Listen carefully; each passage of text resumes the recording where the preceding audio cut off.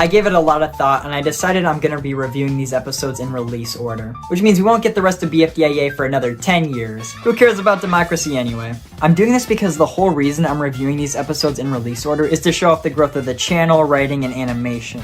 If I was gonna order everything in any other way, I might as well just start the video off with number 141.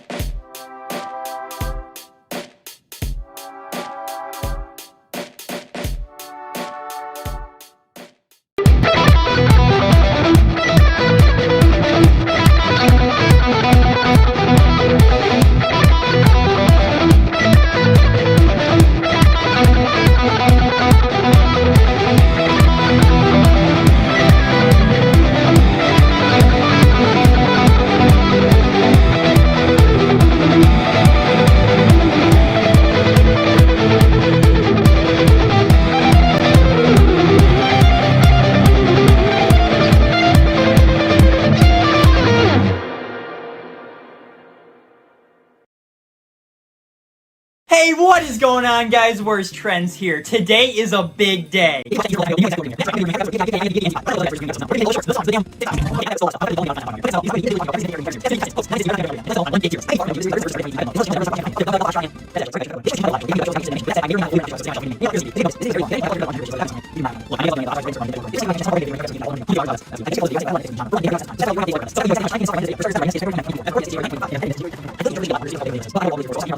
We've got a long journey ahead of us.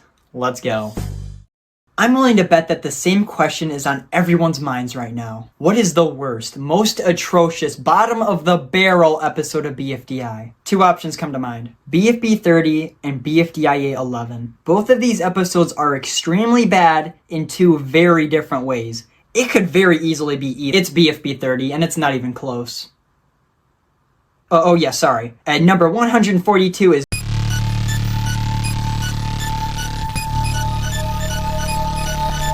final episode of Post-Split. Unlike a lot of other episodes in this half of the season, BFB 30 is generally agreed upon to be a good, great, maybe even a perfect finale to the season. BFB 30 is without a doubt one of the worst pieces of media I've ever seen, and easily the worst episode we've seen on this list so far. Because this episode does everything wrong. Every line of dialogue is out of character. Every plot line is forced beyond belief. Every motivation is questionable at best, and it ends this one great season like it was made for toddlers. Words cannot describe how much this episode bothers me on a personal level. BFB 30 is a disgrace to media. I am exceedingly ready for this to be over with. Let's get into it. The episode begins in 4's mind, where he's talking to figments of his own imagination, being the Exiters. This opening isn't actually half bad. I'd say they gave up after this, but they really didn't. They tried so hard on this episode. So hard. We eventually get around to the big reveal. Who won BFB? But before that, the announcer goes around and asks the eliminated contestants who they want to win. And Lollipop votes for Flower because she's mad Gelatin doesn't have her coloring anymore. What the f***? Who the hell are you because you clearly aren't Lollipop? The babyfication of these characters prevents them from using logic. After wasting more time, they finally get around to showing who won, and wow, who would have guessed? Flower won? Who could have seen that coming? Dude, calm down. Gelatin and Flower are both super popular. Flower winning isn't that obvious. Think! What did Gelatin do last episode? He made some silly jokes and goofed around a bit. Now what did Flower do?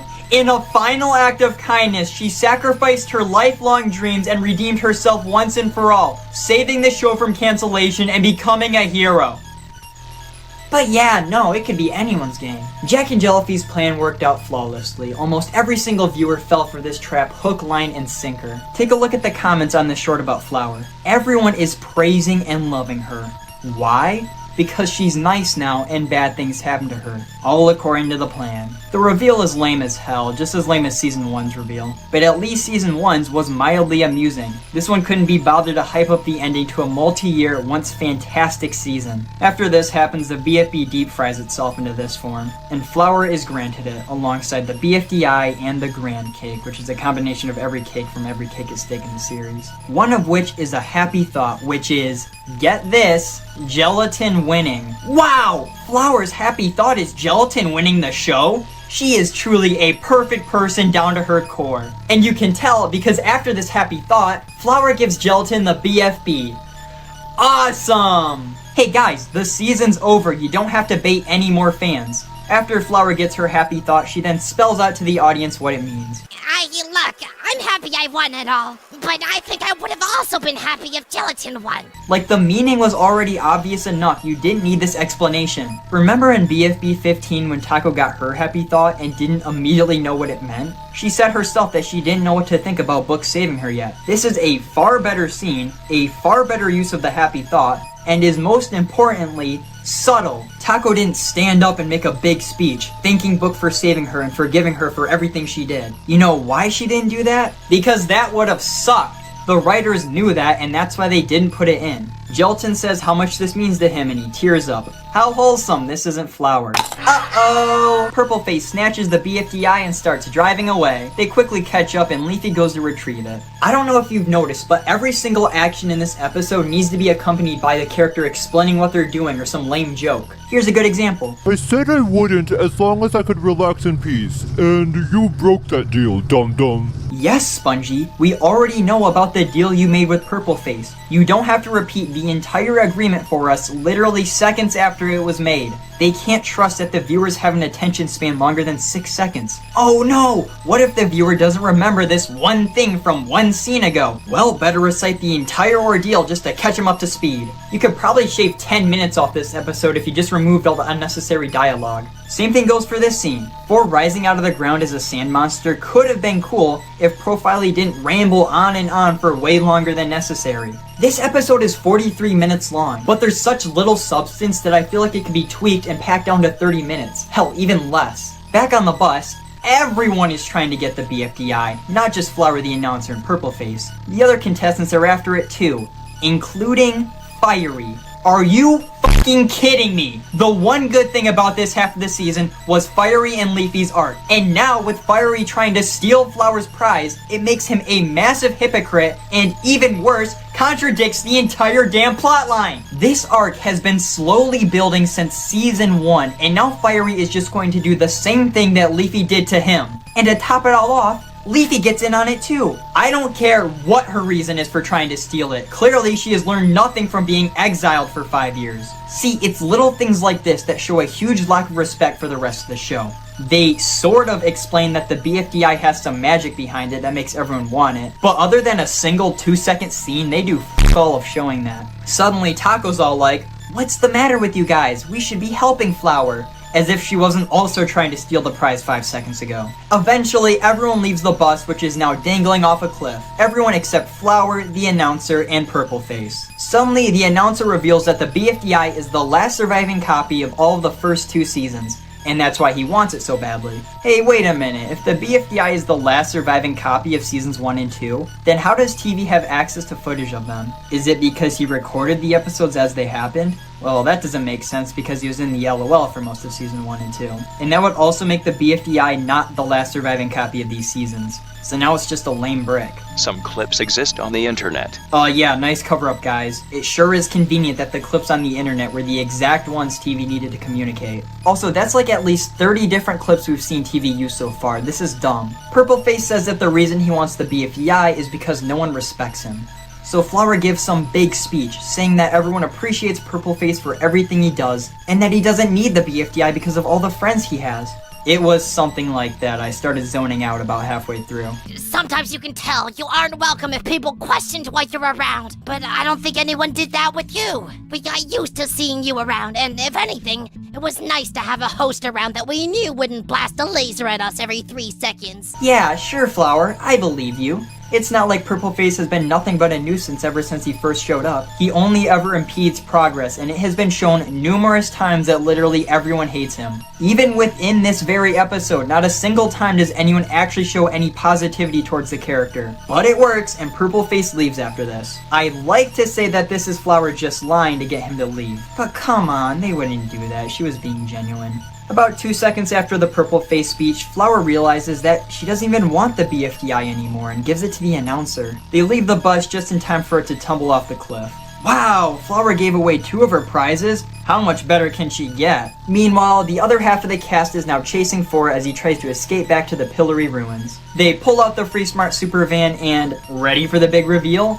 They drive through the evil forest. Now, I actually want to keep track of how many times 2,763 miles is traveled in this series. Now look, I could talk for a long time about Goiki and the world of this series, but I'm pretty sure I'm going to be making a video about that at some point. To summarize, it's unclear where exactly the Pillory Ruins are located in this world, and the appearance of the trains only complicates things. So to prevent my brain from hurting, we're just going to assume that the Pillory Ruins are up here, and they traveled 2,763 miles to the desert in BFB 27, and have now traveled another 2,763 miles back to the Pillory Ruins. This is debatable, but I don't care, I'm updating the counter. Get ready for that to start happening all the time. 4 keeps running away and telling them to leave him alone, but then why doesn't he just kill them? Eventually, during the drive, X drops some crazy lore. Back in the day, 4 loved BFDI more than anything else. When Season 2 ended, he compiled all of the recordings into a block. The BFDI. Also, they don't ever explain how or why all the copies of the first 2 seasons went missing, and who knows if they ever will. 4 becomes the BRB and shoots up to the sun, then becoming that. Everything turns blue and we get a little 2 and Clock cameo. I like that. 2 implies that 4 is stronger than him, that's it. Here we go, back on the sun. 4 yells at everyone to leave him alone. Gelatin snaps and goes on and on about how he's mad at 4, how 4 continues to hurt them even after they stuck with him during the split. But Gelatin, you're forgetting that 4 is now infinitely nicer than he has been in pre-split. I'd say that the only real bad thing he's done was putting the contestants in the BRB. But other than that, he's genuinely made an effort to be a nicer person over the course of the series. Meanwhile, the contestants are assholes to him at every given opportunity. I would argue that 4 has been somewhat reasonable. He changed who he was as a person, yet the contestants still ignore and belittle him. When the announcer showed up and everyone started swooning over him, he gets upset. He's lost everything. I'd be pretty pissed too if that were me. But now, Gelatin says that 4 has been injured, as if he hadn't been even worse to him. He had the opportunity to straight up kill all of you and never recover you if he wanted. But he didn't. I don't really care for post-split 4, but damn it if he's not reasonable. He's probably received more hate than he's given out this season, let's be real. Because we're mad, okay? We're mad at you 4. You come in and make us compete for these prizes, and you hurt us! And you're mean to us! And then we all choose to still compete for your prize, and you continue to hurt us, and I don't know, pulling our fingers so we feel pain for your own benefit? Or like killing us, or doing that weird thing where you spin us into weird shapes? And you put all of us in cages for months? We like you 4. That's why we stayed. But you can't expect us to remain fully committed when you don't even treat us nicely. The writers must have really wanted this big blowout from Gelatin in the finale. But silly them, they forgot to have it actually make sense in the context of the season. F***ing plan your show and maybe it wouldn't be so shit. In a last-ditch effort to calm down 4, they used the BFB to play a bunch of clips of everyone having fun over the course of all of BFB. But most of the clips they show have nothing to do with foreign contestants interacting. How this works is beyond me. They all return home and they throw 4 a party. Okay, that's kinda nice, but... And we all just got to relax and have fun for a while. And while some things stay the same, some really cool new opportunities opened up too. And while some of us relaxed and took time off, some of us were keen to think ahead to the future. But really, any path seems like the right one to me, as long as I'm with my best friends. Your final challenge is to stop me from killing myself. Oh my god. Gelatin and Flower open a shop together. Fiery and Leafy go to find a new dream island. They tease Season 6. F*** you. Everyone's happy now. Literally every single character in Post-Split is now having a good time. Forever. The fact that this has an unambiguously happy ending for literally every character proves that this is now a show for babies. Say what you want about Season 1's finale, but you can't say that it didn't leave some excitement for what's next. What did this give us? A spit in the face. Great. Come on, could there be a single negative in this ending? Well, Teardrop leaves to go join Teapot. That makes me want to kill myself.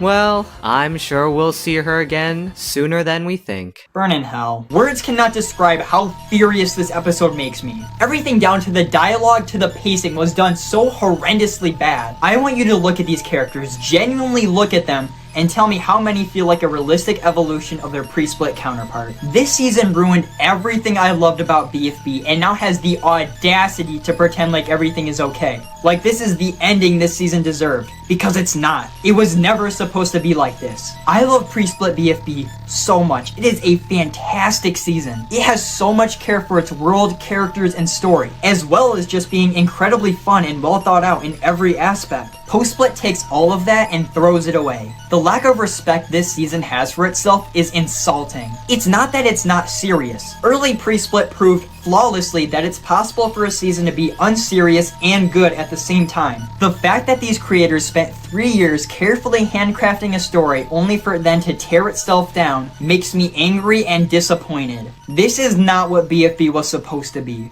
The season ends as Flower looks around at all her friends laughing and having fun. She smiles. I really did win, didn't I? Fuck you. Fuck you. I'm done. I'm fucking done with this shit. This episode is terrible. For starters, there is so much Flower sympathy bait. Not only is she constantly put in sad situations, making people feel bad for her, but she has a whole speech that basically boils down to, I really want to be nice. I am so nice. Vote for me every episode. Flower never does anything negative now. It's always, oh, I'm sad, feel bad for me, or oh, I'm nice, love me. It is downright disgusting how they literally manipulate everyone watching to love Flower. This season is over before it even begins because Flower will win. And now that we're at the merge, Flower can get immunity whenever the writers want, just whenever they feel like she might be in the slightest modicum of danger. Mark my words, from here on out, every single thing one of these characters do or say is used to further Flower in the game. Don't believe me? She gets immunity in this episode. But that's not all that's bad here, because Purpleface is back and he gets to be so annoying. He just rants and sings in his obnoxious voice and he just does not shut up. He sings twice in this episode and the second one goes on for like 30 seconds straight.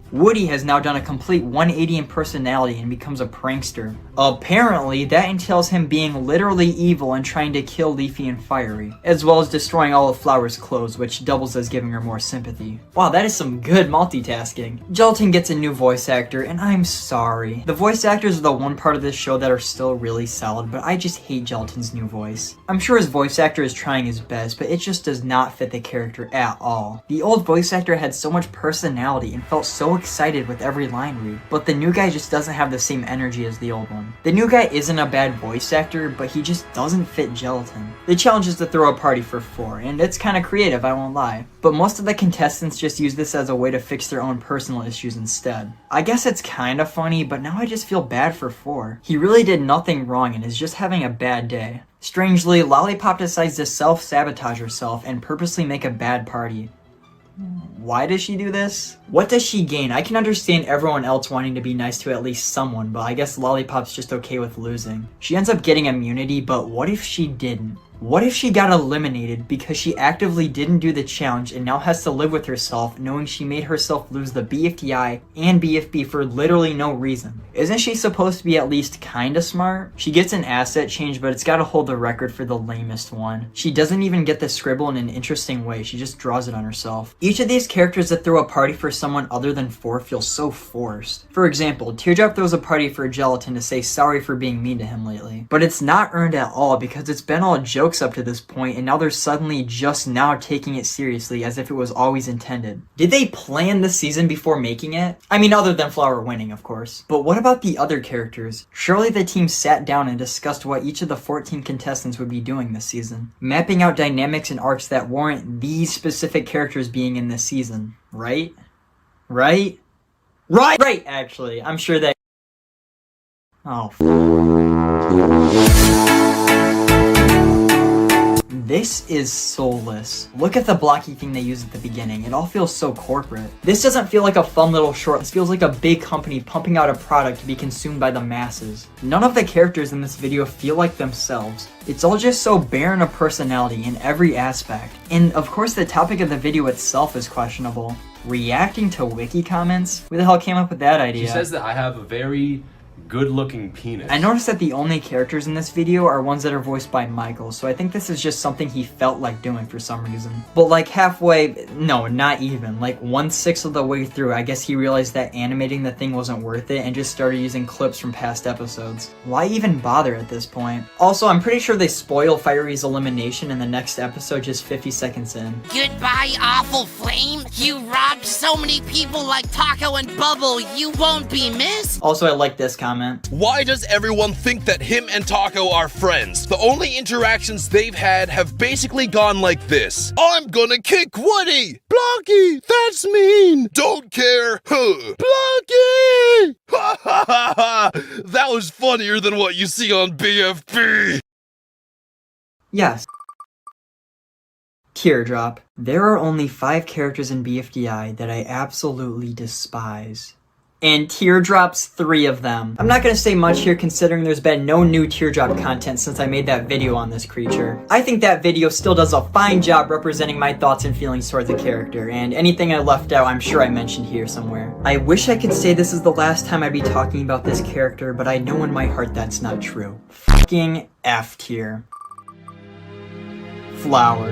Where do I even begin with Flower? Flower is the crown jewel of Post-Split's destruction. The purest representation of every awful decision made. The epitome of the scummy corporate side of Jack and Jellyfy. I can understand if you like Flower, and that's perfectly fine if you do. But I personally cannot stand this character. Especially when she could have been amazing. In Pre-Split, you can tell that Flower was genuinely attempting to become a better person. Wanting to help out her team, trying to befriend the Alliance, and overall being a realistic evolution of her Season 1 self. This is how you write a character trying to redeem themselves. Flower doesn't whine, she doesn't get bullied, she doesn't spell out her character arc every 2 seconds, she just tries to help the team. That's all. She wants to win for her team so she isn't seen as an enemy anymore. But that doesn't mean she's immediately a perfect character, because when push comes to shove, that old violent personality will come out again. This is Flower's best episode this season. You can clearly see that she's trying to become better, but she's still the same old Flower that tried to crush the announcer all those years ago. It's like you can tell it's the same character still. That might not sound like a big deal, but trust me, it is. Post-Split Flower's popularity was so artificial. Instead of having the character do actual things to get people to like her, they just baited for sympathy episode after episode. But there was still an opportunity here for cool stuff. After BFB 7, the show sort of forgot that Flower and Ruby were supposed to be friends. And I think that now the cast is so small, that Post-Split would have been a great time to bring that back. Maybe when Taco initially rejects Flower's idea for an alliance, she goes to form a cross-team alliance with Ruby instead. Or better yet, don't organize your teams by f***ing colors and place everyone with characters they can actually play off of. Putting Flower with Ruby and Bubble would have been way better than what they actually did. I don't remember any significant interactions between Flower and any other members of the Have-Nots. Yet she's restricted to interacting with the people she can actually talk to. And because of this, the Final Four have absolutely no interesting dynamics with her. Like, sure, Teardrop's a dick to her, but everyone else is a dick to her too, this means nothing. Instead, maybe you should put Flower on the Have-Cots so she'll have people she'll actually interact with, and then move Teardrop to the other team so that way their rivalry can form naturally in the early stages of the game. Okay, I'm just gonna stop there because this is kinda turning into how I would fix all of Post-Split. Maybe I'll give that subject its own video someday, let me know if you'd be interested in that. If I'm gonna be completely honest, Flower isn't a terrible character. Her arc, while manipulative, in a vacuum is inspiring and continues her development from Pre-Split, giving a finale to this season that's just as heartwarming as it is contrived. Tough guy, taken out in Season 1 for being too mean, learns to be a nicer person and wins Season 2. Thought it was a strong arc. But it's what she represents that makes me hate her. Greed, manipulation, and a forced narrative. If Jack and Jellyfy ever stoops this low again, it'll be the last time I call myself a fan. F tier.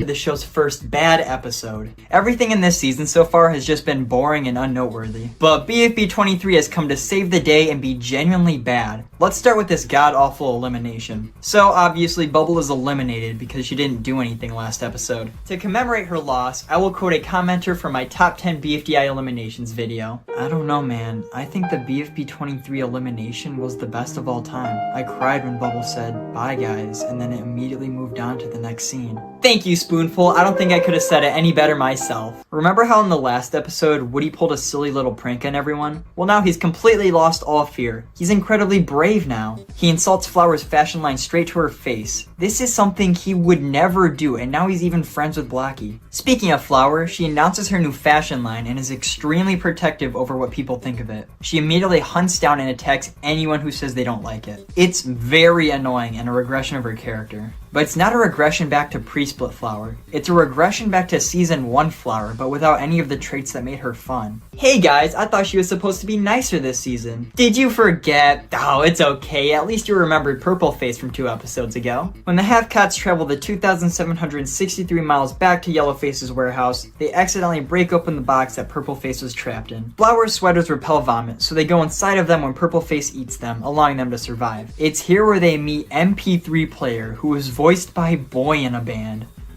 Oh no! Yeah, if you didn't know, Boy in a Band likes kids a little too much, and they later had to remove his name from the episode title. Teardrop decides to brutally murder Gelatin, allowing him to be recovered by 4 and break him out. Oh yeah, the challenge was to free 4 from jail, I forgot. Teardrop finally does something this episode. She's been inactive for most of the split, but now she gets to be a genius and kill people. Oh wait, I forgot about the end credit scene. It's just distributing my own fashion line has been a lifelong dream of mine, so it really hurt to see everyone bashing it. Wow, how dumb could I be? Of course they wouldn't let Flower show negative traits for long. It seems that this whole time she was just sad that people didn't like her sweaters. Aww, I love manipulating viewers to gain their sympathy for a character to increase their time in the game, creating an unending loop where the character increasingly gets more popular and continues to get saved from every elimination, ensuring that by the time the season finale rolls around, they will be guaranteed a win by a landslide. You guys thought I wouldn't notice. Purple Face. I find it amazing how after 9 years, Justin Chapel was able to perfectly replicate Purple Face's voice, yet Michael couldn't do Yellow Faces after just 2. Purple Face is simply annoying as hell. Every time he appears on screen, I get filled with this unmistakable dread that ruins the next, I don't know, like 2 minutes? Unlike other characters like Teardrop or Flower, the reason I hate Purple Face is not complex at all. Teardrop? Yeah, I could talk about that asshole for 20 minutes straight. Purple Face? I'm struggling with 1. He sucks. The best thing he ever did was getting written out of the show. I'd like to give him the Teapot 1 treatment, if you know what I mean. F tier.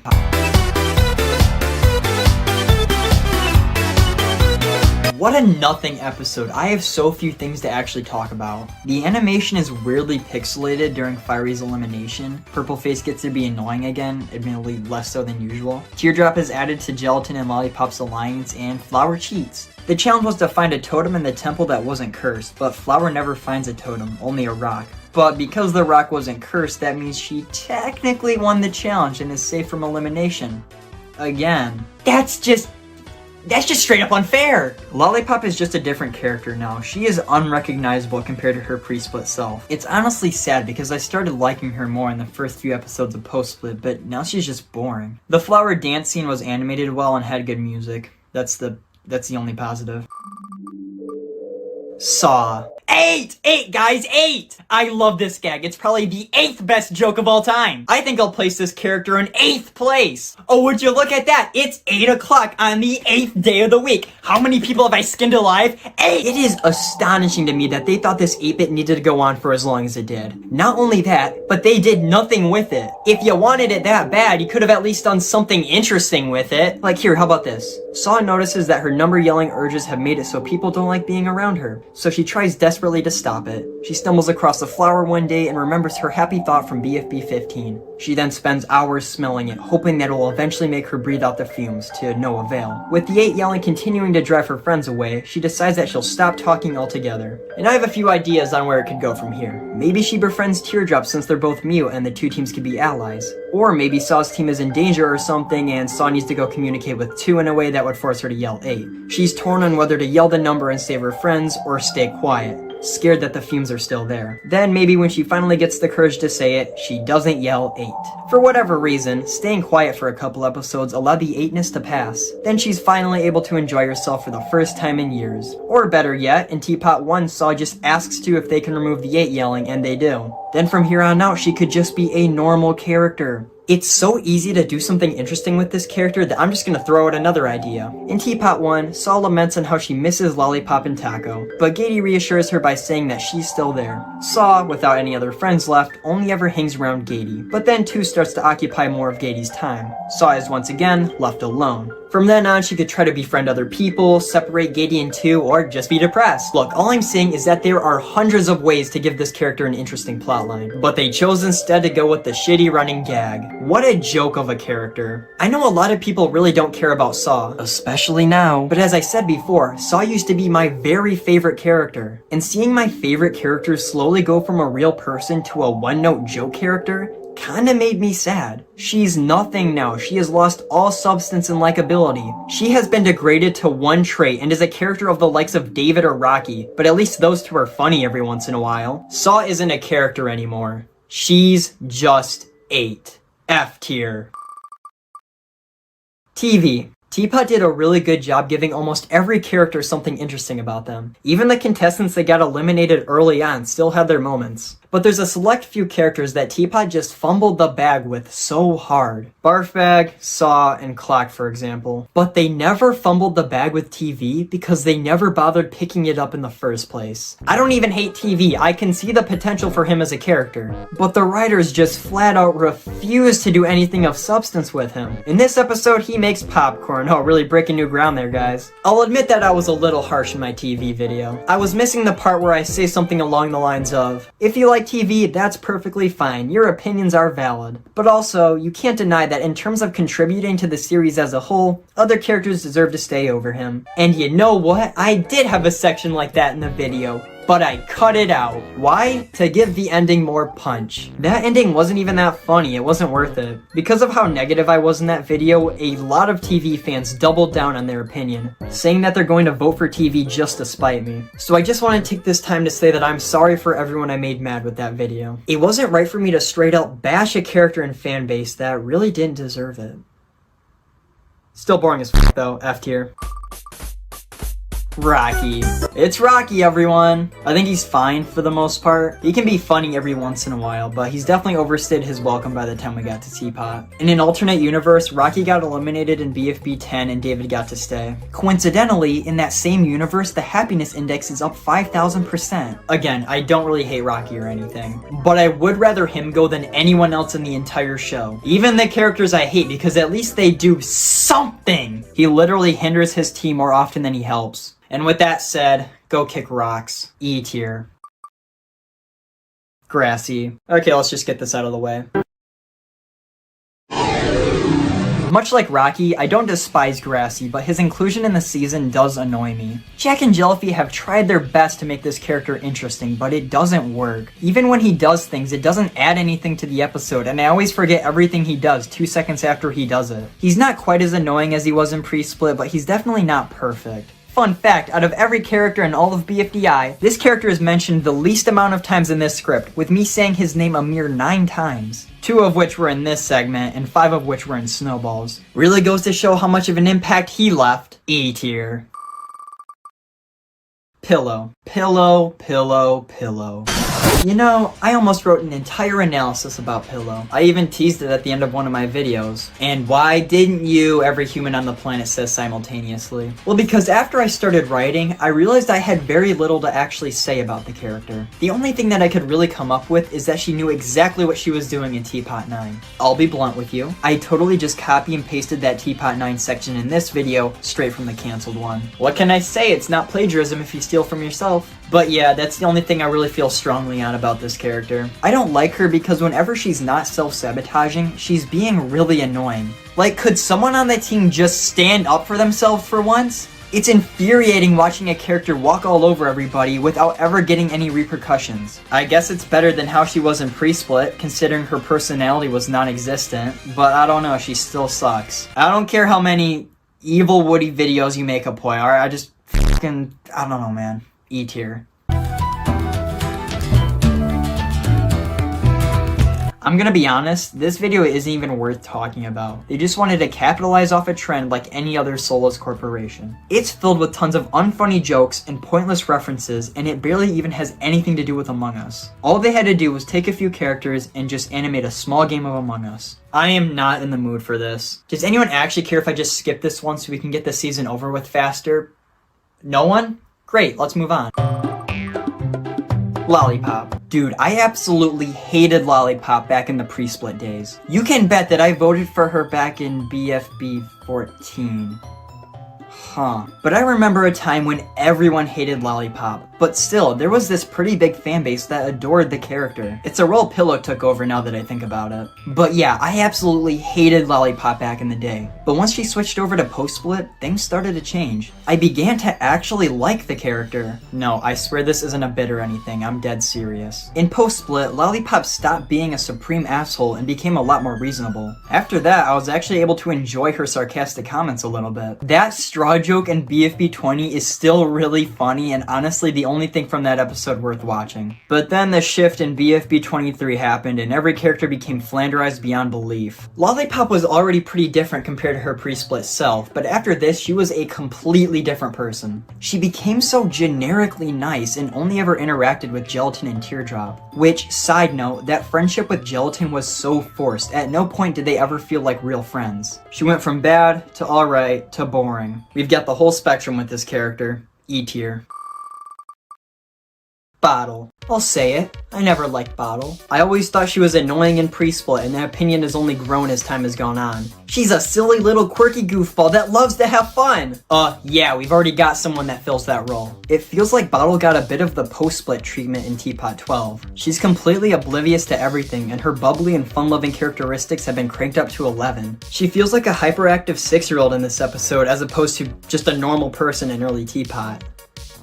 We don't need another Gelatin. I get the appeal, I do, but I just personally can't stand this character. I was so confident that she would get out in Teapot 13 once I saw that she was in the bottom 2.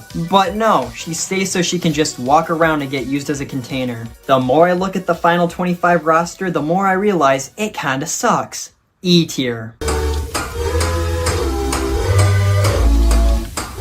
Okay, show of hands, who remembers this as the announcer exposition dump episode?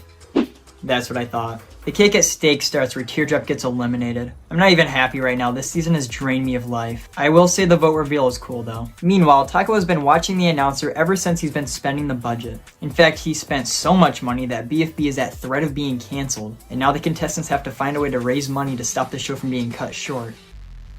So basically it's the Muppets movie. Woody can finally talk coherently, and we learn that pranking isn't what he wants to do. But that's okay because Blocky thinks he's cool no matter what. Oh, that's so sweet. Later when Purpleface torches Flower with bugs to help raise money, Woody is there to help calm her down. Looks like helping people get over their fears is his true calling in life. Alright, and there's another character lost in the depths of post-split. Meanwhile, the announcer locates the BFB and BFDI and takes them. Taco jumps out and begins to question him. It's here where we get the famous announcer exposition dump, where the announcer recounts all the events of the show and how everything went down. Yeah, you know what they say, tell don't show. During this exposition dump, the announcer flashes back to BFDIA 5E where he almost gets caught. But fortunately, he uses Gelatin to pretend he's a tree. But Gelatin was dead at this time, so who gives a fuck anymore. Soon after this, the art style changes to MS Paint due to the show being almost completely out of money. The style here is cool and I like some of the visual gags. But when the art style changes again, they become these pieces of paper, but it's still clearly just animation. Wouldn't it be cool if they actually drew the characters on paper, cut them out, and put them on popsicle sticks in front of a drawn background? I know that would take a lot of extra time and effort, but it also would have actually looked good. When it looks like all hope is lost, Gelatin remembers that Flower still has that $50,000 the announcer gave her earlier. After some convincing, she decides to use the money to save the show, and everything goes back to normal. So clearly Flower just won, right? I didn't think it was possible, but this episode had even more Flower fanbase and sympathy than BFB 27. She's ignored and made fun of in the interview while Gelatin is not. She reveals that she's become brave and gotten over her fear of bugs. She gets tortured for minutes on end. Gelatin makes money from saying his own name, yet when Flower does it, the audience boos her. And to top it all off, Flower saves the damn show from being cancelled. Oh wow, what an amazing sacrifice! It's not like she had literally no real choice. Either A, waste the past 3 years of your life, or B, invest into your already thriving business. But wow, what an amazing person. She's so brave and selfless. She's grown so much over the course of the show. I feel so incredibly bad about how she is disrespected and hated on by everyone around her. No one else deserves to win because Flower has changed as a person and become a beautiful, funny, friendly, generous, kind, caring, loving, altruistic, and perfect character. What an amazing person. I love Flower because the writers and creators of the show told me that I should love Flower. That's what 48,891 people said in unison as the episode ended. Gaty. So if you guys remember the teardrop video from over a year ago, holy shit, time is fleeting, you'll probably remember how it started out. There are many characters in BFDI that I don't like. And let me tell you, I had so many people, like at least 2, ask why I hated Gaty. I don't love the 2 and Gaty stuff. I think it's a little manipulative to the viewers. Not anything near post-split levels, but it's like, wow, Gaty is such a nice person for helping 2 through his emotional struggles. Never mind the fact that she does almost nothing else besides this and rarely interacts with her own team members anymore. Wow, she becomes 2's personal therapist and does nothing else. How awesome. It's just kind of a cheap way to get the viewers to like Gaty. She's a perfect character at this point. But yeah, that's all I really have to say about her. I wish they explored the friendship between her and Saw, though. It probably wouldn't have saved the character or anything, but it definitely would have helped both of these guys. E tier. Blocky. Blocky was never my favorite in Season 1. He was, say it with me, just okay. I'm beginning to sense a pattern. He was the prankster and also like evil or something. He killed people all the time. Post-split saw this and said, hey, what if we completely change him to the point of unrecognizability? Oh, my bad. They actually said that 15 times. He starts off alright, bullying Woody more than ever. This makes sense considering there's only a couple options at the moment and the best one is right on his team. But then in BFB 21 we get this beautiful scene. Why have you been so standoffish lately? Have not. It's because Woody got his way, huh? What do you mean? You don't like that. You gotta stop defining your successes on how much others fail. Dude, stop. That may have worked in the past, but it won't work in a team setting like ours. Yo, stop trying to psychoanalyze my mind. It's creepy. What point is the show even trying to make here? It's like they're trying to do the Rick and Morty thing, or II thing, where one of the characters just throws out why a character acts the way they do. Wow, I can't believe you did that. This must be because your father never showed you any affection, causing you to grow up in a non-loving household, forcing you to seek any modicum of praise from anyone. See, like that's just stupid. Not every character has a PhD in psychology, and even if they did, they wouldn't just say that stuff out of nowhere. Show, don't tell. I don't even know what my point is right now, because I'm saying this like Blocky really is some super deep character, whose actions and motivations were planned out by the creators of the show, because clearly they weren't. What Taco says here is just a collection of somewhat analytical lines that, if you're not paying attention, do make Blocky look like a deep character. Why don't we look back at these lines again? You've got to stop defining your successes on how much others fail. That may have worked in the past, but it won't work in a team setting like ours. Hey Taco, what kind of team setting exactly? Because I've seen you make no effort to actually make the team a better place, aside from acting like Blocky's mom at every given opportunity. Also, defining your successes on how much others fail, when has he ever done that? There's never been a scene in this series that's shown that before. Even if Blocky does define his successes this way, they've done f*** all of showing it. Then in the next episode, Woody does a tiny prank, and then after that the 2 are best buds from now on. I suppose it's a smoother transition than most of the other guys. And the arc overall is definitely one of the better ones this season, just like how Stalin was better than Hitler. Blocky's lame, like what does he even do now? When he eventually goes back to rejoin the Teapot Gang, Pen and Eraser are going to laugh at him for how much of a wimp he's become. E tier. For some reason, Woody doesn't want to prank people anymore, which is weird considering just 2 episodes ago he knowingly attempted to murder both Fiery and Leafy. The show wants characters to do things, but never gives them any motivation. So many things happen in this show just to happen, and it never takes into account why a character would choose to do this. Throughout the episode, they keep bringing up the scribble on Lollipop. At this point, it feels like they just did the asset change for attention. In BFB 6, when Beep turned orange, no one started calling Cloudy Orange Bandage Boy. Skip to the cake at stake where they didn't play the Cake at Steak song. When did they stop doing that? 4 hands out carrot cake as a prize, but they're sentient and speak and are really cartoony and make this scene feel childish, and this show used to be spectacular. Woody gets eliminated and is a dick to Flower for more sympathy. Suddenly, Profiley shows up. Actually, they were here the whole time. But if Profiley really was here the whole time, which was confirmed, then why are we only now seeing him? He's talked to so many people over the years, but why have they only ever been heard this one time? I guess maybe the hosts can hear him, but the contestants can't? That does seem like it might be the case, but that would also mean that this is the first time they've ever talked before. I just feel like this wasn't thought out all the way. I've noticed that jokes start to hold on for so damn long now. Like there's this bit where Gelatin is talking to 4 and it just goes on and on for like 20 seconds straight when it easily could have been just 5. This is seen again when Profiley does this flashback of all his time in the show. Each segment goes on for way longer than it should, and the whole flashback scene takes almost 3 minutes to conclude, which is about 16% of the entire episode. And hey, wait a minute, how was Profiley able to join BFDIA? He got 0 votes, so how was he not locked up in the LOL? Clearly all the speaker boxes can see and hear him, so why was he never taken out back?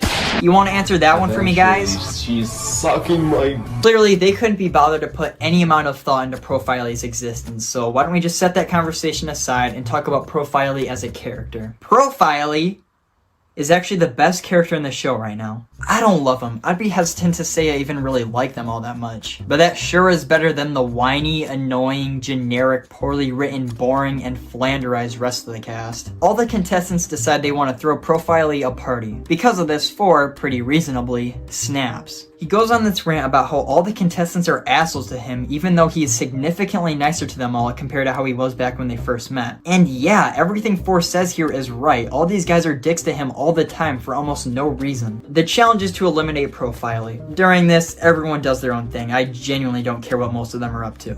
However, Gelatin talks to X, and X says that if Gelatin can prove that Profiley got 0 votes in the last Cake at Steak, it would confirm that he was eliminated, and X would send him to the BRB. Gelatin gets the voting results, and X snaps him away.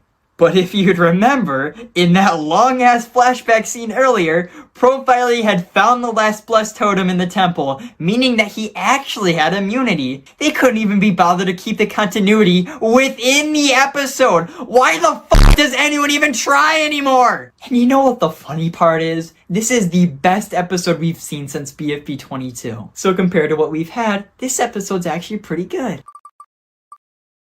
Pie. Okay, I know I talked a lot of shit about TV and Foldy, but we can all agree that Pi is easily the most boring character in the show, right? In the short centered around her, which I really enjoyed, the entire joke is that she's boring. Even the show agrees. Like, name one thing she did. Well, she waved her arms in BFB 13, she jumped around Black Hole in BFB 11, she got electrocuted in BFB 6. Name one interesting thing she's done. She defeated Pi. Not canon, doesn't count, L plus fatherless, E tier. Profiley. Profiley is super annoying, yet still one of the best post-split characters. I think it's been confirmed that he really has been around the whole time, which is a little dumb but a fun concept, I guess. I would have taken Profiley over Teardrop joining Teapot any day of the week. E tier.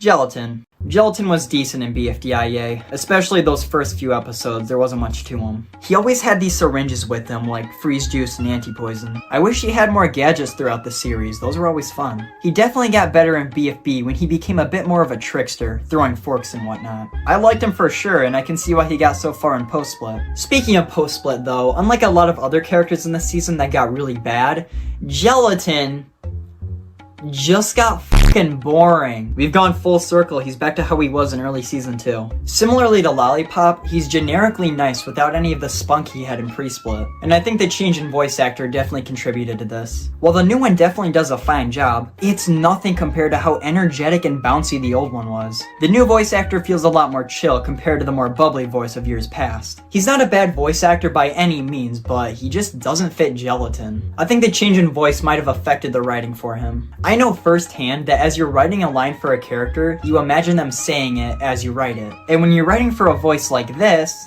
I would say it's pretty rad. The grass here is softer than before. And if you squish it with your feet in the right way, it makes a cool squeaky sound. Watch. You'll have him run around and bounce off the walls because that's the impression the voice gives off.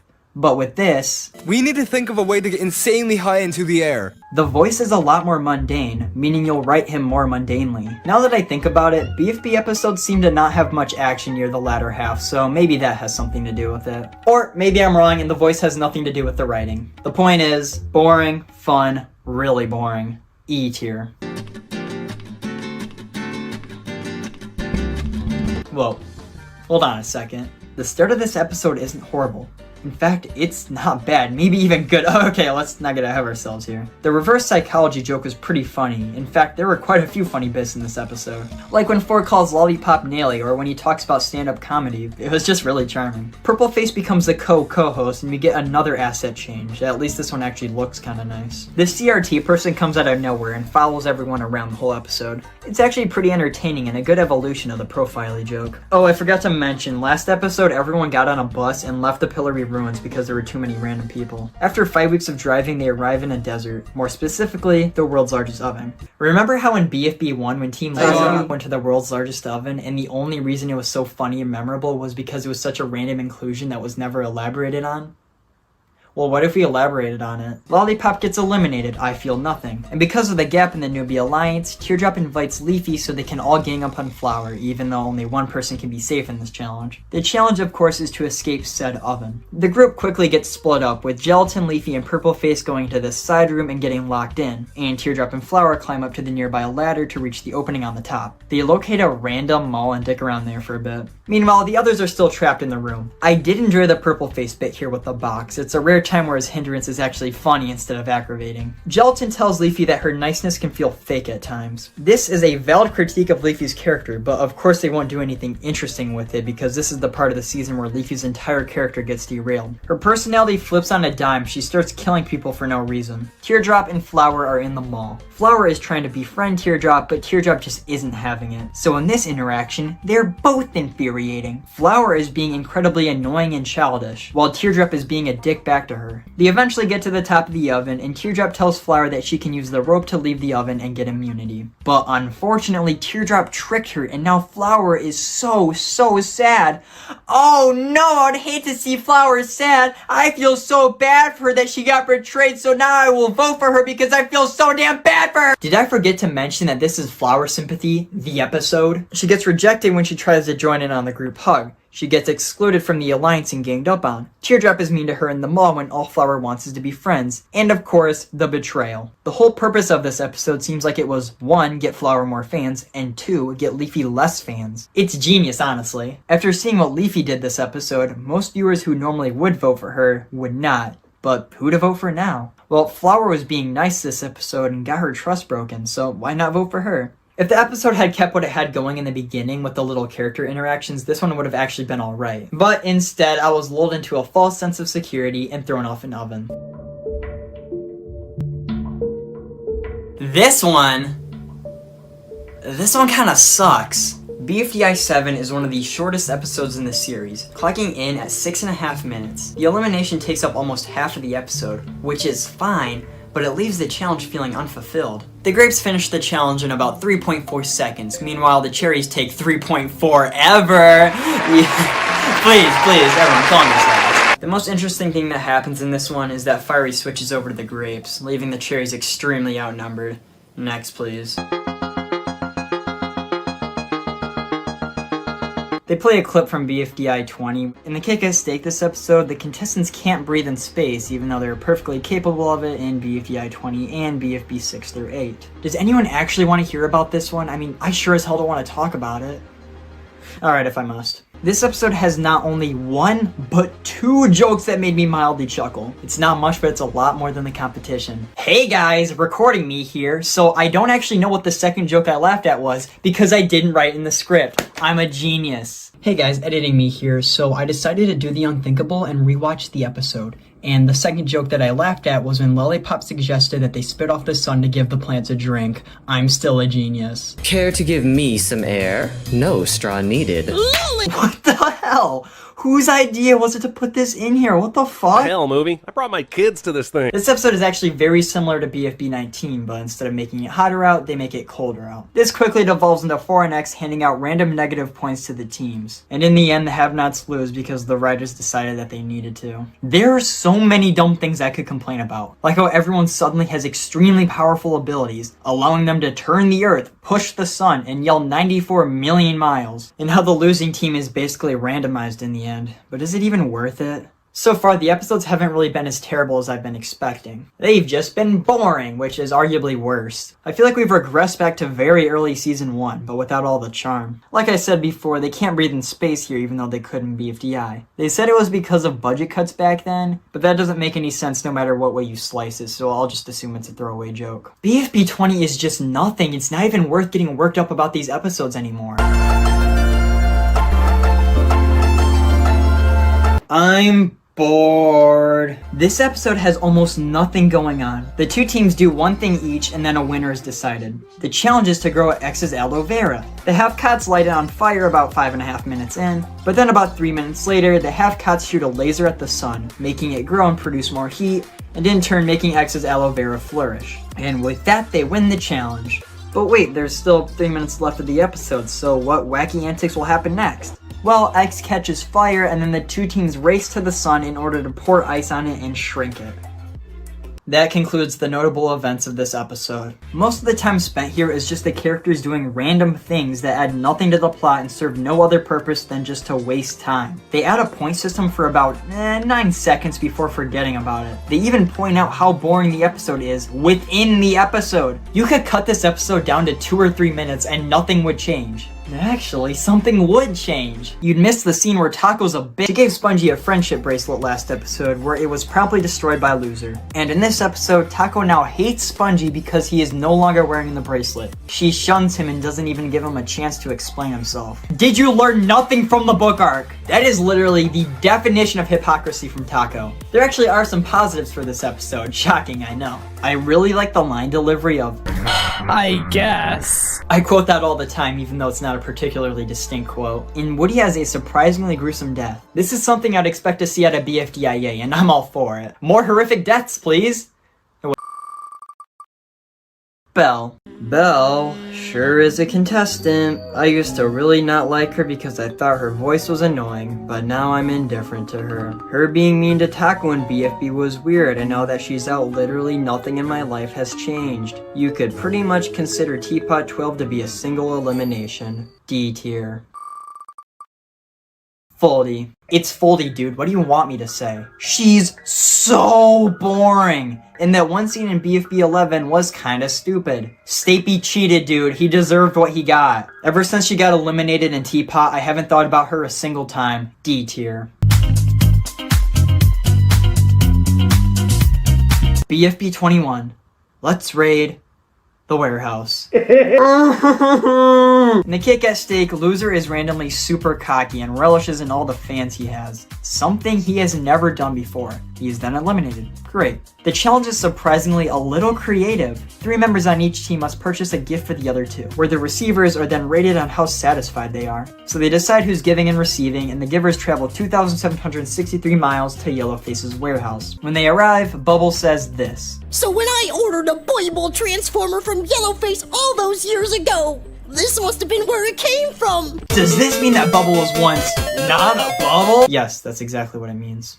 They all get gifts and nothing else really important happens, and they travel 2,763 miles back to the others. Everyone gets their gifts, and Lollipop hates hers because she doesn't like the Yellowface brand, even though she seemed to love it back in BFB 13. This is where the episode decides it wants to be really deep and dissect Woody's character. They tried doing this earlier with a random line Leafy says about things getting better that comes out of nowhere, as well as Taco trying to analyze Blocky, but it's so dumb it's not even worth dissecting. Basically, Woody is gifted a cardboard box. The intention was to give Woody a safe place he could hide when he's scared. He then becomes extremely angry because he doesn't like being seen as a crybaby? Well, that would be a reasonable reaction if it wasn't for the fact that Woody is a crybaby, and he has been all season. You know what would have been actually cool? If instead of getting angry when getting the box, Woody becomes embarrassed. He realizes exactly what everyone thinks of him. a baby. Throughout pre-split, we've seen Woody slowly become more brave, but now he gets the motivation to try to actively be less scared. That would be a lot cooler and a lot more believable than whatever they end up doing a few episodes from now. They have whatever the hell's lose and the credits roll. Props to this episode for being the first one all season to not be worse than the last.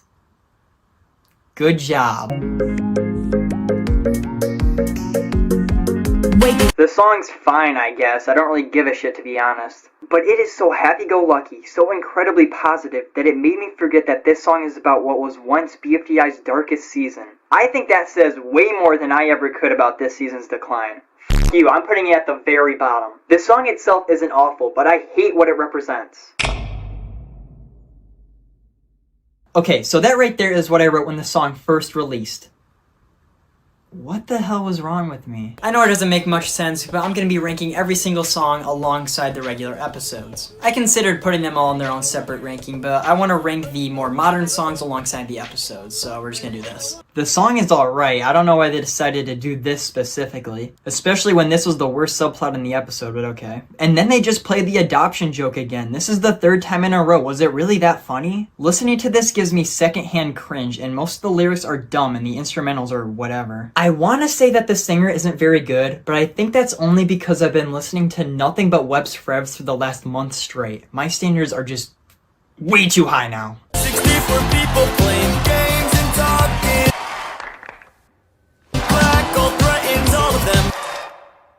So a blue hand stops them, their names forward.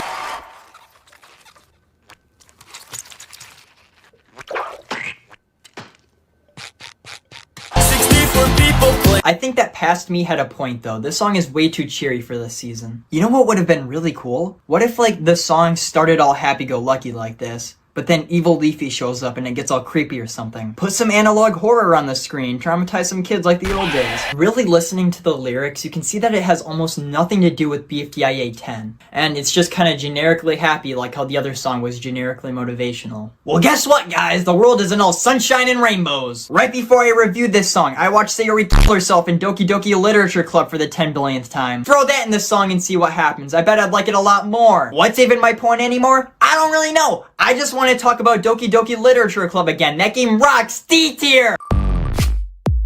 Price tag. I don't know, man. Price tag's okay. They started off as just Nelly Part 2, but now I'd say they're a little different. That difference might be mediocre, but hey, it's different nonetheless. They're just okay. They're kinda boring, not gonna lie. I'd prefer they get eliminated over anyone else on Just Not. D tier. 8-Ball. I honestly feel really bad for 8-Ball. He had a shitty rushed arc, got eliminated, then he had the least to do out of the Exiters in every episode, got his own arc ripped from his hands and remade in an infinitely better way, and then to top it all off, got dead last in the rejoin. I really don't hate 8-Ball or anything, but there just isn't much to him. D tier. This is just such a random thing. I guess it's supposed to be motivational, but personally it just makes me want to kill myself. The song is just random clips from episodes past that barely connect whatsoever. I guess the melody's okay, but the lyrics... Why? Oh wait, it's a songify. That means the people who made this are the same people who made that damn burger song from the TikTok I talked about earlier. Where have the years gone?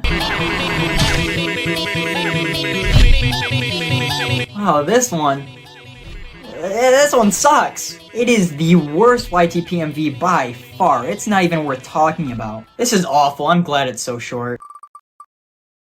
Stapy. Stapy is yet another character I have nothing to say about. He really didn't have much to do in pre-split. He had his Stapler Instincts thing, which sucked and was annoying. I'm glad they dropped that. But then in the most unfair viewer voting in the series, Stapy is put up for elimination after cheating. Now tell me how the hell he was supposed to survive this. And then in the exit, he's just whatever. Sorry I don't have more to say about him. D tier. This is the extended version of the Cake at Steak song. I really like the chorus, the part they actually play in the episodes, but the rest...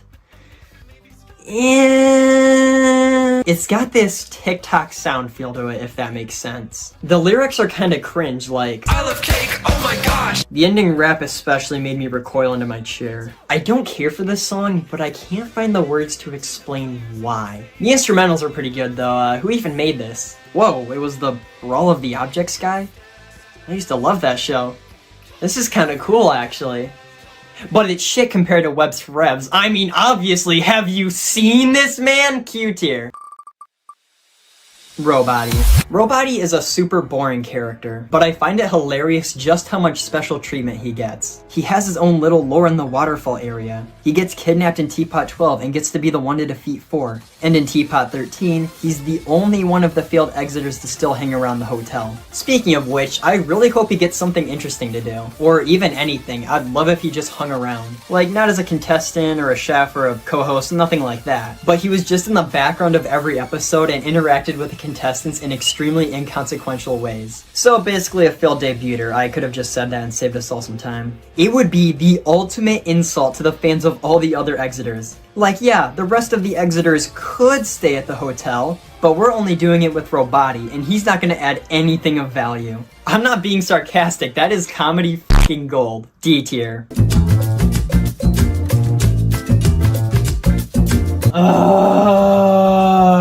So apparently the show is falling apart. Flower recounts a time when someone really powerful said that too many hosts was a bad sign. Combine this with all the other junk that's been going on and it looks like the show is going under. Suddenly the contestants receive a letter and they step outside. The announcer comes back, and it looks like everyone likes the announcer way more than 4. After 4 realizes that he's lost control over his show, he sinks into the ground and becomes the desert. We quickly start the cake at stake where the announcer raps.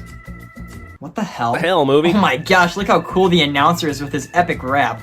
Oh no, the newbie alliance is gonna break? Oh, that's awful. I really give a shit. Leafy gets out because of course she does, and this is our final 3. Great, this is just great. They start the challenge, which is to complete all of the challenges from every previous episode. I like this, and I know it's what they did for BFDI, but honestly I think it's done a little better here. Last time they skipped over like 80% of the challenges in this one little scene, but here they actually give each one a little bit of time. But they did spell imposter wrong. I hope someone got fired for that, but I already made that joke. I said that I liked how the challenge was formatted, but it's still not very good. There's barely any action, and for most of the challenges, it's just a character walks up, a not so brief quip about the previous time they did the challenge, they complete it in a lame way, and then they move on. Just take this scene for example. The totem challenge again, huh? Well, last time I just found a rock, and that got me the win, so I guess that's fine for me to do here too. Yes, Flower, I know that you used a rock to win that challenge. I watched that happen just 3 episodes ago. I understand that this is now a stupid baby show for stupid babies, but I figured that the writers realize that the people watching have functioning brains and can remember key parts of previous episodes. The announcer finishes the episode by carelessly spending the show's budget, which will be important for the next episode. What? Do you expect me to do a recap on my thoughts of the episode? I'm tired, I just want to get through this. This episode sucked, it's also one of the best of the season. There, how's that?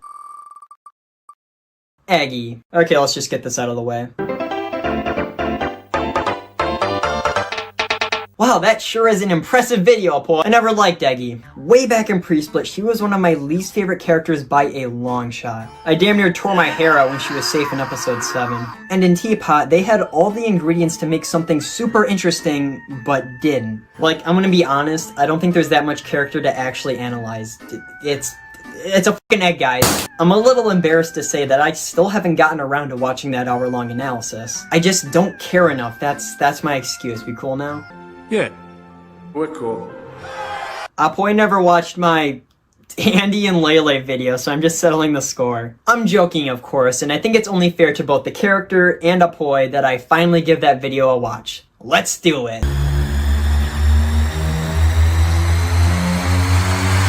Alright, I watched it. Okay, I don't want to sound mean because I know this video means a lot to Apoy. And it is an extremely impressive and well put together video.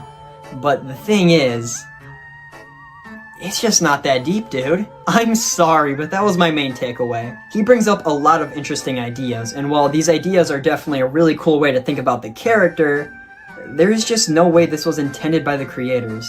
And sure, have any headcanon you want about Eggy, but I just find it hard to believe that Carrie and Michael, in the least complex era of the show's history since its conception, put this much thought into one of the 64 characters of the show. And because of this, the reasons he gives on why you should like Eggy are just assumptions. And the assumptions are cool, I want to make that clear, this is a great video. But it just doesn't work for me. If you are, however, okay with twisting some of the events of the show to believe that Eggy is as great as Apoy says, then yeah, this video would definitely get you to like her. In that manner, Apoy makes some fantastic points. Except for one. Early in the video, Apoy makes the argument that Eggy's outburst at Clock in BFB 6 was reasonable because she was scared of getting eliminated. And then he compares it to having a team member on MasterChef burning their dish? What? That's nowhere near similar. Bro, did you even watch the episode? No. Literally every single member of the team, except Cake, was looking right at Bill. Clock was just in front. That would be like if you were in MasterChef and a fucking nuclear bomb teleported into the oven containing everyone's food. But then when it explodes, the entire blast is absorbed by just one of the meals, for the sole reason that it was the closest to the bomb, leaving just the one meal charred and causing the team to lose. Like, yeah, sure, technically it was that one guy's meal that caused the loss, but you can't blame him for putting his food in the spot he did, because if that bomb teleported just 2 inches to the right, that would have been your meal in the blast zone. I'm really sorry for bringing this up. This is the only part of the video that's not scholarly and philosophical. But this is also just like a stupid argument. Look, Apoy, I love you, man, and I know that you tried your best, but you just cannot defend this. It was simply a bad thing on Eggy's part. Also a bad thing on the writer's part, but yeah. Sorry, just had to get that out of my system. It's been a long time since I've gotten to complain about something that doesn't deserve it. To be completely fair though, that's only the first half of the video that's about BFB. When he starts to analyze Teapot, it works a lot more because the creators of that show, at least for the first 2 episodes, did in fact make each character deep. Dude. And yeah, when he talks about Eggy and Teapots 1 and 2, it did for maybe a tiny fraction of a second get me genuinely fascinated by her character. Then the Teapot Dark Age hit and you know the rest. But the question still remains, did this video make me like Eggy? No, obviously. Did you even listen to me at all? D tier. Hey, I'm just kind of adding this part in here, but I kind of feel bad about revolving this segment around Apoy because, you know, I know he's really sick of the jokes. Like, it's impossible to talk about this character without Apoy getting brought into the conversation, much like Marker in his Roblox game. Damn it! But I kind of had to do it because I needed an excuse to watch that video. And also without it, I would have just talked about the character for literally 3 sentences. So I just want to say that this is the last time I'm ever going to add fuel to that fire. And I'm so sorry that you're forced to revolve your life around one character. Ice Cube. Kind of a boring character if I'll be honest with you. She never really did much. This is the rare character whose relevance peaked in season 1. I think a big reason for this is the lack of a voice actor for her. For 3 whole seasons, they just recycled the same half-dozen lines over and over again, which, as you can imagine, doesn't leave much room for creativity. And every once in a while, they'd get her a new voice actor, like in BFB 13, but then after a couple episodes, it'd be back to reusing lines. I liked it when she actually did something in BFDI 6, that blew my fucking mind. Even in Teapot, she hasn't done anything all that memorable yet. I'm sure they're cooking up something cool with book and pencil, but it's yet to be seen. D tier. Puffball's speaker box. Honestly, Puffball's speaker box is overrated. She's not a bad character, she works well as the host, but she really is just Puffball again. She has like a total of 2 minutes of screen time in the original BFDIA. And the revival, they cranked that way up as well as making her unkind and a little bloodthirsty. I suppose that it's nice they try to make her more unique, but since it's so different than how she was before, it doesn't even feel like the same character anymore. Overall, she's a decent character, a fine host, and the best thing she ever did was getting stabbed so Fiery Speaker Box could take her place. D tier. This is the test episode. It's also the first ever episode to have a character's name in the title. I'm sure all you guys really cared about that fact. This episode is pretty alright. It's a test, which is kind of boring, but they really tried making it as interesting as possible. But I don't know, man, there's only so much you can do with the characters taking a test. There's some entertaining moments like the doodle, test answers, and the fire. Speaking of which, this is the first ever time in BFDI history to give us the universally loved gratuitous Ice Cube violence. I'm gonna keep track of these as we go. My guess is that we'll end at about 25. You guys should place your own bets as well. Whoever's the closest gets an airstrike sent to their house. Also, isn't this like the only time in the series it's rained? Like, actually, I'm pretty sure that it is. Unless it rains in Teapot 9, I don't feel like checking. I guess you guys will find out in like 4 hours from now when we get there. But overall, this episode is pretty uneventful. It's the kind of episode that could only work in modern day if it was carried by character interactions. At this point in the series, it's pretty excusable though. I'd say it's the worst episode so far. It's not terrible though, it's just kind of uninteresting. Taco. Oh, Taco. What a tragedy of a character. In almost the entirety of Pre-Split, she was just the one who abandons her team. I mean, she did other stuff, but that was the main thing. Then in BFB 13, they took this admittedly really stupid arc and took it seriously. This was really cool until it got cut off. BFB 16 separated Taco from the rest of her team right when things were looking to get really interesting. Same thing could be said with Clock, but we'll get to him. This really cool plotline was suddenly resolved in a single conversation, and the whole ordeal that's been going on for 10 episodes disappeared like nothing. But maybe it'd be worth it if Taco got to do other cool stuff in post-split. So you know how a lot of friend groups have the honorary parent? You know, there's always one person that's very responsible, always making sure everyone gets home safe after a night on the town, you know, overly cautious. Well, take that and crank it up to like 49 because Taco just becomes Blocky's mom. I could just play that clip from the wiki video again. I mean, that random commenter said it better than I ever could. Again, there's that really dumb moment in BFB 21 where they try to analyze Blocky as a character, trying to be super deep and meaningful without having any actual evidence to back up Taco's claims. Like, she just says things about Blocky that could be true, but there's been no actual setup in previous episodes that match what she says. There's a previous version of that episode's review where I just went on and on about this for like 3 whole paragraphs. Then I ended up just ranting about it anyway in Blocky's segment, and that's when I realized I may have a problem. So many people are gonna make fun of me for taking this so seriously. I'm getting a bit off topic. Taco is a character that in the 2 halves of BFB has been defined by a gimmick, abandoning and then nagging. But at least in Pre-Split, she did something different every once in a while. For example, I love the opening of BFB 13. 2 characters from 2 different teams casually interacting is rare in this show, and it feels so natural. I don't think these characters have ever talked to each other before, but after watching this, I can totally buy that Taco and Barfbag are friends. Well, maybe that has something to do with the amazing writing of late Pre-Split, as opposed to Taco as a character. But regardless, Taco did have more to her in Pre-Split. She was a little competitive and strategic like in BFB 1 and 6. I'm not saying that Taco was some excellent character in Pre-Split or anything, but in Post-Split, it was incredibly rare to see her interact with anyone other than Blocky. Again, it's tragic because I could see a lot more being done with this character. D tier. This one isn't very good. It had me at the beginning, but in the middle, it completely loses me. I wouldn't be surprised if a lot of you guys never even heard this one before. Unlike a lot of other YTP MVs, I never heard this one in the background of an animation or YouTube video. I'll admit, it's a little unfair to be ranking these alongside the regular episodes. I mean, they just can't stand a chance against actual writing and editing. Oh well, it's too late to change it now. Naily. Okay, who else forgot Naily existed? I sure did. Naily is one of the few characters that I actually enjoyed more in BFB than I did Teapot. It's not like she was super amazing in BFB or anything, but I find her Teapot self to be a bit boring. She just kind of becomes Price Tag's friend and nothing else really happens with that. I really liked her feud with Fiery Jr. for as short as it lasted. D tier.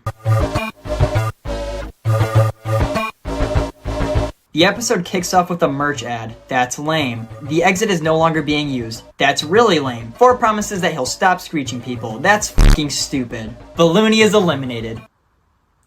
What? I think that everyone can agree that Balloony should not have been in this season. He's nowhere near as popular as the other contestants, and it shows. I do find it kind of endearing that Bubble tries to rescue him, though. I could go on and on about the 14 characters in this cast, and I will. Later, just be patient. At one point, I planned on making a massive video analyzing everything in Post-Split, including all 16 characters and how they were made worse over the course of the season, as well as how I think it was kinda rigged in Flower's favor to win. But I ended up scrapping the idea because 1, BFDI fans fight negativity with more negativity, and 2, it just doesn't sound like a fun project at all. The challenge is to knock over the other team's tower. Right away, Gelatin infiltrates the other team's tower to take them down from the inside. But something happens that I haven't seen anyone else bring up. Gelatin is in the other tower, disguised as Flower, but a few scenes later, he's back with the rest of his team. What the f***? They spent like 3 minutes on this whole infiltrating bit, just for absolutely nothing to come out of it. How are there this many people working on the episode and not a single one caught this? Who even wrote this? Carrie, Michael, and Sam?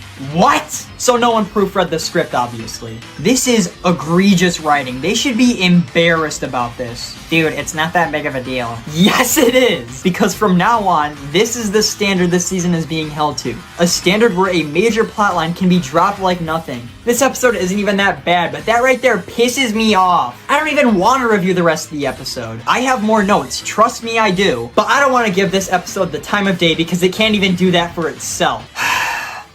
Taco calls Dora a teapot contestant and they name the teams. There, next.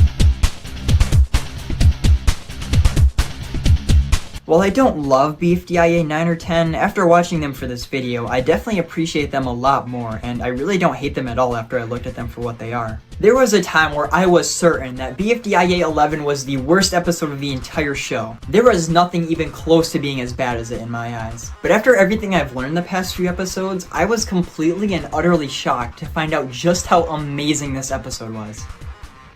Oh, would you look at that? All my hopes of this being good were destroyed in 2 seconds with Jack from the classic video I Can Make a Difference showing up. The only time I felt something this entire episode is when they walked to the cake at Steak and Fries is taunting them. It's a good evolution of the joke. The first time is with like 15 different people, then 3, then just 1. With that said, it's all downhill from here. They remove Pin's face, they abandon the coiny spongy thing they introduced a few episodes ago, and then they reset the teams. Free Smart changes to less restrained, less dumb, and Mobunch changes what their acronym is. So where the hell is Bubble? They really all just forgot about her, didn't they? I'm not even talking about the characters, I genuinely think the writers forgot they brought her back a few episodes ago. They've been at the recovery center like 20 times since then, what the hell? Fries wants to be on his own team again, but Puffball Speakerbox doesn't allow it. He says he wants to feel rogue and tells Puffy that he wants to be on the smallest team, which is No Name. Fries is then horrified. It's like they wanted Fries to have a reason for his decision last episode, but didn't care if it made sense or not. Hey, here's an idea. What if in this episode, Fries walks over to the Balls to join their team? And Tennis Ball's like, "You're joining our team? I thought you hated us." And Fries could say, "I do, but I'm a man of my word, and I promise to never switch from this team." That way all the team switching stuff makes sense and it makes Fries a more respectable person. Puffball Speakerbox dies, so they call a random person in her contacts to host the episode. That being Flower. Great, maybe we'll get some fun evil moments from her like in the good old days. I thought before Calamity struck. The challenge is to rip off Flower's petals, but she locks them up and throws the keys into the lake. Free Smart tries to make Flower beautiful, so she'll give the petals to them, but they only get one. Ice Cube continually calls Flower ugly over and over again. In what universe would Flower just take being called ugly straight to her face? If this was BFDI, hell, even BFB, Flower would absolutely rock your shit if you had the audacity to do this. Case in point, BFB 5, and that's when she was way nicer than she is here. Meanwhile, Wobunch dives into the lake to find the keys. The episode then proceeds to do this stupid bit where these guys on a boat pour fish flakes down their snorkels. The whole thing goes on for way longer than it should, and it literally amounts to nothing. Half the team dies because of it, but the fish monster shows up, so why not save us all some time and brain cells and just have that kill them? Fries uses a magnet once Wobunch finds the keys. He quickly rips off 2 of Flower's petals, securing their safety. So now the team is completely out of danger and can just leave now. But instead they decide to hide the final key they have. This results in 2 of their deaths, which is dumb because Tennis Ball straight up says that they're safe and don't need to do anything anymore. I guess I like the fight scene at the end, but that's it. Just like BFDIA 10, this episode wasn't agonizingly bad or anything. It was just really boring. In some ways, I'd rather watch an episode of Post-Split over this because at least Post-Split makes me feel something. This is mindless fun, but they lost what made it fun a long time ago. 2. I think 2 works as a host. They do their job well and can be pretty charming at times, but they're also just a little bit boring. Like, say what you want about 4, but you can't deny that he's super memorable and interesting in literally every aspect. But 2 is kinda just a guy. There's not really anything all that intriguing about him to me, to the point where I'd almost prefer any of the other Algebrailians were the hosts instead of them. They're not a bad character at all, I do like them, but I just have nothing to say about them. I'm sorry, I really am. I know that 2's fan base is huge, but... See, I can't even finish my sentence, that's how boring they are. D tier. Barf Bag. All I have to say about Barf Bag is that it's about fucking time she got out. I like Barf Bag, I really do. In fact, there was a time when she was my second favorite character in the whole show. Guess when that was. But since the very start of Teapot, episode after episode, the writers just refused to give her anything to do. I swear, she did more in BFDI 13 and 14 than she did in any individual Teapot episode. Which is very concerning considering in one she's an actual contestant, and in the other she's locked in a box. The fact she was able to survive Teapot 9 is a miracle. That's a weird way to pronounce that word. And I completely understand if a character gets the shaft every couple of episodes. With this many, it's bound to happen. But it's not like they just forgot about her for a few episodes. She legitimately does nothing noteworthy for the entire season. Aside from almost ending the world, of course. Even in the episode that's supposedly centered around her, she still barely does anything. I don't know why they struggled so much to make Barf Bag anything other than boring. But they did. There was potential for S tier, but unfortunately, D tier. 8 months. That's how long it took for them to make the first 12 episodes of BFB. That production time is insane.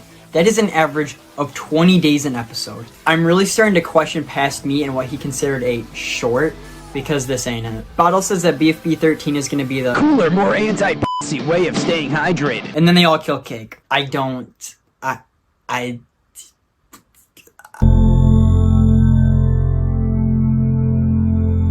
Oh, this is the Jing Jing Squisher. We're talking about the Jing Jing Squisher now. This video is a sequel to the 2008 classic, The Bebe Squisher, which marks the 10-year anniversary of the channel. Most of the video is them doing a Rube Goldberg contraption, but that's not what we're here for. We're here for the short at the beginning. Now, you may be asking, why would you include this video on the list but not any of the BFDI XII meetup announcements, most of which have much longer, more entertaining, and much better animated shorts compared to this 30-second MS Paint drawing? The answer to that is actually surprisingly simple. Fuck you. Also, I don't talk about inanimate insanity, remember? That's my character trait. Let's move on. So there isn't much to talk about here. It's a fun little short, and you can tell that Carrie did all of this himself because he's the only character he voices. And the animation style looks like the Problem Solvers. I'm not really complaining though, I think this style is pretty charming. I meant the Jing Jing Squisher, not Problem Solvers. That show looks awful. I mainly want to talk about the controversy in this episode, and also the way Tennis Ball says squish. I just like that. Wow, somebody needs to lay off the sugar. A bunch of people got up in arms about this joke, enough to where Carrie had to make an apology. Like, seriously guys, it's not that big of a deal. That's what we like to call adult humor, okay? And then some people got mad at Carrie for the songs that were in his YouTube recommendations. Like, why do you care? Okay, so he listens to death metal or whatever the Chainsmokers are. Why is that a big deal? Leave the guy alone, he doesn't deserve the torment. And that's my job anyway, so back off. I like how they have 5 more characters lined up. Is Carrie really planning on coming out of retirement in 2058 just to squish another plush? Actually, that'd be really cool. He should do that. Cake. He started out as a loser follower, and that was pretty much it for a long time. I remember that everyone hated Cake for a good minute after that one BFB 13 scene, and then just suddenly stopped caring by the time episode 15 came out. In Teapot, he was definitely better, but I can't say I ever really cared for him. When he got eliminated, I was like, oh, okay. Contrast to Rocky. Yeah! He's a fine character, and I can understand the appeal for a lot of people, but personally, he's just whatever. I guess I'll give him a 5 out of 10 for being C tier. You might think that there's not much for being a sweet guy! You might think that there's not much to talk about here, but you'd be dead. This was a random video drop due to BFDI 25 being delayed by 1 day. This video shows the appearance of Foldy, Stapy, and Lai, with all of them being in a fight. Now in BFB 1, Lai talks about a time when she killed people and felt disturbed. Yeah, I have, but it felt extremely disturbing. Also in that season, Foldy and Stapy really hate Lai. It seems to me like during the events of this battle, Lai killed Foldy and Stapy, leading to her feeling disturbed and them hating her. It might sound pretty obvious, but I've never heard anyone talk about this episode before, much less any lore behind it. I can't imagine this one doing well in the ranking though, it's just not a real episode. I think its existence is funny, but it just can't really compete. So Gelatin wants to go to his steakhouse, so he recruits Fiery to help and the two steal a van. Wait a damn minute. They drive around for a bit and Gelatin complains that Fiery is going too slow. They then get into a fight until Gelatin's steak falls out of the van. They get them back and soon return them to the steakhouse. The end. You could,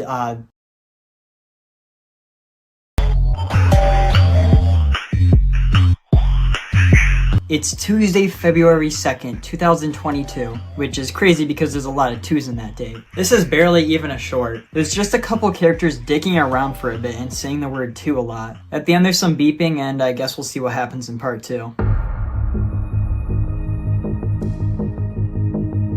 They put a lot of effort into the 2-bit, with each part being 2 minutes and 22 seconds long. After there's too many 2s, the 2 universes split into 2. Then the 2 universes need to decide which of the 2 of them gets to stay and which of the 2 has to leave. They do this by making silly faces and having the viewers decide. Much like part 1, this short's just whatever. I liked it when Tennis Ball called the other Tennis Ball cringe. That line sounded like it came right out of Team Room 125 if you've ever seen that show. Anyway, I respect the effort they put into making this, but I didn't really care for it. By the way, they waited 2 years to finally reveal which universe won, which was in a video that was also 2 minutes and 22 seconds long. You gotta respect the commitment. Screw you guys, that should have been the left side. That tennis ball was way funny.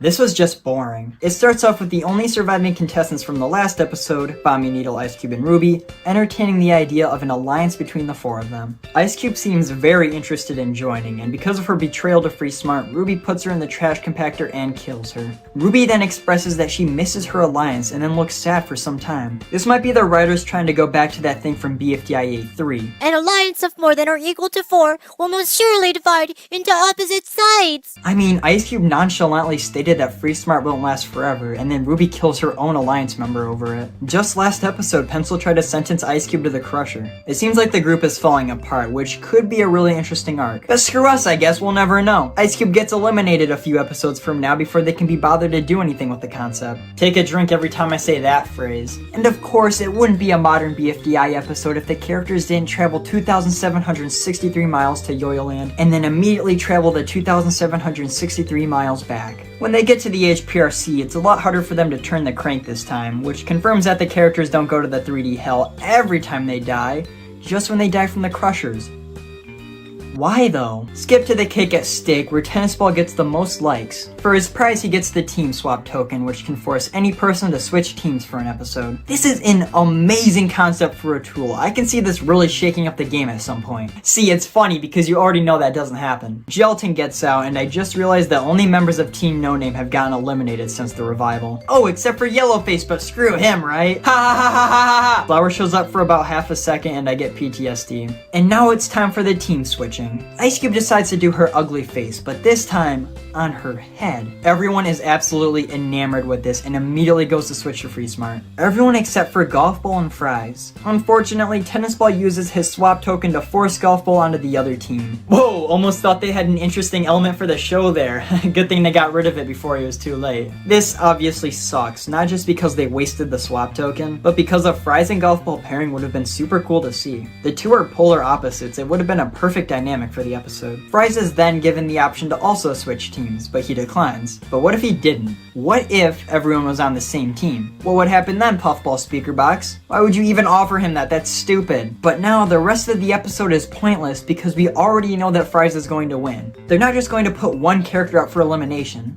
Okay, except for the time that they did. But my point still stands. Clearly, the large team of 12 is going to lose. The challenge is to sell as much ice cream as possible. Before anyone can do anything, Fries kidnaps Bommy and forces him to get digging. After Coiny gets put in a high-stakes situation, one that's really stupid and doesn't make much sense, but oh well, he spontaneously switches voices with Needle again. How convenient. You know, I wonder if Pin thought hard enough she could grow her limbs back, but that would just be silly, right? Pencil, Needle, and Nickel are then tasked with getting the word out about the ice cream. They do the exact same adoption joke from BFDIA 6 because it was just so funny last time. Once a crowd of people arrives, Pencil begins to sing a song which everyone repeats. I know this is just the same joke from episodes past, but here it's pushed to the absolute extreme because of how many people there are. And the camera movement is very diverse and well done. But then they do a dubstep remix of it, and I'm just sitting here wondering where the years have gone. This would have never happened in the original BFDIA, just like Gangnam Style from last episode. The only reason they do this is to remind everyone that, hey, this episode takes place in 2014. Remember 2014? Well, this happens in that time frame. I hate to be that guy, but you know what else happened in the 2010s? Soon Needle goes to find Bommy, but Fries gets her digging as well. You'd think think that this joke would continue to evolve throughout the course of the episode until just about everyone from the other team was digging. But no, it's just these two. It's not exactly a complaint, it's just something I thought was weird. It seemed like a natural evolution. By the end of the episode, time is almost out and Fries rushes to grab some other ice cream, which ends up working and he wins. But then, what were the holes for? Was his plan really to get the ingredients from underground? If so, then he's stupid. Evil Leafy shows up for 3.5 frames. Boom, episode done. There are so many things wrong with this episode, but it's not even worth getting angry about because it's so boring and unfunny. There's no real reason for me to hate it because it's trying to be quality, but it just isn't. And that really is the basis of it. It's bad, but it's not bad enough to be hated. In comparison, most of Post-Split did deserve to be hated because of how it treated its characters, story, world, and viewers. It was this perfect storm of awfulness, and it was all intentional. But with the BFDIA revival, I might not like it at all, but at the very least I can tell it's trying to be good. The first one of these is still the best. This one is fine, I guess. It feels less sincere than the first one, but just as sincere as the second one. You know, I'm kind of regretting putting these on the list, but it's too late now. The ending's lame. They just announced an object show convention that's happening. That's cool! Still not gonna talk about inanimate insanity, though.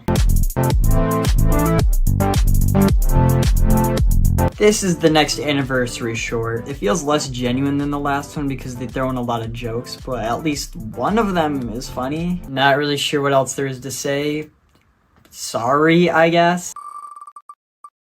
Marker. I'm probably gonna be the first ever person to talk about this character without mentioning Find the Marker. Son of a bitch! He's okay, I find him mildly amusing. I'd take Remote or Lightning over him any day though. The idea of Marker being in the final 10 makes me really sad. I don't even hate him or anything, it's just... why? C tier. Needle. Like most Season 1 characters, Needle started off with a single character trait and not much else. The "don't call me needy" bit was never my favorite. I think it's a good thing they dropped that after BFDIA. Or did they? It's weird because it feels like they can't decide if they want to stop using the trait or keep it going. Like in BFDIA's Back, which is canon, she's more than fine with being called needy, even asking Quenya to call her that. But in IDFB, she starts slapping again after being called needy. Then in BFB, it doesn't get brought up once, and it seems like it's done and over with. But no, in Teapot 8, they just start it up again.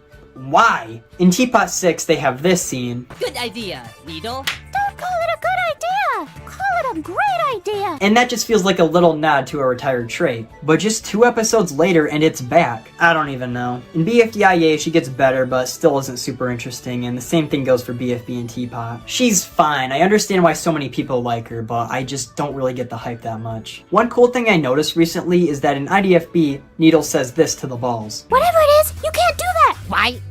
It's secret, but it's because of Free Smart! I always thought this was weird because Needle was never connected to Free Smart in the original BFDIA, but in the revival she gets forced to swap over. As of recording this, she's still involved with Free Smart, and the IDFB thing makes way more sense now. That is some amazing foreplanning, Carrie. It's actually very impressive you remember that little detail. This is why IDFB is so interesting to me. There's so many characters that act completely different in BFB compared to BFDIA, so it's up to IDFB to fill in the blanks on what happens. In IDFB, Needle seems like she's still in Free Smart, yet in BFB, she seems completely detached from them. Like, it's just so interesting, like, what's the story? What happened? So I just remembered I'm supposed to be ranking the characters here. Damn, my bad. Needle's okay, don't love her, don't hate her. C tier. So unlike every other split episode in this series, both halves released at the same time. This is because back then you couldn't upload videos longer than 11 minutes. That's just how it was 14 years ago. Isn't it crazy to think about that this episode is older than like a lot of people watching right now? And that's not an insult or anything, BFDI is just old. This episode isn't quite as interesting as the last. It's a pretty solid challenge, but without much action. There were 2 funny bits when Eraser landed on the bed of nails and Blocky got eaten by the fish. But there's also at least one dated part of the episode when Leafy, Quenya, and Ice Cube fly over the canal. It's one of the rare parts of the season where I can say, yep, this was made by a fetus. I will note that this is the first ever appearance of the iconic scream.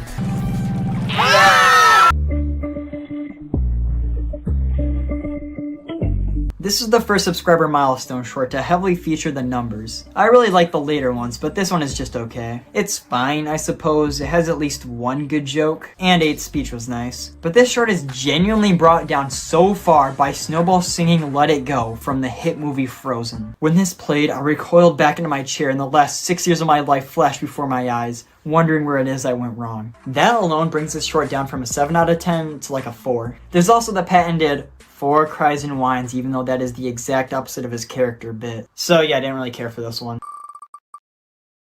Woody. Something that I didn't mention in my BFB 22 review is that Woody's testimony is very much in line with his pre-split arc. Back then, his whole thing was desperately trying to become less scared of everything. And in BFB 22, he's very hesitant when doing his prank. He even looks a little wary high-fiving Blocky. The prank is very simple and just a repeat of what Blocky did, so you can definitely see this as Woody trying to be funny and connect to his fellow contestants for the first time. See, the problem is when the writers decide that Woody is now a pranking machine. He loses all sense of empathy and morals and just becomes an asshole after one unamusing prank. A better way to have done this would have been Blocky taking Woody under his wing and teaching him to be a funny doer just like him. Woody being very hesitant to follow Blocky's torturous plans, but going along with it anyway because this is the first time he's ever been friends with someone strong and popular. Eventually realizing that it isn't worth it and instead goes off to pursue what he really wants. And in turn, Blocky gaining a mutual respect for him. And I guess that's kind of what they're going for, but they never really showed that. Post-Split had some decent ideas, but it never explored them in any way that would actually make them interesting or realistic. What the arc needed was a single linear progression from Scaredy Cat to Brave, but instead, Post-Split was all over the place with him. If Woody had stayed on his trajectory that he had in Post-Split, I would have absolutely no problem with him winning the season, but as it stands, C tier. I'm rich! I'm rich! We're poor! Here we are, everyone, the Dark Age of Teapot. I know these episodes well, so let's get into it. I think the description of this video describes it perfectly. A reference for reference sake. I'd like the new Cake at Steak intro, and oh my gosh, I'm so glad Saw gets eliminated. That's a crazy thing for me to say, because for a long time, Saw was my favorite character in the entire show. But they've run this 8 thing so far into the ground that I just want to see her get put to rest before anything else can happen. It's like having a pet with a terrible disease, like part of you just wants them to die so they don't have to suffer anymore. Not only has the 8 thing not been funny since its introduction episode, but Saw's normal voice is just grating at this point. Ever since BFB 13, her voice has been cracky, but in Teapot, she sounds like a 13-year-old boy, not able to get a single word out without having a voice crack.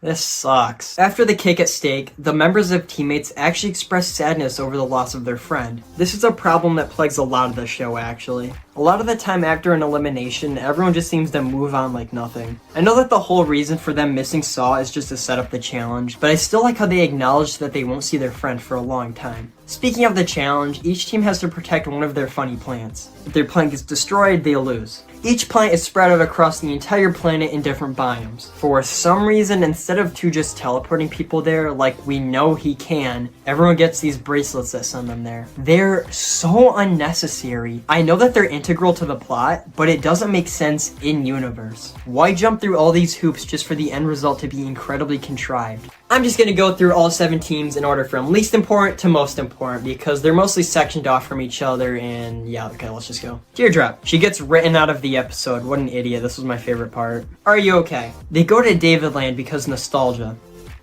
That's it. There's like one scene of them talking and they never show up again. Puffball gets kicked out also. Teammates. When Barfbag first puts on the bracelet, she says that she's never been to Yo-Yo Land before. That's actually really interesting because the LOL was in Yo-Yo Land in IDFB, which means that before everyone was freed, they moved back to Goiki. But also, she then freaks out and immediately wonders where everyone is, as if 2 didn't just explain how the bracelets work. And also use common logic, idiot. VS. They go to space and they leave Ice Cube behind because she'll fall apart in space, even though she's literally been there before. Twice. Bottle, Yellowface, and Clock should all remember being stuck on the moon back in BFB. And Rocky and Ice Cube have been in space together at the same time. Why didn't you say anything? The strongest team on Earth. Belle's singing is cringy. It made me want to kill myself.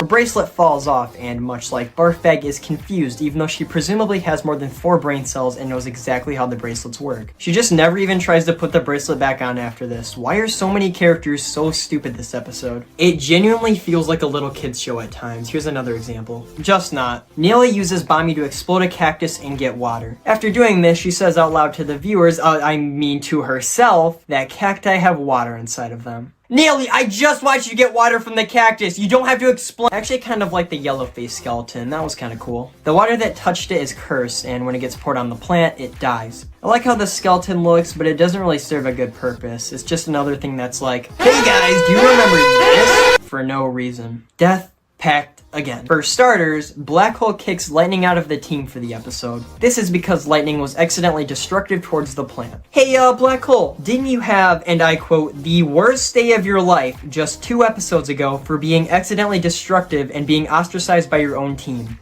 Correct me if I'm wrong, I might not be remembering that correctly. After a string of events, Death Pact again is left with this perfect storm of awfulness, where everything worked out perfectly to land them in the exact situation they are in now. If one slight thing was changed, they would not have to deal with this issue. How inconvenient. Puffball lodges Ice Cube into the ground and the plant begins to melt her. Death Pact again then decides to kill their own plant and forfeit the challenge so that Ice Cube can live, even though recovery has been a thing possible for decades at this point. The death prevention thing starts to get really out of hand from here on out, which is weird because it was never really focused on in BFB. The only time the team actively prevented death in that season was in episode 4, where they lost. The thing is about the Teapot Dark Age, the episodes aren't even bad, they're just boring, which in some ways is worse. I despise BFB 23 with every fiber of my being, but I'd probably rather sit down and watch that over something like BFDI 7, an episode which doesn't have much of anything going on. Kind of a bad example because BFDI 7 is way shorter than BFB 23. But think about whether you would rather watch Despicable Me 4 or Onward. You know, one of them is a lot worse than the other, but at least that one doesn't have me checking how much time is left every 5 minutes. Teapot 4 isn't horrifically awful like I remembered it being. There's a lot of things that really annoy me, but it's just not worth getting worked up about. I will, however, add 1 point to the traveling 2,763 miles counter. The characters definitely travel way further than that using the bracelets, but I'll just give it 1 point as a sort of thematic representation. Actually, I'll make it a 1+, just because characters can now travel 2,763 miles in a blink of an eye by anyone at any time. There isn't much to talk about with this one, it's kind of back to basics. The challenge is to cross a bridge, which, similar to episode 3, isn't particularly interesting. There were a few funny parts like when Snowball rips the bridge off, or when Pen climbs on the black bendy straws. But other than that, it's just whatever. They even end on the tiebreaker again. Come on, that was literally the only bad part about last episode. Not to mention, this is the 4th time in a row the cherries have lost. Whatever, moving on. Flower Speaker Box. You know, I think that Flower Speaker Box is a pretty underrated host. She was just kind of Flower again, but she had a good dynamic with the Fiery Speaker Box. It sucks that she got killed. I hope she can make a return with the other Speaker Boxes one day. C tier. Does anyone actually care about this video in particular? It's fine, I guess. I didn't really enjoy it, but I didn't hate it either. The animation is weirdly fantastic. Until it's not. I mean, I guess it was a fun-ish special to celebrate Halloween, but it's not very good. Yes! That's what I'm talking about, baby! Woo! More webs for revs, that's what I like to see! You're so fucking stupid! Look what you did! What? Made you look like a... Why didn't you tell me that before I typed in the fucking chat? This is pretty similar to the BFB recap song in Feeling and Sound. I wasn't here for most of the early parts of the channel, so it's not that nostalgic for me as it would be for others. But I will say the BFDIA 6 part gave me goosebumps. That part is fire. BFB ends, a million subs, begin a 4 plus, and begin a next plus. J&J was a cartoon, great rewards, then full steam ahead with more and more guns. C-plus back with 3 to 6, 2 bakes a cake, that's so delicious. Then we travel and take it in the past, because BFDIA is coming back! Hell yeah! I mean, most of the lyrics at the end make absolutely no sense, and it kind of just evolves into him saying generically happy things, but... It's Webs Revs, baby! Let's go! This video actually has spoilers for RuPaul's Drag Race Season 4. So, I'm sorry to disappoint you, but since I've already made a whole video on— Damn it! That reaction sucked anyway. Let's actually talk about that for a minute. If you're unaware, I made a BFDIA 13 reaction when it first came out, but my opinion was so bad that absolutely every human on the planet started hating on me. All except for one guy, you know who you are. This ended up getting so bad that reading the comments genuinely made me really sad and wanted to make me stop doing OSC content forever, including canceling this very video. So I decided that I would private the reaction so no one could ever bother me again. But the video was getting pretty good views, so I waited a few extra days before I privated it. I made like 20 bucks off that thing, so the whole ordeal was worth it anyway. For real though, my opinion was scuffed in that video. I think it's because I went into it expecting it to be absolutely awful, and because of that, I just started complaining about every little thing I saw. To be fair though, this episode does do some really stupid things. Exhibit what the hell? They break through the LOL.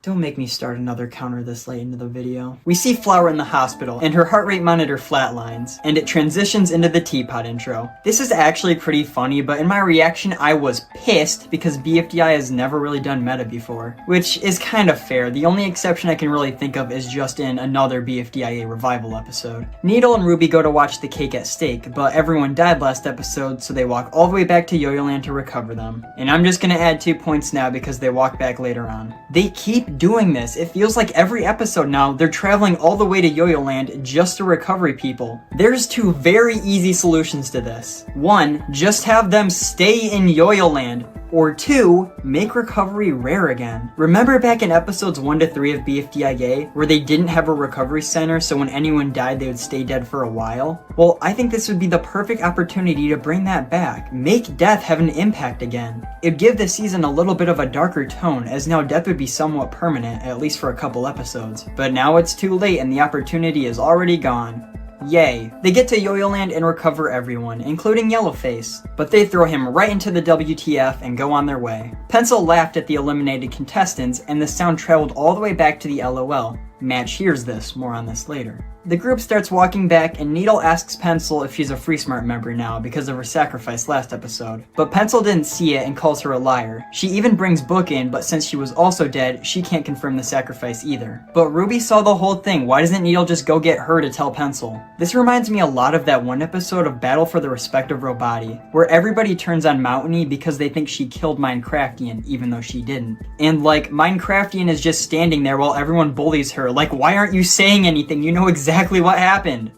I like Battle for the Respect of Robati, it's a good show. The contestants in the WTF finally realize that they can leave and decide to go out and explore Yo-Yo City. However, they exclude Yellowface because— well, I don't really know why, they don't give a good reason. Also, Spongy is still gone. We last saw him crushing Flower in BFDIA 12, but after the bugs filled the store, we haven't seen him again. But he's probably still alive because his icon never got X'd out. Once in Yo-Yo City, the gang decide that they're going to dick around for a while, and that's exactly what they do. Pin and Coiny are still talking telepathically, and Pin devises a plan to return her to normal. She starts to talk in her AI voice from BFDIA 9, and instructs him to crush her in the trash compactor. Once he does this, Pin tells him to start digging down. Back to the other contestants, they're walking down the Goiki Highway and reach a loop-de-loop. Tennis Ball begins to tell everyone about his new invention that will allow them to stick onto the ground and walk upside down. But before he can finish, Golf Ball interrupts him and says that she gets partial credit because Tennis Ball used her factory to make the shoes. It seems like they're trying to go back to BFDIA 9 when Tennis Ball felt like Golf Ball was a better inventor. And that's cool, but when you're doing this, for the love of gosh, keep Golf Ball in character. I can already see it now. They're gonna turn Golf Ball into a huge asshole for no reason,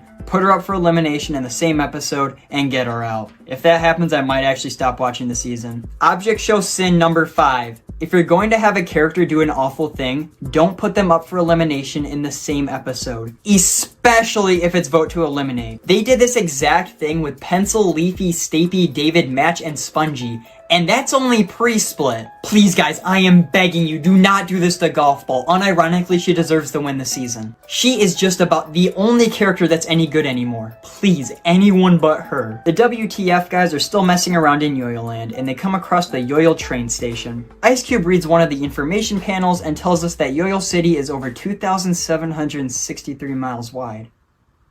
Wait, what? So not only is that extremely stupid, why would a city ever be that big? But also, we've seen the extent of the city in that time waster, and also, if the Science Museum is 2,763 miles away from the edge of the city like they imply, then that means every time in IDFB when they want to recover someone, they have to walk the entirety of BFDIA 5. I just don't understand the thought process. Does this episode mean nothing to you? But yeah, since we have seen the entire city before, I think this is just a throwaway line. I'm just gonna add an omega symbol to the counter, because if the show's allowed to give up, so am I. Coiny is still digging, and he eventually discovers an inverted planet. After he's corrected by some random guy that it's actually called a buried forest deciduously insulated, the sound travels up the tunnel, which is right next to the LOL. Donut hears this and is fascinated by the concept. That's it. I don't care what anyone says. This scene is the definition of pointless. If I had one good take in that reaction video, it's that. Why do they feel the need to explain why Donut knows about buried forests? I don't think a single human watching BFB 14 thought, hey, why does he know the name of these things? It's explaining things for explanation's sake. Hey, why does Coiny know so much about Yoil Metal and BFDIA 5, huh? Why don't you explain that? Or, hey, when was the exact time and date spongy cake was invented? See, it's the answer to a question that no one has ever asked. The buried forest doesn't even contribute to the plot, it's just here. And just a few minutes later in the episode, they do the same exact thing again. Fiery breaks some stuff in the Science Museum and puts a cookie there to replace it. Like, that's why there's a cookie on that shelf. Finally, I can stop losing sleep over this. This one's even a continuity error because in BFDIA 6, the cookie's there. Great job, guys. I hope someone got fucking killed for that blunder. Ice Cube finds out that the train station runs on collagen, which gelatin is made of. This is just the same exact joke from BFDI 21. And it's done worse here. Coiny finally makes it to the 3D hell, grabs Pin, and starts grappling out. When he gets to the surface, he struggles to pull Pin out. The LOL gang sees this and are rightfully horrified. They want to get away, so then Snowball proceeds to punch a hole in the LOL! No, there's no way I'm seeing that right. Can I get a replay on this? Oh, okay, so I'm not seeing things. I'm just fucking pissed. Are you kidding me? Are you fucking kidding me? This is the worst thing I've seen in this series in a long time. If you'd recall the little episode titled IDFB1 Welcome Back, then you'd know that the entire point of that season is to free all of the contestants in the LOL. They've been trapped in the same small box for 4 years straight, which at a certain point just becomes torture. We get one small glimpse of these guys in IDFB, and we can clearly see that they've all gone insane. Except Gady. So Snowball just casually punching a hole through the LOL makes the entirety of IDFB feel pointless now. He could apparently just rip a hole in the 10 inches of pure steel this entire time, but just decided not to. This makes IDFB pointless. This makes the wall teleporter pointless. This makes my life pointless. Son of a bitch! I don't know how I'm not numb to this at this point. The BFDIA revival seems hellbent on making IDFB's impact as dull as possible, and I don't know why. This season just existing already made IDFB worse, but now they go and pull something like this? I guess making BFDIA 5 worthless wasn't enough, but now they had to go for the next best thing. Could you have not found any other way to get the LOL to move locations? Anything at all? Here's an idea. Just have the enhancement laser hit it. It would upgrade it into a helicopter and the contestants can fly it to Yoyoland like normal. While watching this, I genuinely considered making a video essay on IDFB and how amazing it is, and how it was later ruined. Thankfully, my common sense came back and stopped me from doing that. We all know just how much of a mess that video's comment section would be, but maybe if they didn't do stupid stuff like this every day, then it wouldn't be a problem. Pin's plan doesn't work, and the LOLers fly off into the distance because Mash wants to find Pencil. Only one plotline left and I'm done with this thing. The WTFers find the enhancement laser I mentioned earlier. It hits the LOL, and all of the characters' bad assets get upgraded into good-looking ones. I guess it's kind of nice that they try to explain the change in assets, but I think just making it a retcon would be fine. That's what I always believed anyway. But the laser is super inconsistent. Like, I know they're just trying to get everyone to how they are in IDFB, but this leads to some weird things. Why does Fanny gain limbs but not lightning? Why do some people's assets change but not others? What's the point of having Gady become brown just to immediately be painted periwinkle? Like, why not just have the laser make her the right color? So Kate can go from looking like this to this, but Gady changing colors is off the table. I completely understand, it just doesn't make sense for that to be the case. Oh my god, bro. Oh, hell no, man. What the fuck, man? Rocky gets his vomit back when he gets hit by the laser, but now he can vomit acid, which lines up with how he worked in BFB Onward. I assume that the infinite matter generator was fixed and upgraded. Hooray, now he can go from boring to obnoxious. Come on, there's gotta be something to enjoy about this episode. There's nothing. Actually, after this, they decide to head back to the WTF. They stop at the recovery center to recover gelatin, and him, Ice Cube, and Rocky all run off. Fiery stays behind, however, and as the BFDIA 6 ending music begins to play, he recovers Leafy. He walks away before she can see him, but she still gets a glimpse of the light coming off of him. This is why Fiery looks so surprised in BFB 15 when Leafy mentions this, because he thought that she didn't see him. That is an amazing attention to detail for an amazing scene. However, Leafy being recovered does something to evil Leafy. She was tied up by Kevin earlier in the episode and struggles to escape, but once Leafy is brought back, the tape disintegrates and evil Leafy escapes with ease. So now that we know that these two characters aren't the same person, but they are definitely still connected in some way. BFDIA 13, man. Damn. It did some really, really dumb things, but at its core, it's a relatively fun adventure with the eliminated contestants. It was nice to see the LOLers again. It was nice to see Yellowface again. For 2 seconds. I don't know, it was fine, but like a really bad fine.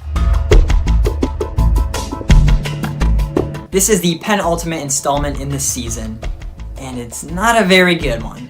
Firstly, that Ferris wheel's in this episode. I want you to imagine BFDI without this. I don't care enough to do it myself. Apparently, all the recovery centers got sold, but it adds nothing to the episode. When everyone dies from the bugs, they just appear again. They say that they faked their death, but I don't know how that's possible considering we clearly saw all of them die. Including the eliminated contestants. What, did they all fake their deaths too? I just don't see a reason for this bug scene. It adds nothing. We are in the same exact place before it as we are at the end of it. Especially considering the announcer buys back all the recovery centers at the end of the episode. This episode's elimination feels the need to show a montage of every elimination up to this point. Flower gets sent off. Good thing too. Imagine if a rejoiner won a season. That all pales in comparison to the Yellowface ad this episode. For multiple reasons, this is one of the worst moments in the series history. I mean, in the moment it's funny, but it leaves some long-lasting impacts I'm going to be talking about later. I don't know, this episode was pretty disappointing. Most of everything that happens in this episode is either standing around and talking or completely removable from the script.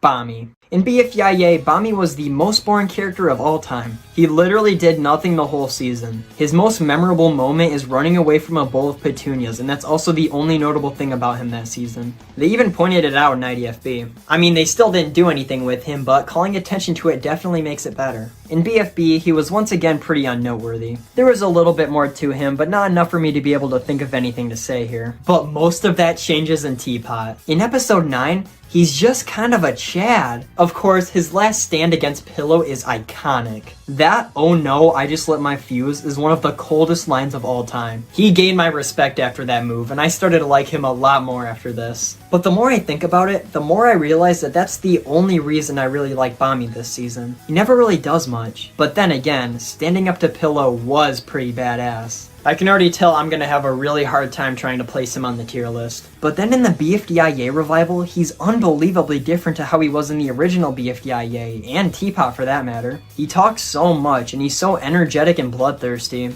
Why was he so quick to kill Pin in episode 12? We'll never know. I mean, to be fair, he was a little more aggressive in early Teapot and BFB, but also, I don't know, just something about Revival Bommy just rubs me the wrong way. It's so weird for me to love and hate two versions of the same character at the same time. Maybe it's because he does too much. It's possible that his personality is just hard to stand for any more than a few lines per episode. After all, they sure do love to give Bommy screen time in that season. For the tier list, I don't know. My thoughts on this character are so complicated that I can't decide if he should go in B tier because I like him or D tier because he's an objectively mediocre character. Well, I guess there's only one solution to this. C tier.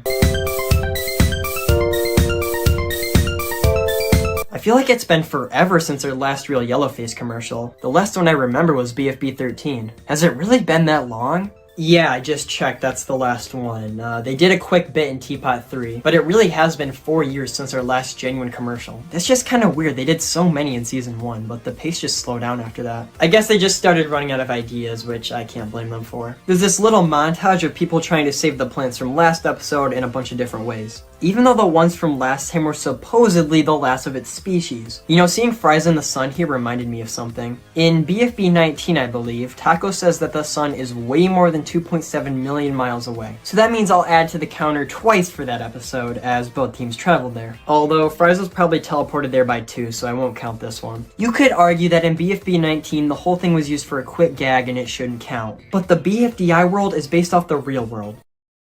I think I'm being generous, we're at 11 plus now. After the montage, we see that Nelly is dunking the plant in a pool. Pen then asks why the pool is there, and 2 responds by saying that it was an idea to revive the plants. Then we get a flashback of them trying the idea, but like, we just saw Nelly dunking the plant underwater. Why do we need a flashback for something that's happening right in front of us? I feel like pretty much everyone can agree that Just Not is the worst team in Teapot. And that's proven in this episode's Cake at Stake. The most voted Just Not member has less votes than the least voted Death Pact Again member. That's kinda crazy. The challenge is to go find some plates that fell into the Goiki Canal. Death Pact Again decides that they are going to hold their breath. Yup, that's it. They hold their breath for the entire length of the challenge. I just want to remind you guys of a little episode called BFDIA 5. In this episode, the members of Free Smart cross the canal underwater, forcing them to continually die and recover themselves for like 11 hours or something. They even show the corpses from that episode here, like they didn't even forget, they just didn't care. Meanwhile on Teammates, Coiny has access to Amazon and is able to summon any item to their exact location. However, the entire team has been flanderized to be complete morons, so they just order random junk.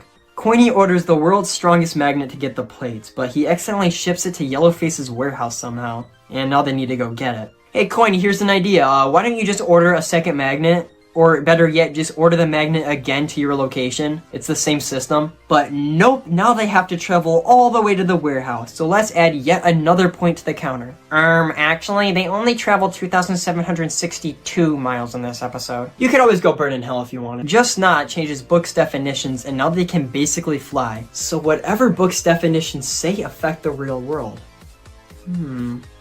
Hey, so you remember back in season 1? Okay, Golf Ball excludes Puffball from the team, but Fry sticks up for her and goes with Puffball to sabotage other teams. I like that. When they go underwater, Pen and Golf Ball start fighting and TB says the iconic line, "Don't hit Golf Ball like that!" I never thought that Tennis Ball was a simp for Golf Ball, and I still don't, but that line there is really, really bad. The strongest team snags Golf Ball's fish monster mech with TV inside, and they dick around underwater for a bit. Basketball asks Snowball how things are going, and then he gives a recap of their entire time in the machine as if Basketball wasn't also there to experience it. The whole mechanical minds must stick together thing is actually really interesting, and unlike a lot of other arcs in this series, later gets fully expanded upon before the integral characters are eliminated. It's really not that hard, guys. There's some more gratuitous Ice Cube violence. I'm glad they started to pick up on the frequency of those. Well, the plate is right here, but I can't win immunity. I need someone to give it to me for their immunity to count. Eraser, go hand over that plate already. See, this is what I'm talking about when I say that these characters spend too much time explaining things. Like, thanks for waiting for Pen to tell you what to do before you go and do it, Eraser. I know that erasers don't have brains, but I didn't realize the writers also didn't.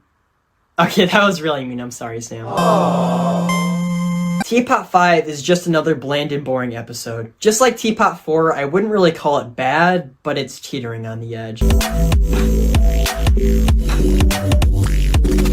When I watched this episode, I was shocked. It wasn't bad, it was just okay. First off, the new animation is noticeable less than a minute in. Around this time, Jack and Jelfie hired a ton of people to help animate episodes, and most of these animators are really good, but a lot of these styles are just so different that these episodes can sometimes come off like they're maps. And sometimes the animation is just straight up bad. Look at this scene here. How the hell did this make it through quality control? Was there even a quality control? Probably not, because we go from the magnificent animation from Pre-Split in one scene to little Timmy on his mom's iPad in the next. It's gonna be like this for a good while, but there's no point bringing it up again, so I won't. But seriously, how the hell was everyone okay with this? It's not even that the animation is bad, I could deal with that, but it's how jarringly it switches between styles every 10 seconds. And I have to keep talking because there's so many examples. Right off the bat, 4 is already whining like a baby about missing X. Hey, do you guys remember when 4 ripped off all of X's limbs simply for interrupting him? drunk at times. 4 tries to get the contestants to help him get X back, even though he's the most powerful being in the universe and could easily do it himself. They all decline at first, until 4 reintroduces the BFDI as a prize. 4 quickly forms 2 teams out of the 14 contestants, which are picked by their colors. I would have preferred a scene where they pick their own teams, but laziness prevails. The 4-color team whips out the Free Smart Super Van and travels to where the Teapot Gang is, and we get to see some of them again. Wow, it's been so long, I really miss these guys. They get X, but the lasso snaps when they turn around, and X conveniently lands right next to his respectively colored team. They win. This episode contains a few bits of horrific foreshadowing for later episodes, like when Flower asks Taco if he wants to be in an alliance. Taco is weirdly an asshole to her for no reason. Good thing to know that the Flower sympathy started right away. As well as this, everyone doesn't like Loser. Again. Or maybe they do like him, I have no fucking clue. They like him, then they hate him. Then they like him, then they hate him again. Pick a damn side already! Oh, and Fiery references X finds out his value. Does he know about... I give up. This episode is fine. Instead of the intense agony and hatred I'm sure I'll feel later on, this one's just kind of boring. There really isn't much to review here, considering it's pretty much just a math lesson. But this is still a very important episode of BFDI. If this didn't exist, then Yellow Spider would be the host of BFB. I don't know about you, but that's not the kind of world I want to live in. Let me ask you this though. Is this, along with the other Algebraian videos, canon? Genuine question. We know that all of the numbers from the milestone videos are real, but are these specific events canon? Who's to say? Okay, I don't really have anything else to say with this one. I cannot tell a lie. This episode is not very good at all. This is the one with the puppets at the beginning. It's a cool segment, no problems there. But the rest of the episode, not so much. The challenge is to knock down bowling pins, which is already not very interesting. But then all the armless contestants are immediately disqualified, which is just stupid. The rest of the episode has the contestants take away points from other people. It's kind of fun to watch, but there's a reason this episode is so forgettable. Hey viewers, have you ever had nothing interesting to say about a song, even though it's pretty good overall and celebrates an important milestone for Jack and Jellyfy? Well, if so, then buy a book. I don't know why, but I have such little things to actually say about Book, which is really weird considering how much of a presence she has in this show. There's the Free Smart stuff and the Taco stuff, and then the Ice Cube stuff in Teapot looks like it'll be really interesting. But I'm sure I already covered most of that stuff earlier. But as for Book as a character, she's definitely an alright one. And that's all I can muster. C tier.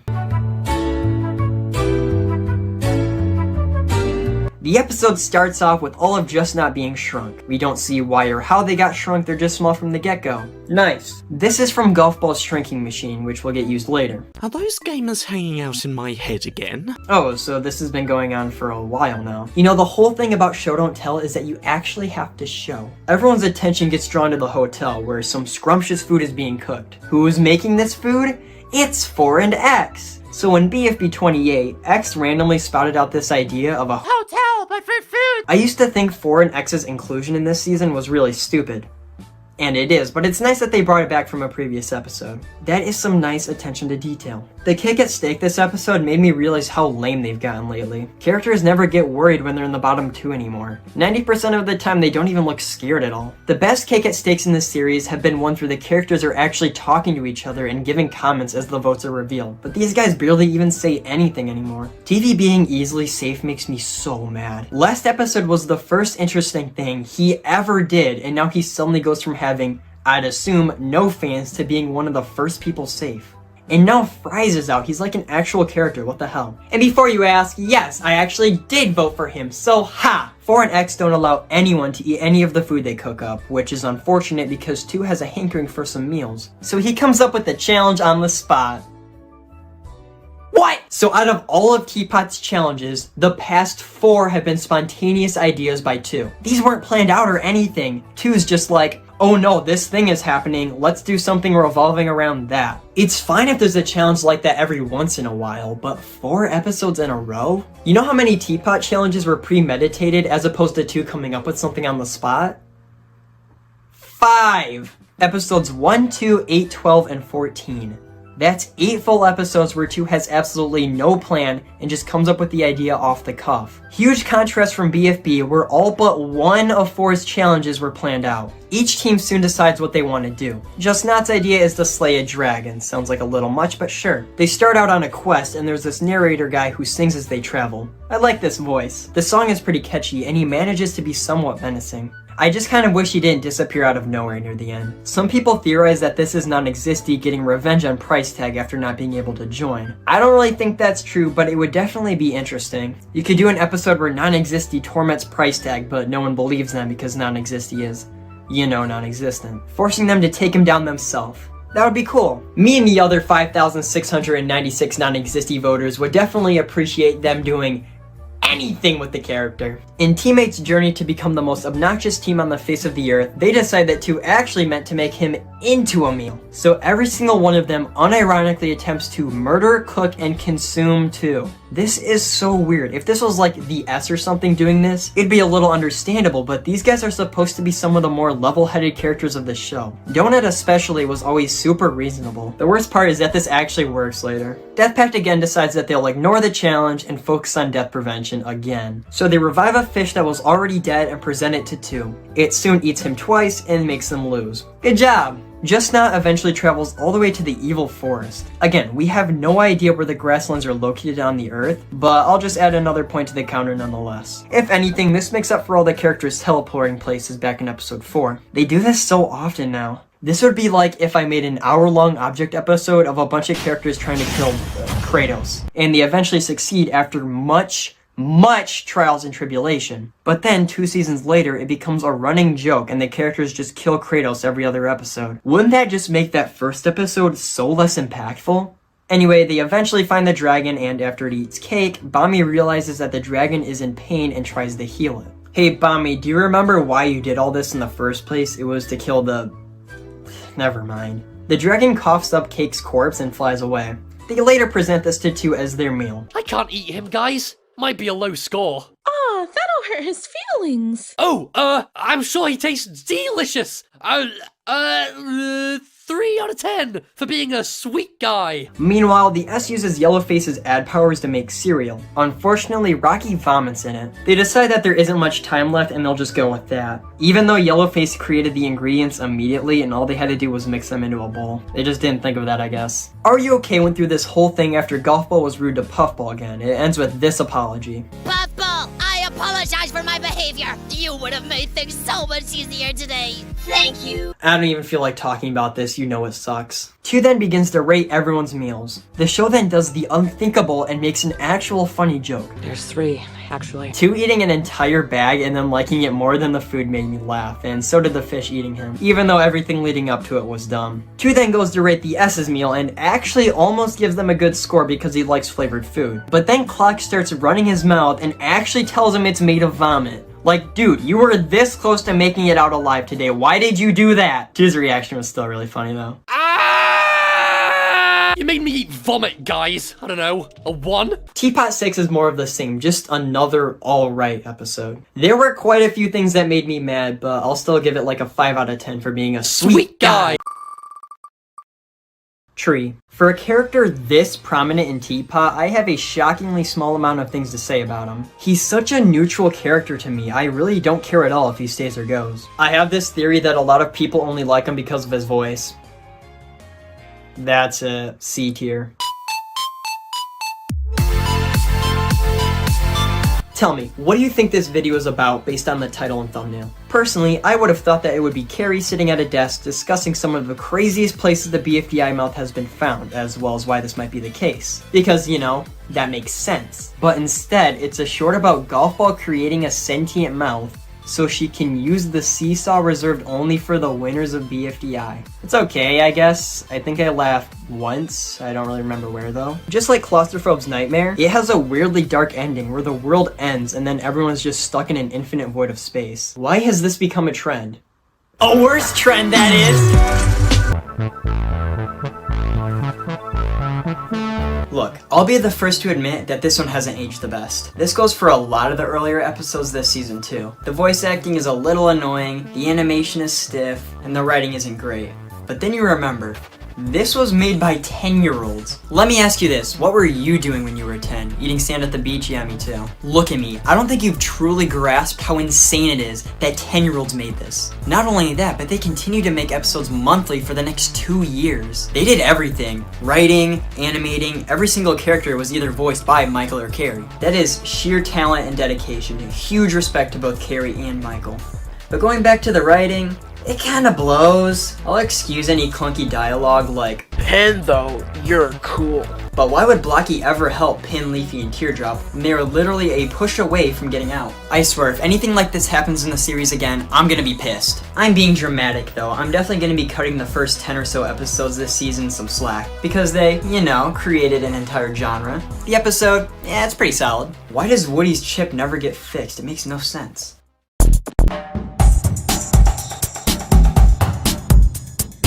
All of these just start with merch ads now. This is what I mean when I say the show felt so corporate in this era. Well, I forgot how long this one was. I'm sure most of you remember this episode as the one good episode of Post Split, and it is better than what we've seen so far, but that doesn't mean I loved it. Let me explain. The episode starts out with Forrest showing everyone Donut's diary that he took from Loser earlier. For some reason, everyone loves and wants it. Taco strangely offers to join an alliance with Flower, even though we have no reason to believe that her views have changed since the last time they've talked when she was clearly not interested. Ford returns and notices that the diary is now missing. Moving on to the cake at stake, Woody is safe first and does this weird swag thing. Yeah, I don't know, I don't like it. Blocky and Fiery are declared safe before revealing that Taco is eliminated by only 1 vote. Now, I am not gonna accuse Jack and Jellyfy of rigging the votes to keep Flower in the game. I don't think they'd go as far to change the vote count, that's just wrong. But it's impossible to deny that Flower was favored to win this season. And I think it starts to go into full force here. I think it's possible that maybe, just maybe, the distance in votes between Taco and Flower was much larger than stated in the episode. And there's a possibility that they made it seem like Flower was in severe danger of getting out the next time she was up for elimination. If this was true, that way more people who are only moderate fans of Flower will begin voting for her in an effort to keep her in. They want her to stay in the game, so when they see that she is in danger, they vote for her when they wouldn't otherwise. Again, this is very much speculation. I am not at all saying they did this. But what are the odds of a 1 vote difference? We get to see the BRB after this, and it's fine. It will never be as iconic as the TLC exit LOL or whatever's going on with Teapot's elimination area. It's just way too cartoony, if you know what I mean. The challenge starts. The have-cots need to find out which of the have-nots stole the diary. Bubble is immediately killed, ensuring she'll be eliminated in the next episode. Following up from the earlier scene, Woody is now a prankster committing perjury under oath. I noticed something interesting when Woody says this. I ran to my place of comfort. Oh, so Woody does have a place of comfort. Huh, how interesting. Lollipop realizes that her and Gelatin are the only ones that weren't season 1ers. This somehow makes Gelatin a newbie even though he was in BFDIA. So the two decide to team up. I'm thinking maybe you and I could partner up. Meanwhile, Fiery and Leafy talk about the diary in Dream Island. It's a pretty nice scene, but I don't want to talk about it because I hate being positive. Fiery actually has a very valid motivation for taking the diary, and I'm glad this arc can finally end after so many years. I just wish they built up to this more in post-split. That one 10-second scene in BFB 18 wasn't enough. Where the f is Dream Island? Why does no one ask this question? The episode ends with the have-cots not finding the real culprit and being put up for elimination. Gelatin then does this random dance to get more screen time for the little kiddies in the audience. This adds nothing, comes out of absolutely nowhere, and is never elaborated on. Kill me. I mean, this episode is fine. It's really nothing awful. The thing that it's most remembered for, the Fiery and Leafy stuff, is as good as people say. But you have to remember that in between those great moments, it's just the same old mind-numbing conversations and lame jokes of the rest of the season. Despite this, BFB 22 is the best episode of the season because it at least tried to do something great. That's not something you can say about a lot of these, and for that, I respect it. And that's it for the post-split gang. I'm almost sad that this is the last time I'll be talking about them. And just so you know, by sad, I mean fucking relieved. For the final hurrah of this despicable cast of desecrated characters, I'm gonna rank all 16 of them from least massacred to most. Here we go.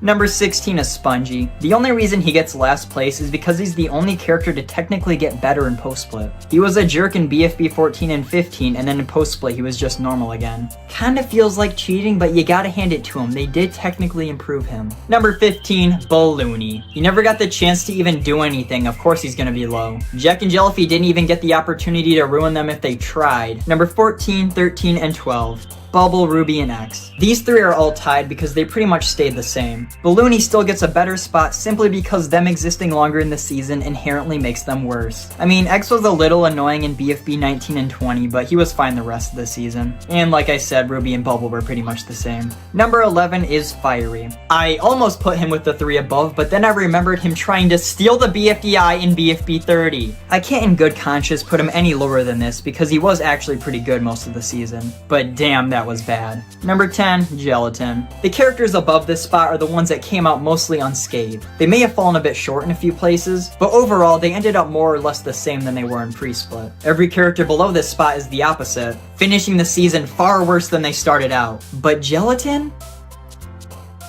just got really boring. Number 9 is Blocky. I already talked about him enough in the Woody segment. I don't feel like doing it again. Number 8, Lollipop. Lollipop, much like Gelatin, also became boring. But the difference is how much they deviated from her original character. Lollipop started out as a pompous asshole, constantly beating down on others for no reason. But then she just became generically nice.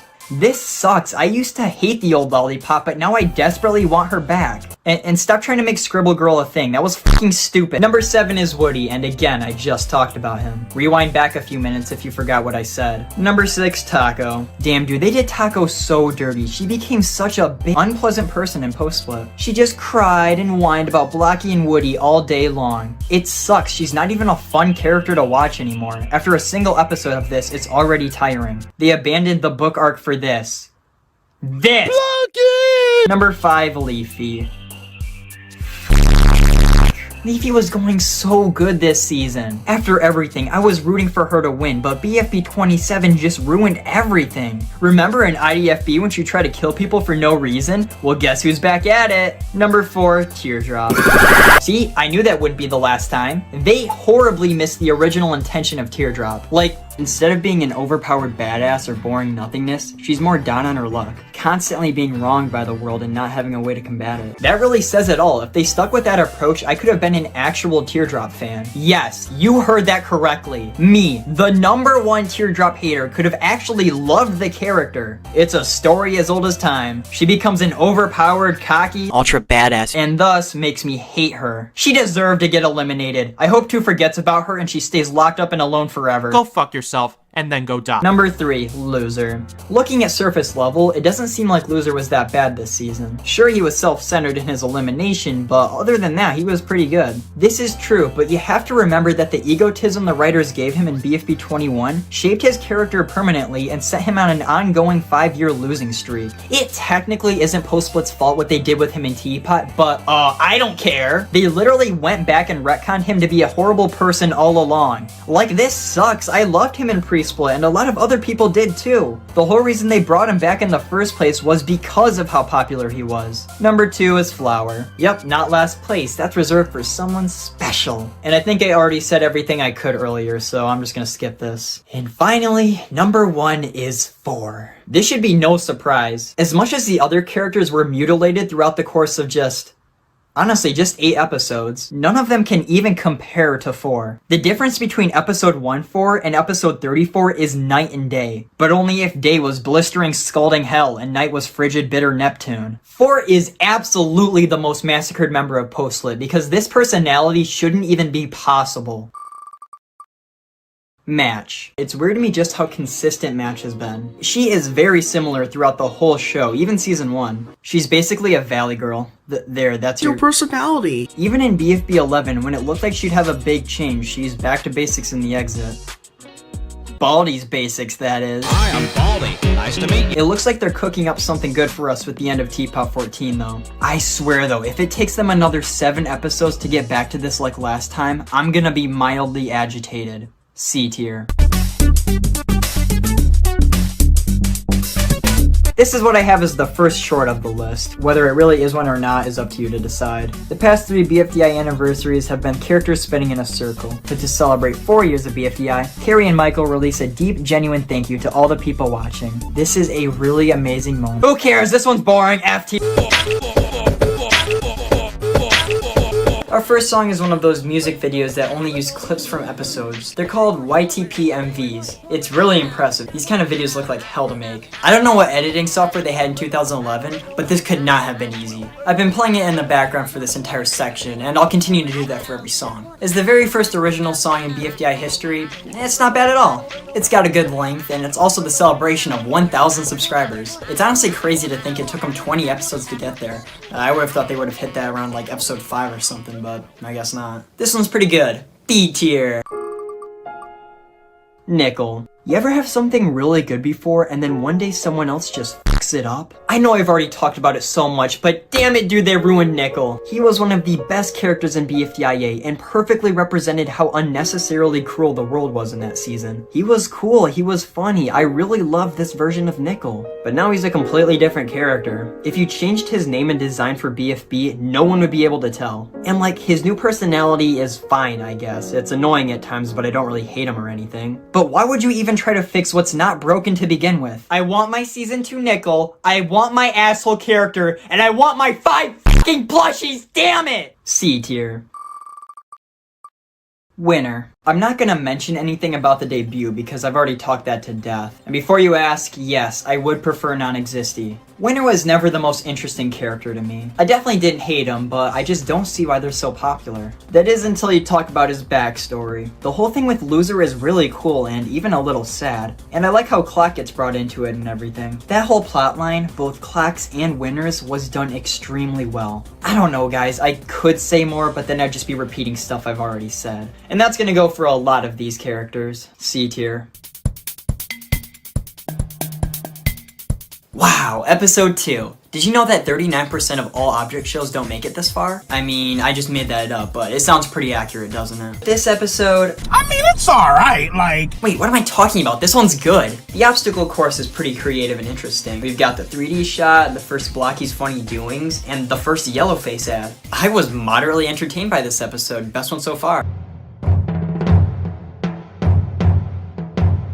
Well, I promised to eat the cake, so hopefully I'm joining Pie. Joining Pie eating a cake, maybe? Because I might send her some extra. That line is so fucking contrived. This episode starts a long string of, "It's been fun guys," after an elimination. I love these, really makes each character's departure meaningful and memorable. I don't really have enough notes on this video to form it into a coherent review, so I'm just gonna list them out real quick. DPA decides that they only want to prevent death and won't bother with the challenge, which is stupid and will get worse next episode. Clock becomes a lot more obsessive towards Winner and has that whole thing with him on the stage. Once again, this is no longer explored until Clock is eliminated. He did Yellowface dirty though, that was messed up. The strongest team on Earth has this bit with the logo that gives me post-split vibes. I started having PTSD after that one. They continued to do the Saw 8 thing as if it was still funny. It's not. I can't wait to see all the things we can create and put on a plate for 2 to rate! Puffball wants to be loved again by making a better roller coaster. I'd like to think that she wants to make up for what she did back in BFDIA 5. Also, couldn't that Mind Machine make a Dream Island? 2 teams get put up for elimination now, which is understandable because of how slow releases have been. Teapot 3 isn't nearly as bad as I remembered. It's a huge step down from the last episode, but it's not awful or anything. It's the textbook definition of an okay episode, and that's all I really have to say about it. I've started to notice a pattern. Every even-numbered episode has been way better than the odd-numbered ones. BFDI 6 is no exception. This is the Amazing Race episode where the teams are temporarily split. The race itself is pretty tense because the teams are always switching places. The numbers in the corner are a nice touch. I've also noticed some bits of really good animation again. The only other thing I want to comment on is that Golfball makes a big complaint about Snowball stacking the blocks. Now, if you could remember in Teapot 2, Golfball's entire joke in that episode is that she's obsessed with the stackability of blocks. That always made me want to set a building on fire when I saw it, but I guess it's nice to see it had some inspiration from somewhere. Overall, this one's pretty good. it was okay, like a 5 out of 10 episode. Not nearly as bad as I thought it was before rewatch, but it's still got a ton of issues. For example, the cake at stake. Not only is the Clubhouse of Awesome destroyed, but the Yellowface derailment is on a whole other level. They literally call him a bigot. Like, why do you feel the need to do this to one of my favorite characters? Not only is he suddenly a huge asshole for no reason, something he's never been known to do up to this point, but he also cheats by printing his own win tokens. Yellowface used to be one of the most beloved characters of this season. Why did this happen? It comes out of nowhere too. In BFDIA 7, the derailment only ever related to his hatred of the color purple, and in BFDIA 8 it was almost non-existent, so why suddenly change him so much? Then Purpleface shows up, and then Yellowface's voice starts to sound weird out of nowhere. You fool! You clown! You absolute chromatic aberration! Purpleface pulls out these total slip shoes so wah, and they get thrown out of the clubhouse. Pencil picks them up and wears them for the rest of her time in the episode. You'd think that these shoes would do literally anything, but no. They get a small focus just for the animators to forget about them, and then Pencil dies. And before you say, well, Pencil wasn't wearing the shoes when she got transported into the trash compactor because the teleporting laser only teleports bodies, not anything else. Well, guess what? Jelton's headphones got teleported with him the whole episode. Checkmate and ratio. Purpleface gets locked up, which I feel like wasn't something that really needed to be explained, but whatever. And the Eiffel Tower was sinking in acid the whole time, so when Yellowface gets locked in, he gets a pretty horrific death. It's nice to get another gruesome death again, but Yellowface shouldn't have deserved it. But he did. The intro plays, which is now in Goiki instead of Yo-Yo Land, which is awesome. Glad we won't be there anymore. Puffball Speaker Box announces the challenge, which is a game of charades, but in these big trash compactors. The trash compactors are soundproof, but sometimes they just forget about that and they can communicate. I'm not even talking about the lip reading, they just talk sometimes. If the guessers guess wrong too many times, then the performer dies. It's pretty creative, I'll give them that. If there's anything that's above average in this episode, it's definitely the challenge. But then, the Puffball Speaker Box says that the HPRC is east of the canal. What? Jelton recovers TB and Fries in Yo-Yo Land and uses a grappling hook to drag them back. That's another one for the count. Unfortunately, Golf Ball is still glued to that tree. That's fine, I didn't like her anyway. The stakes are actually set pretty high for the challenge. The threat of being violently crushed in a trash compactor is terrifying for every contestant. And when they're close to getting crushed, you can feel the intensity. It isn't long until someone dies, that being Spongy. Afterwards, he finds himself here. I'll get to it at the end! There's two major plot lines that happen throughout this episode. In one, Tennis Ball feels like he's a bad inventor and Golf Ball is much better than him. And in the other, Pin is sad that Coiny isn't with her. He got sent to space last episode, remember? I don't really like this one. It feels like they're trying way too hard to push this relationship between Pin and Coiny. They just can't stop bringing up how much Pin needs Coiny with her. Teapot 9 just came out, take notes guys. Pencil also recovers Bubble with her own saliva, which is really cool, and they get crushed. Following this, there's a montage, which is definitely the best part of the episode. The first time I watched this, I didn't get all the references, but I wasn't confused either. They struck a good balance where if you know, you know, but if you don't, you're not left confused. Sometimes it's not always like that. I'm looking at you, Teardrop Finger Laser. Although Gangnam Style being there was really dumb and stupid and dumb. Later, Ruby knocks her team's trash compactor down a hill, and once they destroy it, Puffball Speaker Box kills Book for cheating. The episode just kind of forgets about them after this. They get off scot-free, which is insane. Bonnie kills Pin for no reason, and Golf Ball mentions object shows. I hate both of these things. Also, I'm not counting Golf Ball getting sent to Goiki for the counter because it's being done by a higher power and not just the contestants themselves. So, the 3D hell scenes. These are incredibly dumb. They change literally nothing about the episode and serve no purpose other than just being there. You could cut all of these scenes out of the episode and not a single thing would change. I am not exaggerating, these affect nothing. We find out later that people aren't sent to this hell every time they die, only when they get crushed by the trash compactors. And why? Did Puffball Speaker Box do this? She's randomly so cruel in this episode when back in the day she used to be so chill. She gave Bubble a drink just because she felt bad for her, and now she's happily mutilating Book for no reason. Again, why? And also how? Why do they talk like this? Why does Fries talk normally? What's the point?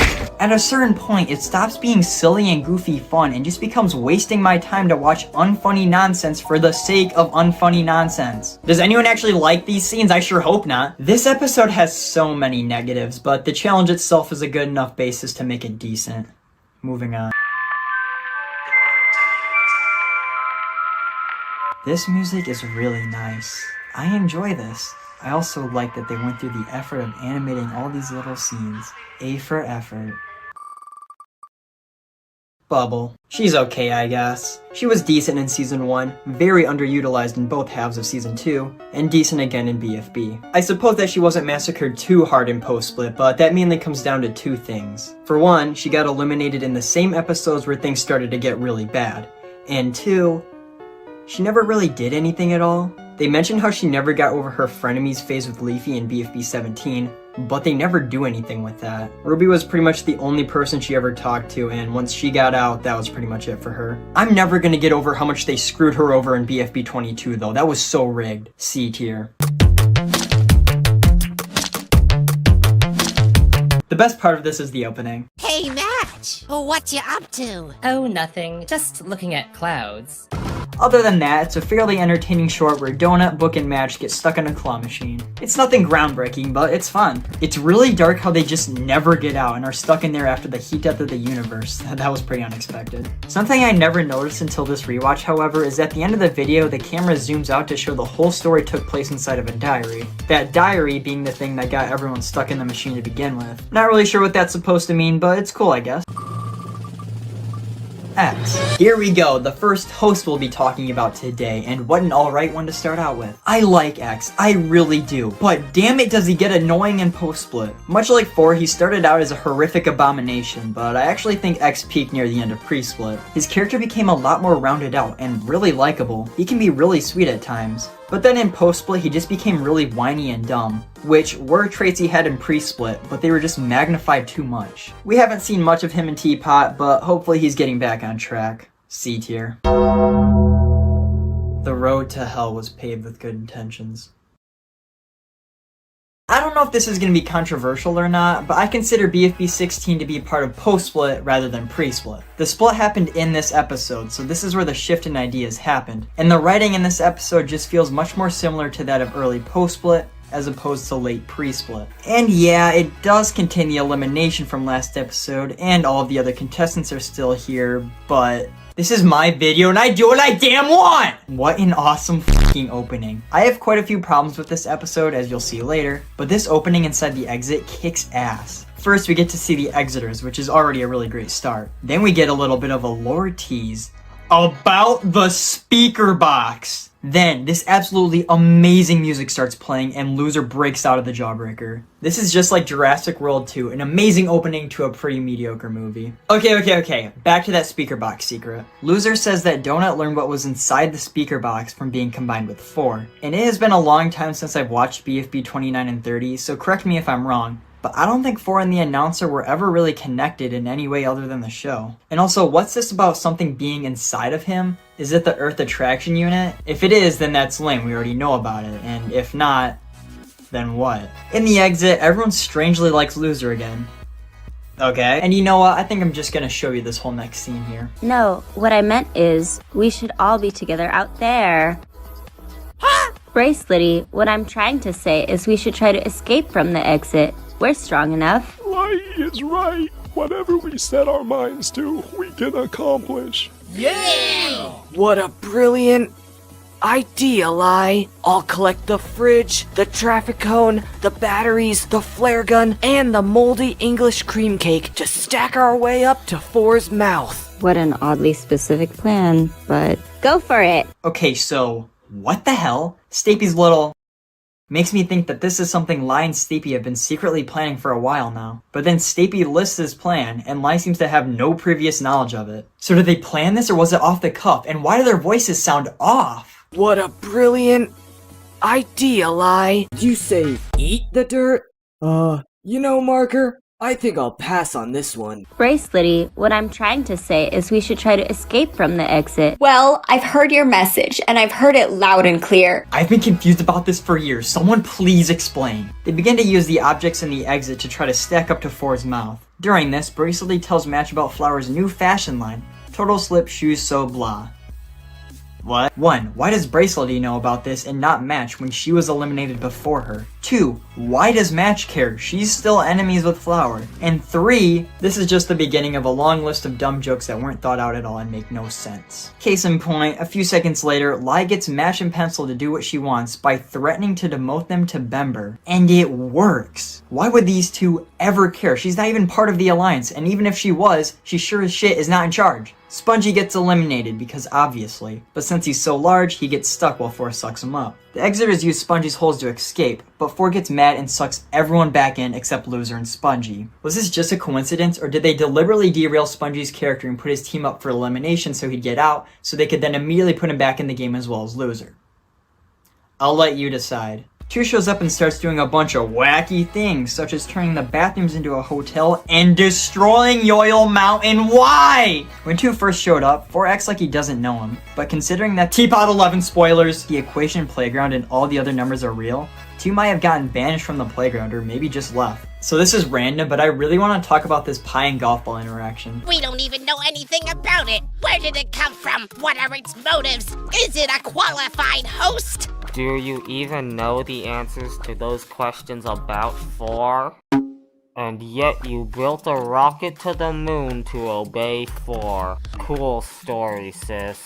Actually, Pie, Golf Ball did not in fact build a rocket to the moon to obey 4. In fact, Donut was the host during that episode, and it seems to me that the rocket was already built before the challenge had even been announced. Checkmate. So 2 tells everyone that if they join his game instead, they'll compete for his power. 4, enraged by this, upgrades his prize from a BFDI to a BFB. That's right, he doesn't just add the BFB as a prize, he replaces the BFDI. Why? This just causes even more people to leave the show, and he even adds back the BFDI as a prize the very next episode. So what was 4 thinking? So 4 loses 40 of his contestants, and what does he do about it? Nothing. This is the start of 4's derailment. From now on, instead of being a funny, intimidating, sadistic god, he turns into a whiny brat. He even cries and tells X to leave. What the fuck? If this happened in episode 1 of the show, 4 would probably just kill 2. And this change wasn't gradual as you might have expected. 4 expressed more emotion and humanity as the season went on, but in BFB 15, he wasn't a far cry from the start of the season. Taco stays in BFB, but Book joins Teapot, leaving their arc ironically abandoned. Now that the 2 are separated, they quickly speedrun a 30-second conversation, and it's all okay now, hooray! The season-long arc is over! Yes! Loser also stays in BFB, I guess no one has a problem with him and Spongy rejoining, and he takes Donut's second diary. Remember all that cool lore stuff from episodes past about Donut's diary? Well, that's no more! Oh, sorry, I guess it was just a little too interesting. TV uses footage from BFDI and BFDIA to communicate, which is a pretty massive plot hole I'll get to later. 4's group gets sent away, a debut is announced for Teapot, and I've lost all hope. This episode is not the best, but it's really not that bad. Back when this episode first came out, I would have immediately put this as the worst episode of the series. I hated that the show split. But now that we know that everything worked out in the end, well, 50% of it worked out in the end, well, an amount of it worked out in the end, I'm a lot more forgiving to this episode. It's not atrocious, it's barely even an episode to be honest, just an introduction to the show splitting. There's really not much to get mad about in particular with this. I mean, the split itself happened kind of fast, but who cares? All in all, this is what the Jack and Jellyfy team felt needed to happen. And I think we all know how post-split ended up turning out, but I can't really fault this episode for what the other ones did. Pen. I don't know, dude, it's Pen. Remember in the BFB days, everyone thought he was gonna win the whole show. And while he's still very popular these days, I'm not hearing anyone say that anymore. I like him. That's it. C tier. Another good one, and an iconic one at that. Not much else to say, this one's just good. However, there's a part in the middle of the episode where it randomly becomes bad and loses its beat. It gets repeated a second time, too.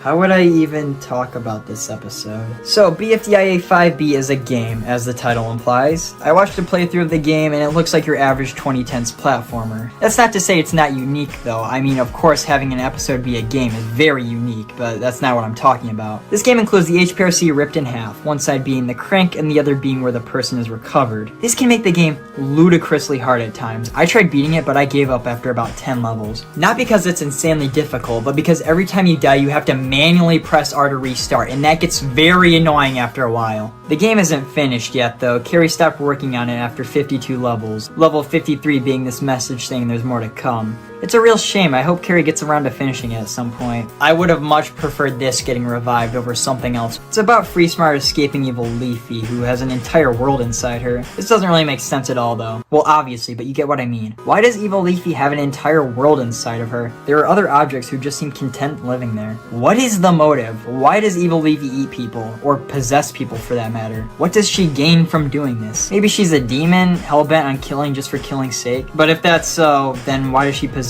or eat people? It doesn't really add up, and I doubt we'll ever get an explanation. Ever. The only other character to have a world inside of them is 4, and for a long time I thought the door in the exit would lead to evil Leafy. It didn't. The game is about Free Smart, but Tennis Ball, Golf Ball, and Rocky also got eaten, but there's no sign of them in the files, and they're not on the title screen either. Pencil, Bubble, and Ruby aren't seen in the game, but they're on the title screen and they're in the files, so I guess the no-namers just weren't going to be in the game. Weird. I guess it's alright as a game. As an episode, it's incoherent and unfinished. That's C-tier material right there. I believe this is one of the shorter songs they've made, but it's definitely one of the most memorable. Second only to the very next one, as a matter of fact. Not much to say, it's just catchy. Bracelety. Okay, let's just get this out of the way. I do find Bracelety to be pretty funny. Her entire purpose is worshipping a random character, which is already a little humorous. But the fact that Ice Cube is yet to have a single conversation, hell, even acknowledge her existence, is really funny to me. If she had joined Teapot instead of Lie, I would have definitely been okay with that. Not Pencil though, she's not that good. She has a lot of potential, but in terms of what she's done so far, there isn't too much to write home about if I'm being honest. She's pretty fun at times, and now that I think about it, she's kind of just a better bottle. Still the worst team jingle though, are you kidding me? B tier. Lie. She's kind of an interesting character outside of universe. Like, she started out in some random short that may or may not be canon to some extent. She got stuck in the exit early on, and then once BFB split, she was set as sort of the poster child for the exiters. She was the one that wanted to go through the door. She's the one that made the plan to escape. She's the one on the Teapot 11 thumbnail. But weirdly, in Teapot, she's not really shown as the leader she was set up to be in BFB 11, 16, and Teapot 1. It's more Pencil who's taking charge, which I guess makes sense since she's been there the longest. But Pencil already has a lot going on with the Free Smart / Iance gang. All Lie really has is Foldy, Stapy, and the exit. So I don't know why they would throw yet another thing in Pencil's ring. There's already so many reasons for people to vote Pencil to join Teapot, but Lie, not so much. Foldy's gone, and if Lie joins, then Stapy would be separated from her. Pencil and Bracelety, the other two most popular exiters, have other characters that they want to get back to, such as Ice Cube and Ice Cube. But Lie doesn't really have any connections outside of the exiters themselves. Maybe it could be interesting to see her react to the new life pack that Fanny and Black Hole made, but the pack was never really focused on that much in BFB, especially when she was still in the game. She never really formed any meaningful relationships with any of her team members, at least on screen.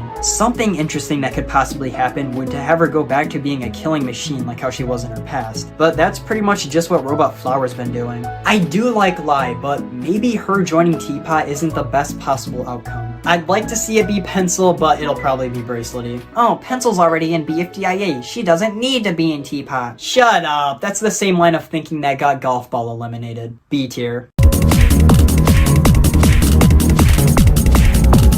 This one doesn't sound the best, but dude, do you realize how much work was put into this one? Not only is the animation super complex and jaw-dropping, but also look how many clips are on screen. The amount of editing that went into this is absolutely crazy. This video may not sound the best, but it sure as hell looks the part.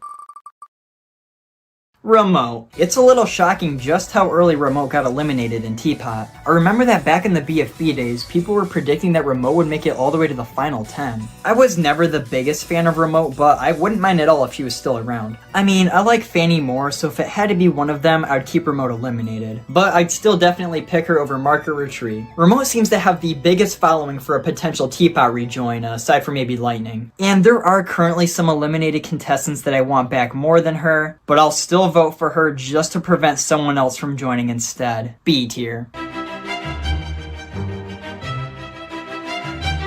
LRLD immediately changes their name back to Free Smart. I guess the writers realized their mistake, which is good. Pin gets shrunk during the cake cut steak because torturing this character is fun, I guess. Throughout the episode, Pin seems to be talking to Coiny telepathically. She says that it's unfair what's happening to her and then implies that it's the viewer's fault. She says that they hold all the power. I kinda like this. It's not often when object shows talk about the viewers, and it seems like they're getting brought into the plot. I swear though, if this whole thing somehow leads to the season becoming a contestant vote, I don't know, I just wanted to throw that out there in case I predicted something. Ruby pulls out the swap token from a few episodes ago and gets it recharged, and they force Needle to join Free Smart. Nice, this is what the swap token was meant to do, not just be an outlet for an annoying bit. Fries also switches to his own team again, which is unfortunate because after Flower dies, the Bugs take over as hosts. The challenge they announce is Bug Dodgeball. The one team who survives the longest is safe, and all others are up for elimination. The Bugs being a host could have been cool because they work as a hive mind. They could be pretty threatening, like when they grab Bommy and force him to spin the wheel. But they quickly just become objects for the objects to throw at each other. I noticed that there's some really nice shots of animation in this episode. The beginning bit especially when Fries is dodging the bugs and when Golf Ball spins the clothes rack.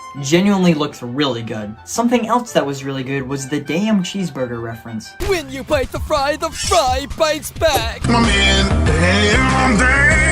Even Jack and Jellyfy knows it's an amazing piece of media. Pencil tells Needle that she isn't really part of the Alliance until she performs an act of sacrifice. More on that later. Tennis Ball and Golf Ball decide to find the Queen Bug so they can use it to get anti-poison. They run to the nearby Bug Cave and Free Smart follows. Ruby ventures further in and runs into her sisters from A, B, C, D, E, F, G, H, I, J, K, L, M, N, P, Q, okay, wait, that was too far. They reminisce on how Ruby crushed all their dreams of being in BFDI and becoming the center of attention. They all want to compete and they replace her. For the rest of the episode, Ruby is constantly changing colors as her sisters are constantly swapping out. This is a pretty funny visual gag, and since it changes literally every shot, it can lead to some funny moments. Wait, Ruby, why are you green? I'm not green. The balls soon find the queen and they turn the yo-yo light into a straw to suck out the anti-poison. Do you notice that pretty much nothing has come out of this yo-yo light plotline? It's always been there, but they haven't really done anything with it. It's just a MacGuffin for the characters to chase. Wow, I'm so glad Fiery got eliminated so they could turn it into a straw and suck out bug juice. Amazing, I bet this whole thing was planned from the very start. After Free Smart stirs up the bugs, Pencil has the most gruesome death this series has had since that one Woody death in post-split.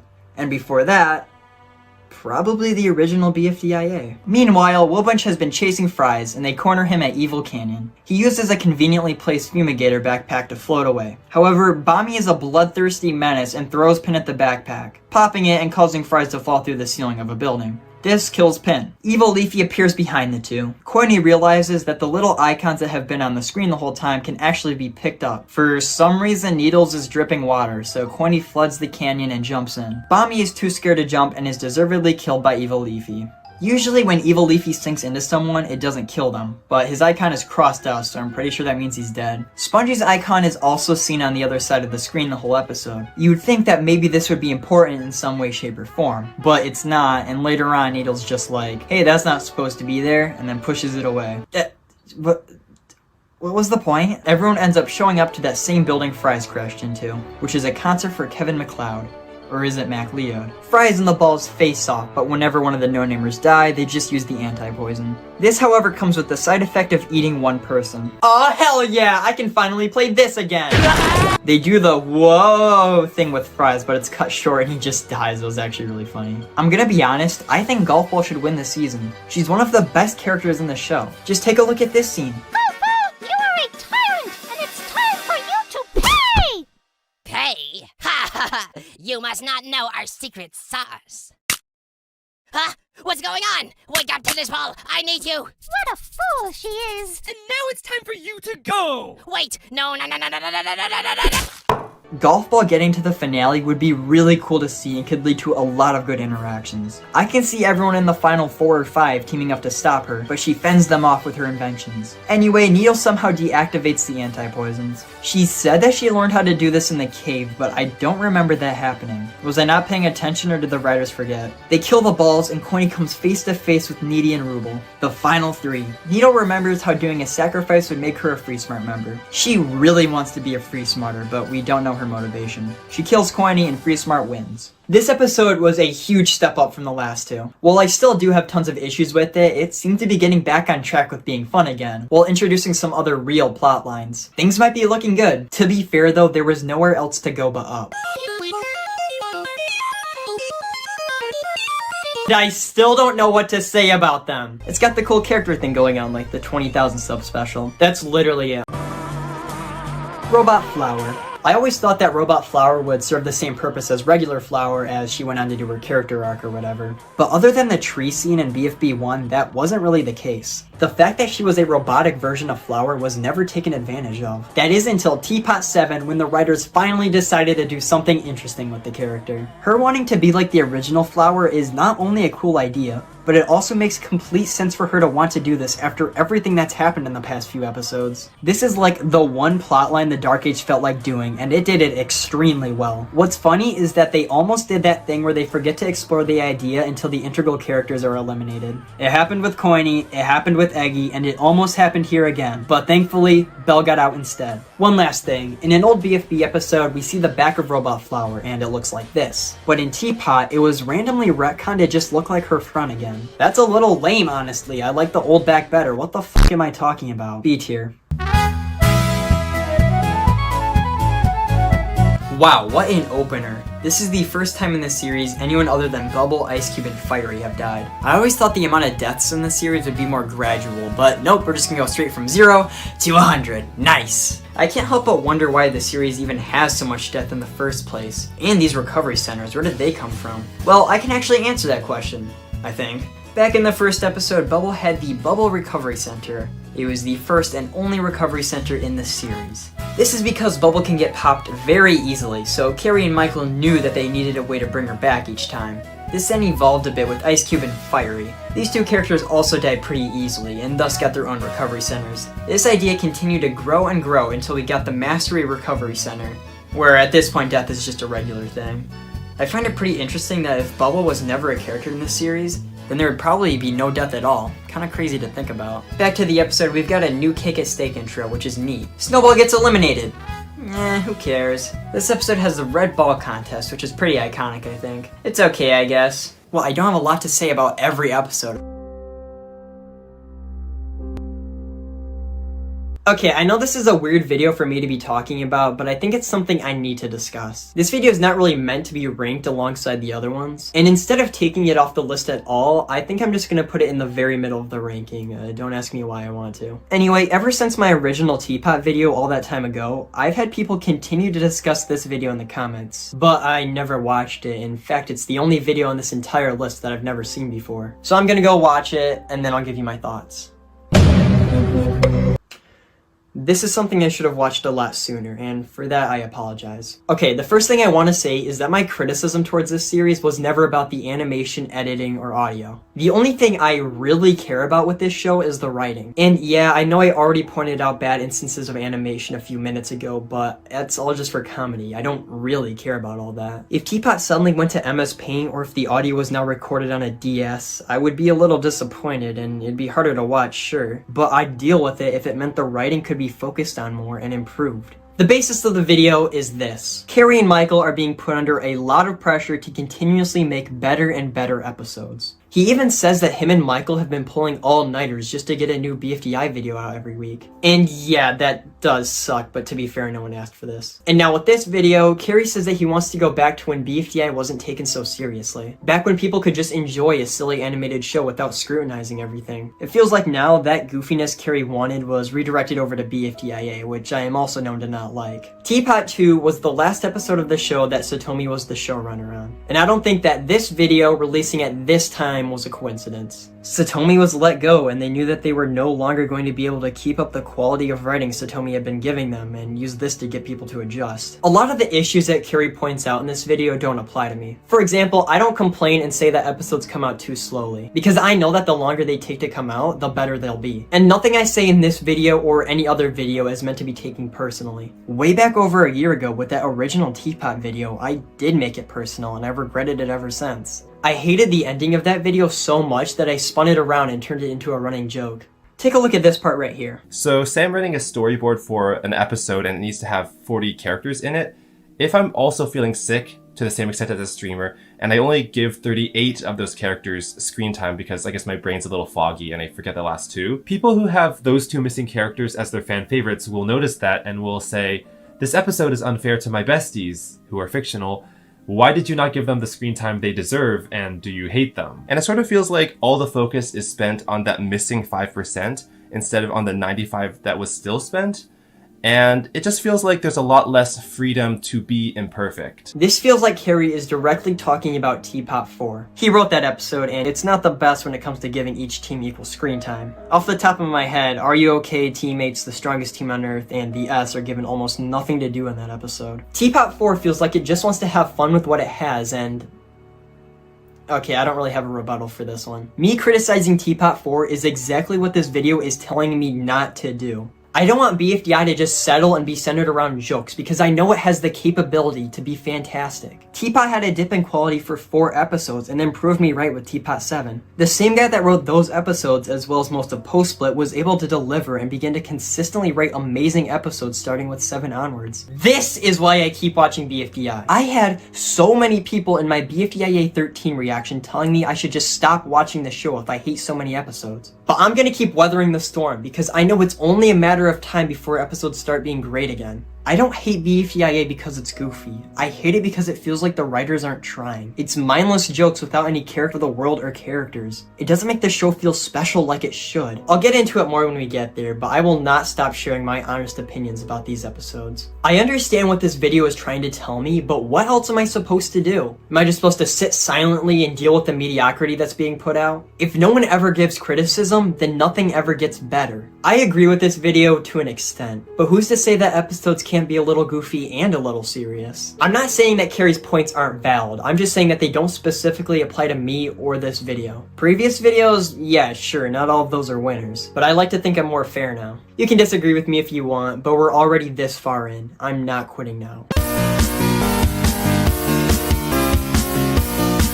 So, I'm sorry to disappoint you, but since I've already made a whole video on this episode— oh wait, I never did that.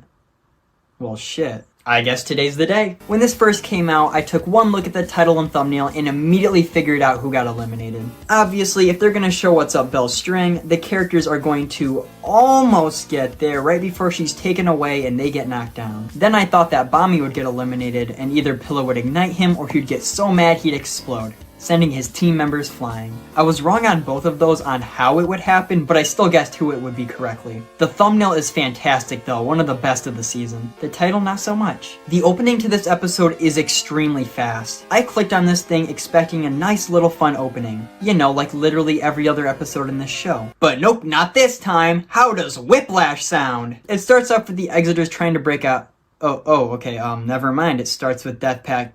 Wrong again. Okay, I guess it starts with, what the hell is even happening? So after a long series of events, Bomni gets ignited. He explodes point blank next to Book and Price Tag, and this somehow doesn't kill them, but just launches them away. They land on Belle's string, and without missing a beat, they both begin to climb it up. Phew, we're safe. Say, what's up there? Yeah, that's very natural dialogue. But alas, after years of speculation, we finally get to see what's at the top of Belle's string. Just kidding! They make it like halfway up before finding Bandland. That is so lame. Not only did they do the "Tee-hee, you thought you'd get a lore reveal this episode, but you didn't," but there's just nothing cool or interesting about this location. It's just a random place in the cloud with big instruments that has supposedly been here all this time. Bami getting eliminated is something I already knew was going to happen, but it still made me so mad to see it. I was really starting to like Bami this season. I need to specify that I like him this season and not BFDIA, he sucks there.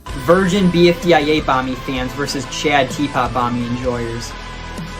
That might be my worst joke yet. Belle's elimination, on the other hand, did not leave me too broken up, but I loved her reaction. It was very realistic. More of this and less of this. Well, it was fun, guys. See you soon. Nice run. It was fun, Belle. However, both Belle and Bami go mysteriously missing. I say mysteriously despite the fact that we see them get taken by one. I don't know why it acted like we didn't know what happened to them. Basketball sees this. Nice. Soon, Tua announces that we've made it to the merge. Welcome to merger. He tells everyone just to pick their teams and he'll lock them in when someone says something. One then swoops in and moves everyone around. Two turns around and here are the new teams.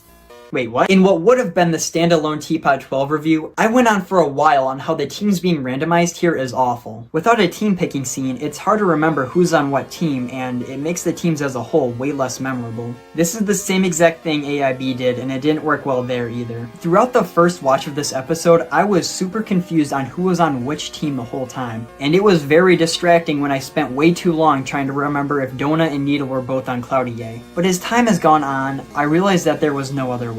The issues are still there, but what other option was there? In what way other than randomization would these exact teams be able to form? I had the idea of schoolyard picking like in season 1, but then team captains would have to be decided fairly somehow, which would take a lot of time. And I'm sure it could work, but again, that'd take a lot more time, and this episode's already almost 30 minutes long. TB and GB get split up, and Tennis Ball is terrified because he's never been on a team without Golf Ball before. You know, except for the time that he was. All the jingles are pretty good. Cloudier's jingle sounds like Legends Arceus music, that's all I have to say. That's a good game though. A really good game. You know what? F this, I'm grabbing my Switch. The new teams lead to a couple of new dynamics, such as Book and Ice Cube being uncomfortable around each other. It's about damn time these two characters interact again. Death Pact again stays together out of sheer luck, I'm sure. Pen and Needle become rivals out of nowhere. I guess the writers just didn't know what to do with them. And speaking of rivals, Eraser gets himself a new one.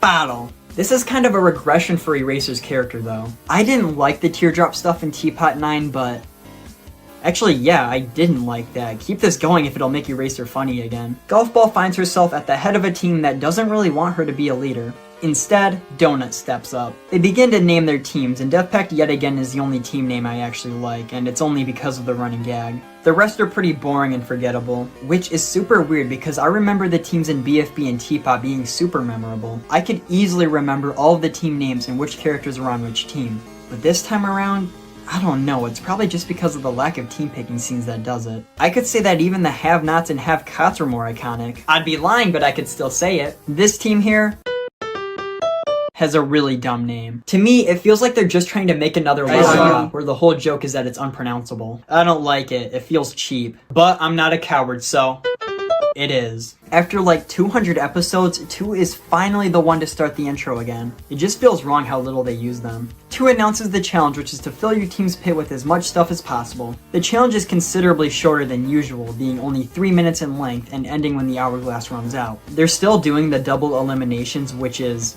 fine, I guess. I hope sometime soon they stop doing those every episode. And the team with the most stuff in their pit gets a special prize, ooh. 3 seconds into the challenge, one kidnaps Fanny and offers her a deal. She'd give Fanny a brand new mouth in exchange for a favor from Fanny. Fanny reluctantly agrees and finally gets her mouth back. Wow, that took way too long. Later on, one offers a similar deal with Ice Cube and her legs when she gets separated from her team at the moon. The moon is for some reason really small here, and it's not like that so it doesn't take up too much space on screen because Team 2 rolls it over to their pit and it fits in pretty well. We've seen how big the moon is in this universe before, why did they do this? Golf Ball begins to formulate a plan, however her entire team is gone. All except for Yellowface, that is. Golf Ball actually has a really good idea, using Yellowface's thousands of products to fill the pit. But the rest of the team is adamant to not listening to her at all. They won't even hear her out. And like, I know that Golf Ball doesn't have the best track record, but this idea is literally flawless and would get them an easy win if the rest of the team had just listened. So what do they do instead?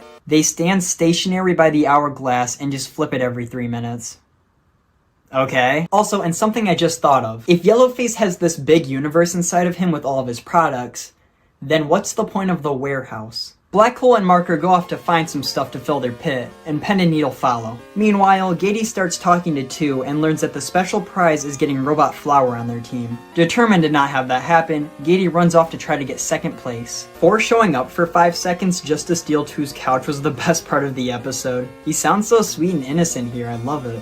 Oh, hey 4, you wanna chat? Not to stress you out, but I have a feeling someone's been watching us all lately. And 4? 4, are you listening? No. Oh, well, as I was saying, I think... See ya.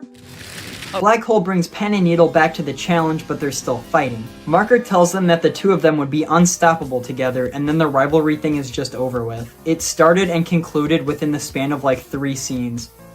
Excellent use of these characters, guys. After an insanely convoluted series of events, Bottle gets flung into Bandland and throws down a keyboard. This lands on the giant David in Cloudier's pit, which angers him, causing him to yell and destroy the wall in between Cloudier and pit. Twice in this episode, a character gets launched into the sky and ends up in Bandland. Characters have been getting flung around this entire season, yet only now do they end up here. If this place was here the whole time, you'd think that we'd have seen it before. Anyway, Cloudier and get put up for elimination since they don't even have their own pits anymore. This is the part of the episode where I went to the forum to vote and saw that there was a rejoin for the Exiters. Let that be a lesson, kids. Always finish the episode before you go to vote, or you might ruin your own surprise. So yeah, the Exiters break out of the kitchen and for some reason they all really want to join the show. Yup. All of them. I understand that we needed a reason to have a rejoin vote, but I feel like some of these characters probably wouldn't care to join another show. Like 8-Ball is the first one to ask to join, but why does he want to be a contestant again? We've never seen him be super competitive before. None of these guys even know what the prize is at this point. 8-Ball just really wants to compete for some reason. Also, every single other competition these characters have seen has involved the contestants getting locked in a small area upon elimination. They just got out of the exit and they have no reason to believe that this show would be any different. Like, if they don't want to work in the kitchen, why don't they just leave the area? I just don't get the motivation for wanting to join, I guess. Alright, the last thing I want to talk about is One, and then we're done with Teapot. One is a very interesting character, and depending on when this video releases, her plan is very mysterious. She claims that she's an old friend of Two's, but it's likely she was just saying that to gain trust. After making the deal with Fanny, she says, "See you soon, Fanny," which is very spooky, and I imagine that everyone who makes a deal with her is gonna have something real bad happen to them. Obviously. 2 actually notices One's presence, saying that they feel like they're being watched, but 4 seems to be completely oblivious to everything going on. I hope they don't make 1 more powerful than 4, because that would just feel wrong. They found clever ways for 4 not being present before, so I'm sure they can do it again. It made sense when they nerfed him last episode, because otherwise it would just be unfair, but if they make him weaker than he should when they inevitably fight, I'll be pretty disappointed.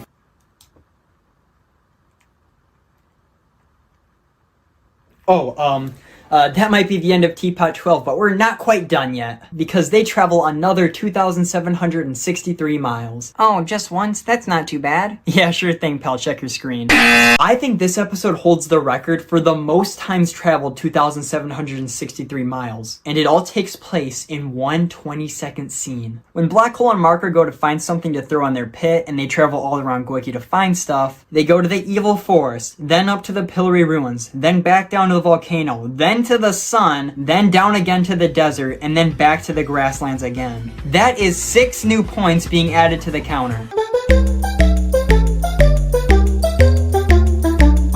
Baller. How many of you actually knew that this video was made to announce the very first Object Show meetup? I knew. Oh my gosh, shut up! I like Baller. It's good. I definitely prefer the real music instead of those. Fiery. I find it really funny that the first ever iteration of the show was named after the character who would later win the first season. Like, what are the odds of that?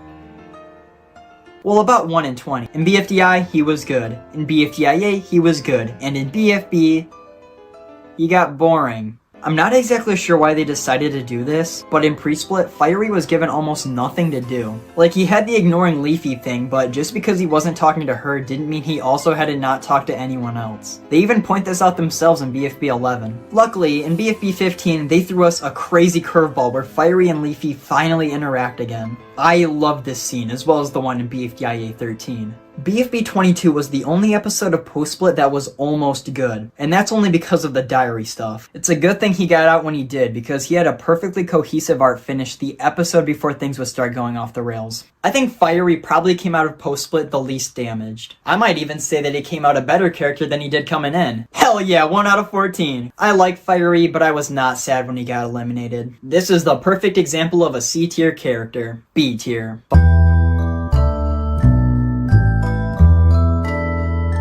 Imagine how different the series would be if BFDIA was never cancelled. IDFB, BFB, and T-Pop probably wouldn't exist. This admittedly isn't really anything special, it's pretty much a minute and a half of audio. The episode states that the contestants now live in Yoil City. I wish they did that in the real one. I'm sure if it was actually made, it would have been pretty good. I assume after the monstrous BFDIA 5, episode 6 would have been a lot more laid back in comparison. It really does make you wonder what the season would have been like if it never ended.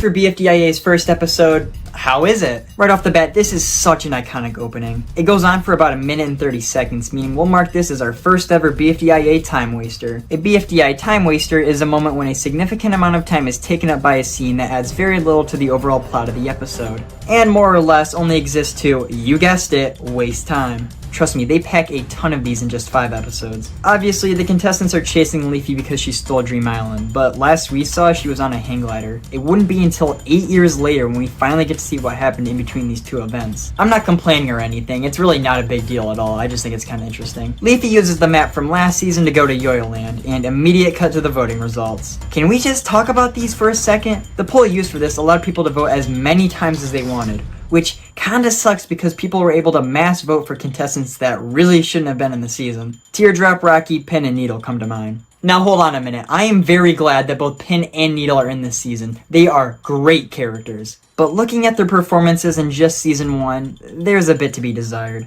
With that said, this is a fantastic cast, ignoring these two. I wouldn't have it any other way except these two. Since Leafy, Flower, and Bubble are either missing or dead, they get kicked off the list, allowing Book, Puffball, and Yellowface to join. Good thing too, I couldn't imagine a season without these 3. Yellowface wasn't even on the season voting, enough people just wrote him in to get him onto the cast. Well, oh, just my luck. Not even 2 minutes after the last one, we get yet another BFDIA time waster. This one is the Yahoo I Wanna Know scene. Overall, this is probably one of the better time wasters this season, just because it's early on and Puffball has a nice voice. Yo, what was Fiery doing though? Something's not looking right. TV becomes the host of this season, even though he's barely a character. Next, the eliminated contestants get sent to the LOL. As you can see, Evil Leafy is thrown in there. That doesn't make sense though, because we see her free in just 1 episode from now. Well, in BFDIA 6, we learn that Evil Leafy can face their windows, and wouldn't you know it, the LOL has a window right there. Finally, the contestants get to pick teams. There's an argument that is quite humorous, I assure you, and we end up with Pin, Coiny, and Donut on one team, and literally everyone else on the other. Finally, getting onto the challenge. Oh shit! Oh my gosh, don't tell me. There's a 3rd BFDIA time waster in just this 1 episode. Yes! Thank you, whichever Huang twin wrote this one. I've always wanted to watch a minute-long scene of static shots. My life is complete. The challenge lasts all of 2 seconds, and the obvious team loses. I'll say it, this isn't a very good first impression this season. I'm not even joking, a 1/3 of this episode's runtime is time wasters. I just don't understand, like, sure, they're funny sometimes, but a 1/3 of an episode's watch time is a little much. I just want to point out that I'm not actually mad about the time wasters. This time. The running scene was definitely warranted, and the other 2 aren't that bad at all. I'm just playing it up for the funny. One thing I will say though is that the animation is a massive step up from last season. This one shot of Leafy on the canyon tops everything in season 1. It's also a lot more creative too. It has characters squash and stretch and their limbs extend far periodically. It's good stuff. And I'd be lying if I said there were no funny bits. But I don't know, this episode just doesn't have much content. By the time the episode feels like it's starting to get going, it's already over. I swear that this is just an oddball in a group of great episodes though. I know in my heart it gets better later.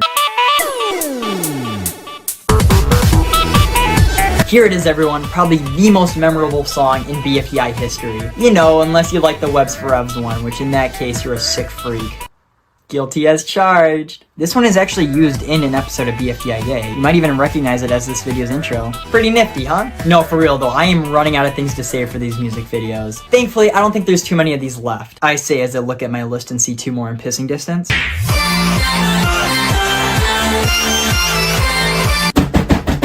It's fine! Okay, this one's actually pretty good. It's got a nice beat, and I do enjoy David coming in and his pitch getting higher and higher. Jack and Jellyfy must agreed because they remade this one for 600,000 subscribers. Definitely one of the best songs so far. I am getting so tired of talking about these things.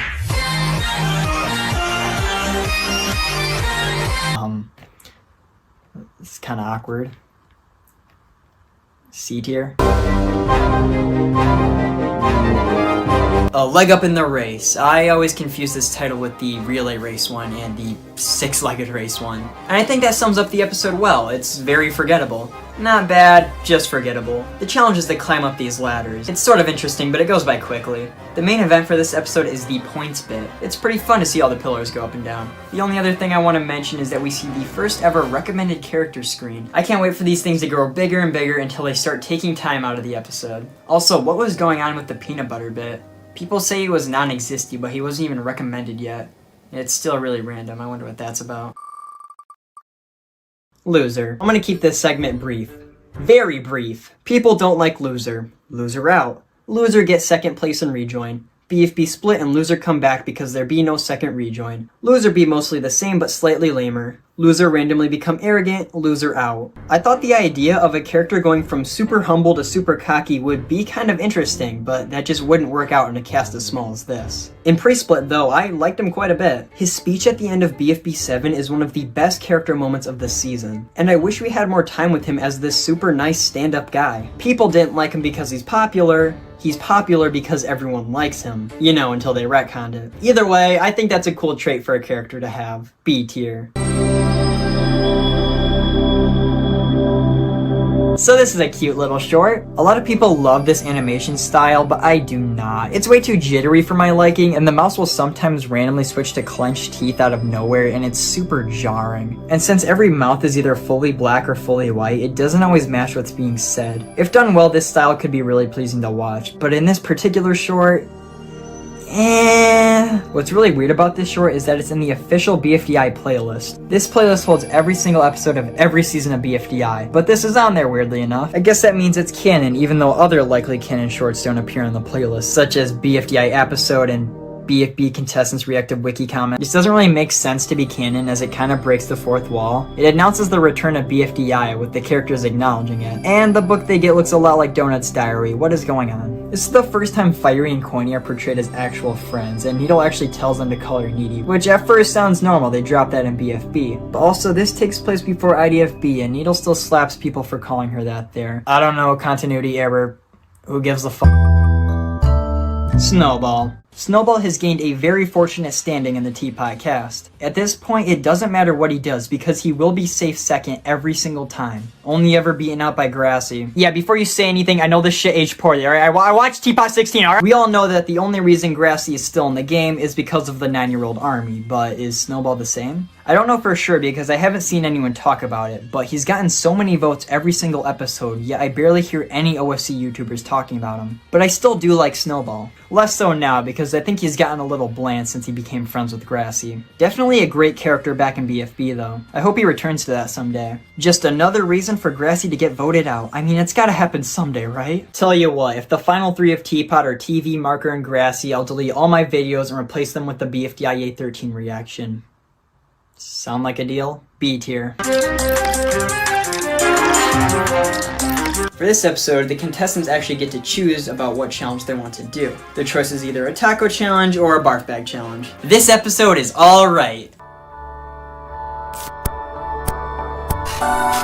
What a terrible title. What is this, BFDIA? I thought this one was titled Freefall, but no, that's what it says on the thumbnail. Would have been a much better name, but oh well. I really like the opener, that was funny. Really good animation too. For some reason, the main focus of the episode is the cake at stake, which takes the majority of the runtime. Lai gets eliminated here, and I'm pretty sure just about every human on the planet agrees that this was a mistake. It makes sense why she was eliminated because no one on Death Pack did anything bad, but Lai didn't do anything at all due to her being surrounded by forks. even though Pi didn't do anything either. Lai has an admittedly cool final speech and flips her face around to the light switch from BFDI episode 225,555,555. They entertain the idea that Lai is a switch for something crazy mysterious, but I doubt it'll ever get brought up again. Hey, this is editing me, and they fucking brought it up again. That leaves us with the challenge, which is pretty uninteresting. The teams have to stay flying on these paper airplanes, which could be cool, but they don't really do much with it. Most of the teams don't do anything, and it just becomes a race between Beep and Free Food on who can hit the ground first. Stapy has his dumb stapler instincts bit, which would guarantee that he would be eliminated if Free Food lost. Beep gets the most screen time though, and David and Woody hard carried the team. It really sucks that they lost again, but that one cliff shot was nice. Overall, this is definitely the weakest episode of the season, but it's still alright. I can get some enjoyment out of this. 1. I think 1 is really cool. I love the idea of an evil Algebraian going after 2's power. That's like the thing they're battling for. I love her voice actress. She does a great job. She makes horror games apparently. Some like needy streamer overload type thing. I don't know, looks right up my alley. This is what my alley looks like. In Teapot 13, when counting down, 1 says 4. Oh. Okay, so clearly some resentment towards 4 there. That could be cool. Or maybe not clear. Maybe she's just upset that basketball was taking a while. Really could be either. I really like 1. I like how she kidnaps the contestants. I like how she has no arms for some reason. And I love needy streamer overload. Just kidding. I fell asleep watching a playthrough. B tier. The very last BFDI YTPMV.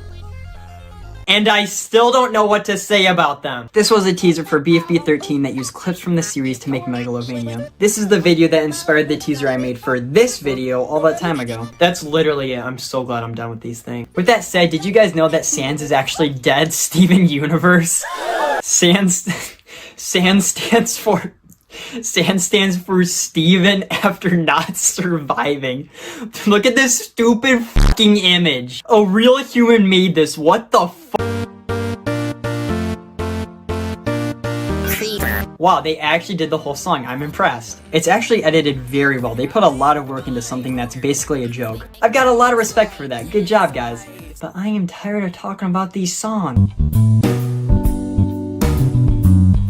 Dude, this is the first ever mention of Yo-Yo Land, as well as Yo-Yo Berries, and their ability to turn people metal. This episode also includes probably the most unfair elimination in the series, being Ice Cube. It was a contestant vote in which the reasoning was stupid, and to top it all off, the final rejoin took place immediately after this, so Ice Cube didn't even get a chance. Speaking of the rejoin though, how the hell did Teardrop almost join? The only logical reason is that people thought her elimination was unfair and wanted her back in. That would be pretty reasonable, if only these people decided to cast their vote to an actual character, rather than just a plank of wood. Hell, a literal plank of wood would have been better. Pencil and Tennis Ball both had unfair eliminations, yet they don't make it in. I fail to see the logic of Season 1 Teardrop fans, but let's just move on, I guess. The Long Jump Challenge features the first ever 2,763, and that's it. This episode's fine. Basketball. I never loved basketball, to be honest with you. She was always just decent and still is. I like how she cares for Robot Flower, and I would say that I liked her rivalry with Golf Ball, but it's barely ever explored. The Robot Flower stuff is pretty cool, don't get me wrong, but I just don't feel that much towards this half of it. It sucks too because I feel like I should like her a lot more. She has so much going on and is arguably the most important contestant in Teapot's story. I know I should love her, but I don't. I guess all I can say is, I'm really sorry, Imperial Red. She's still really important though, so B tier. It's okay, I suppose. I like the 64 people playing games and talking. Webs Ferez is back to lend his beautiful voice, and he also wrote the thing too. I don't really know what you want me to say. It's a brief recap of the season. I didn't really like it at first, but it's grown on me since, especially the 64 people playing games and talking. The instrumentals are pretty solid, I won't lie. It definitely helps build up this grandiose feeling as we wait for the final episode of the season. But all I can think about was how better things used to be. You know, back when 64 people were playing games and talking. Personally, it's hard for me to get excited because 1, I already know the outcome. Flower wins. And 2, this season just sucks now. It does its job well, and I do enjoy it. Webs Ferez does make this a lot better than it would have been with his amazing voice and all the 64 people and and whatnot. The time between now and BFB 30 is greater than the release distance between BFB 30 and BFB 1. Let that sink in. It's been over 6 years since 64 people playing games and talking. Black gold threatens all of them till a blue hand stops them. Their name's for an exo. Can they trust them? I don't know. They said, don't you want to I had a really hard time deciding whether I liked this elimination more or less than the next episodes. As I made that video, my opinion changed like 4 times until I eventually decided to put this one in second. I have listened to this one so much though that I can recite the entire thing from memory. I never did that in the original video because I thought it would be weird. Which it is. But what the hell, why not do it now to prove it? Alright, let's do this. Alright, okay. Whew. Gotta get this right, guys, gotta get this right. I can't embarrass myself here, alright. Alright, here we go. Tennis ball is safe with only 55 dislikes. Yeah. So is my owner with 59. Also safe is Bommy, Needle, Ice Cube, Rocky, Book, Gelatin, and Fiery. Now half of you are safe, and half of you are not. Well, I just know I'm going to lose. Nickel is wrong, and Spongy is also safe, despite possibly being dead. Oh no, Alliance, none of us are safe yet. Pencil is overreacting, her entire alliance is safe, and so are Golf Ball and Yellowface. Finally! Dora, why don't you go explore the TLC?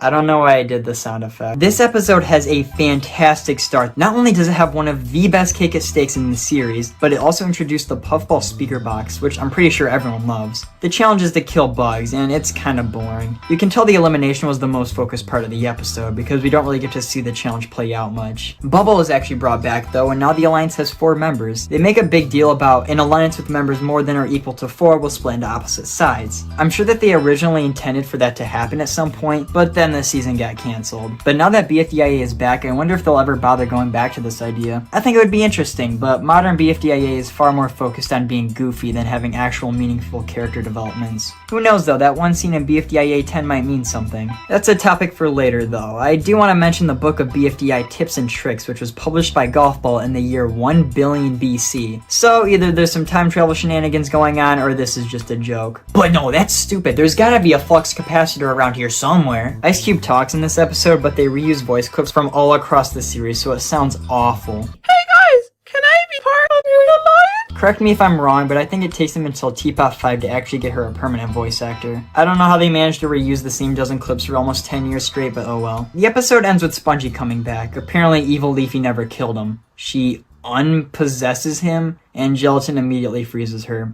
Wow, that's lame.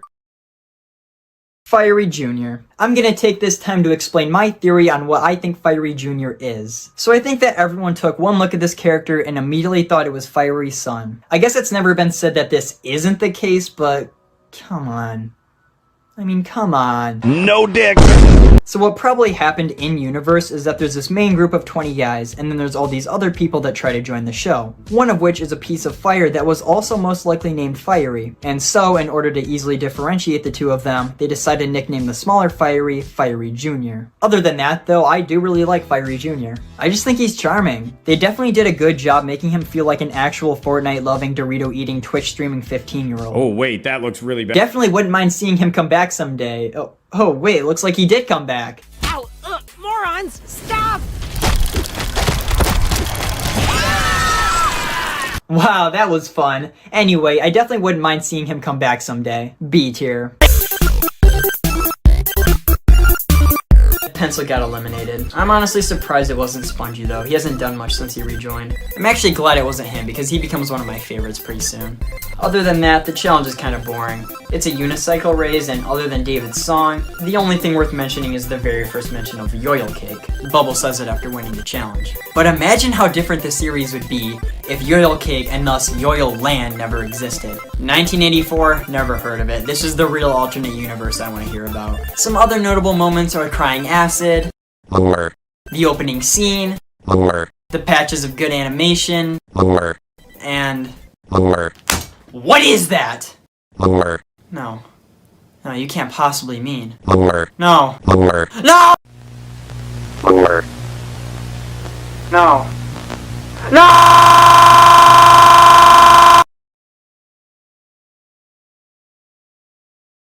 The announcer's diary is shown in this episode, which reads as follows. Ugh. Today was absolutely terrible. I received a call from the broadcast company that the payroll funding has been cut further. This, quite obviously, has a severe impact on my pay. Diary, I'm very sorry to tell you this, but I cannot remain on this earth for much longer. My innards are composed of various substances that have a repulsion towards the planet. Thus, I have a natural propensity, whatever the word that, toward the vast void known as space! Only my built-in Earth attraction unit keeps me on Earth, but my shrinking pay will soon fail to cover the cost to maintain it. Perhaps it's just my mind, but I can already feel the grass slipping away beneath me. A distant memory comes to mind. The day I left my home for a complete alien world, I felt a melancholiness that I thought I'd never feel again. Everything I'd ever known, everything I'd ever relied on, everything I've come to know and love was replaced by cold, unfamiliar mist and shapes that never fit solidly in my mind. I knew, or at least I thought, that I'd never have to experience such departure again. Now the wounds are open. I feel my attraction to Earth diminishing. With every vibration of the speaker driver, attraction and repulsion duke it out.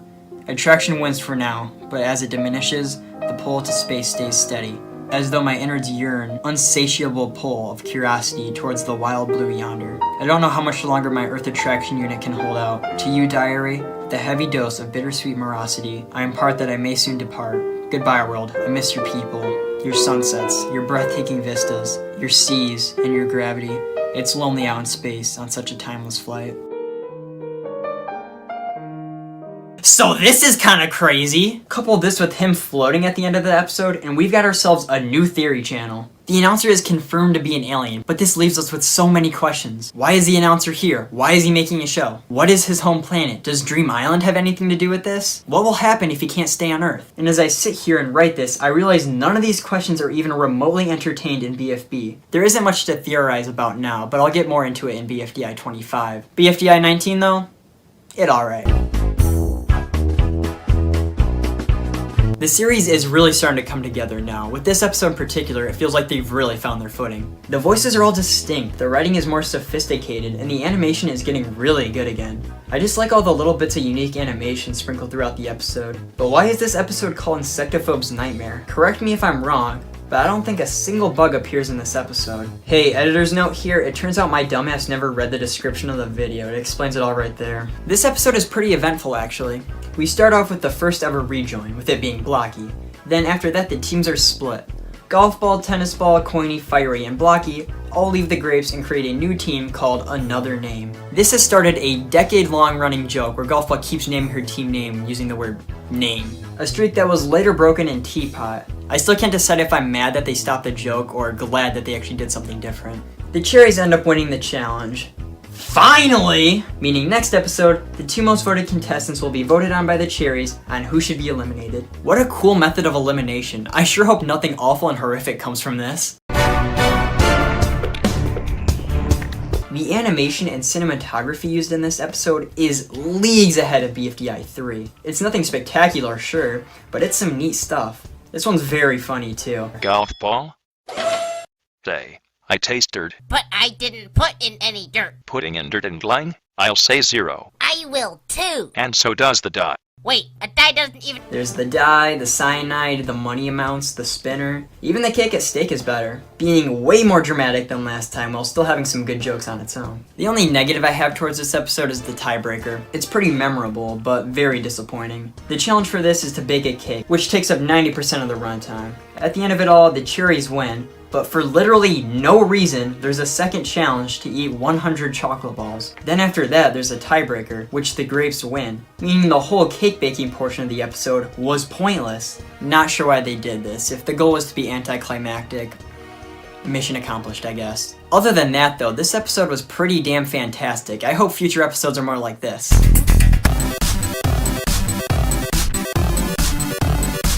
In the opening for this one, Fiery Speaker Box says that they're battling for Dream Island, but then shows the one from BFDI 4. Seriously? This is what they're battling for? This is gonna be a very disappointing finale. TV isn't able to come up with a good enough cake at steak intro, so he gets flung into the LOL. He grabs the key as he goes, and wow, that's how the LOL gets locked. I'm not gonna lie, that's really lame. Something else that's lame is Evil Leafy being frozen. She's supposed to be intimidating, but they keep dealing with her too easily. This isn't even a revival problem, they did this in the old BFDIA too. During the cake at steak, Bami wins the prize and gets turned purple. Already, Bami talks way too much. His whole thing in BFDIA was that he never did anything, and I'm not saying I'd prefer him to be boring, but he goes from 0 to 100 in voice lines. He talked a little bit in BFDIA 6, but for the time he's in this episode, he's yapping it up. Yellowface hates the color purple, so he kidnaps him. Rocky gets eliminated also. The challenge is to create a new elimination area. However, Free Smart was still in the air and didn't hear about it. TB notices that Ruby is holding onto a meteor she caught while in the sky. This is Yoyolite, which will be very important, then not important, then very, very important. So Tennis Ball enlists Fiery and Gelatin to switch to Free Smart to steal it because it's worth trillions or something. The moment this happened, I immediately knew that Free Smart would lose this episode.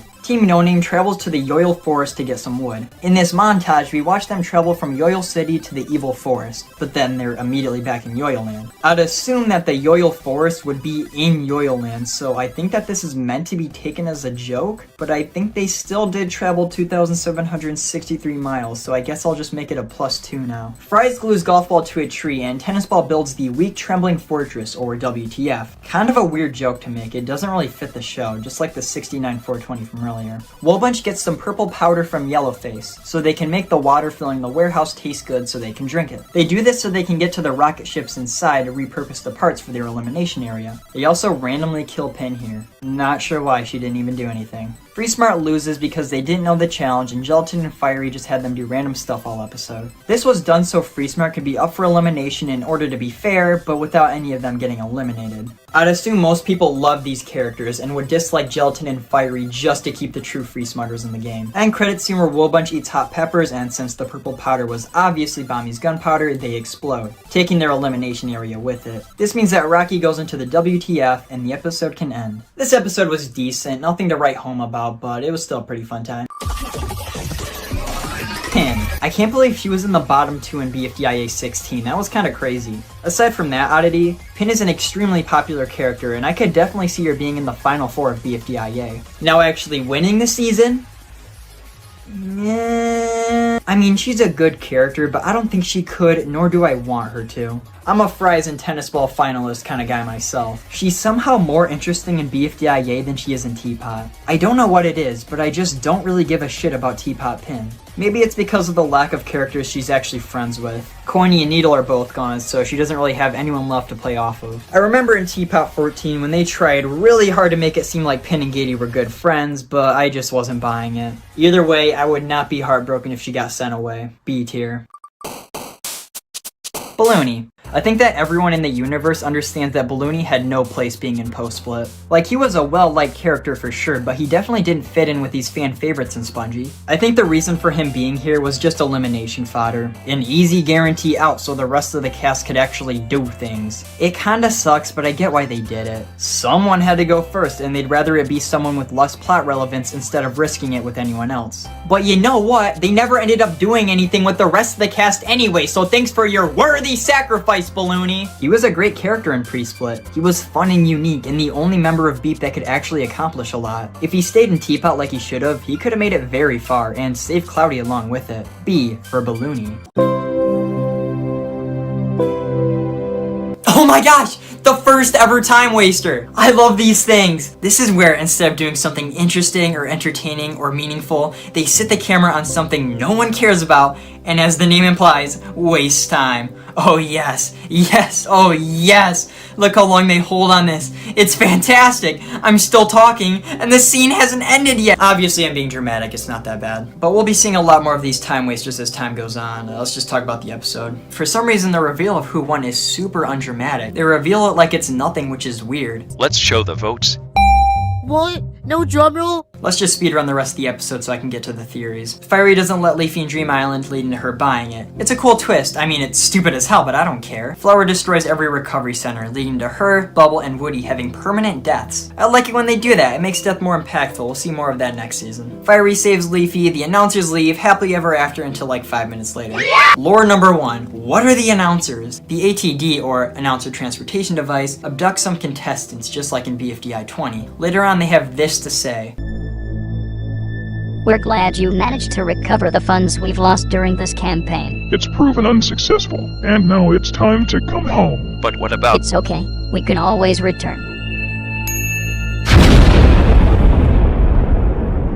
I genuinely have no idea what their goals are. As far as I can remember, this is never mentioned again in the series, not even BFB 29, so all we can do is wait. Lore 2. Leafy is evil Leafy. This is a theory I've had for a while. We see Leafy flicker between her and evil Leafy, which made me think they are the same person. Think about it, we've never seen these two characters at the same time. But then I remembered that in BFDIA, Leafy dies and evil Leafy still shows up. Lore number 3. Dream Island isn't real. This one is definitely true and I can prove it. We never see Dream Island, even before Leafy buys it. There's nothing behind that gate. And notice how the contestants that go in are still on the side. They never walked onto the island. The closest we get to even a glimpse of the island is when the announcer is playing in a ball pit. But watch this clip from BFB 29. And in turn, I returned home. Until suddenly, I was caught off guard by another season of BFDI. See that? The announcer has a ball pit in his home. With that said, this might mean the announcer has an affinity for them. It might just have one laying around to play in. How could an island even disappear anyway? It's a cartoon. I know damn well it's a cartoon, but it just doesn't make sense for a giant island to just disappear. Where would it go? If Leafy bought it, shouldn't she know where it is? This episode's alright. It's got good mysteries and okay twists, but nothing that interesting. I don't really know how to feel about it. If it wasn't a season finale, I'd say it's a lot better, but as it is, it's okay. Clock. Clock was one of my favorites back in BFB. I loved his small rivalry with 4 and how he was so assertive with everything. His love of loser was his worst trait, and it was clearly only ever there to throw him on the team. I really wish it didn't take them like 4 years to get around to that forgetting thing. No, seriously, it was over 4 years between BFB 15 and Teapot 10. I don't get you! I'm really happy that they didn't let his elimination get in the way of that though. That was a great moment. I don't know what Clock did while working in the kitchen, but foregoing from killing Clock and not recovering him for a year to literally having a shrine of the guy has to be the biggest turnaround of the century. B tier. This episode starts off with a reused Ice Cube line. It's pretty hilarious right now, but I'm sure 3 hours from now it's gonna be pretty tiring. But you know what doesn't tire me? Teardrop getting eliminated. Yes! Yes, yes, I hate you! I hate you! So in what is likely the most controversial elimination in BFDI history, Teardrop is eliminated instead of Snowball. Teardrop had 5 votes and Snowball had 18. But due to the new elimination method, the winning team chooses Snowball to stay in the game, meaning Teardrop is eliminated. Now look, people love to cry and whine about this elimination, but I've said it before and I'll say it again. Teardrop does nothing in this season. I'm not exaggerating when I say Teardrop's relevance peaks in episode 2 when she fills the water buckets. Any point beyond that, you could remove Teardrop from the scene and it would be exactly the same. She adds absolutely nothing. This is why Carrie and Michael chose to keep Snowball over Teardrop. I'll respect the opinion of any Teardrop fan, but I better not see anyone complaining about this specific elimination. Any other scene, any other elimination, any other season, you can believe whatever you want. But this here is beyond defending. Rocky does more in any given episode than Teardrop does in the entire season. End of discussion. The episode is titled Cry Baby, but that part of the challenge doesn't even last a minute. Maybe it's named that from all the Teardrop fans in the audience. It ends up being a tie, and the real challenge is skiing. I've always wanted to ski, but I've never really been able to. Maybe one day.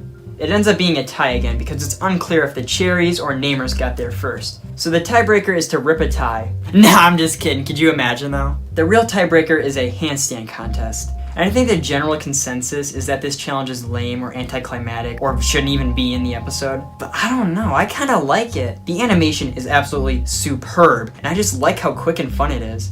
Go.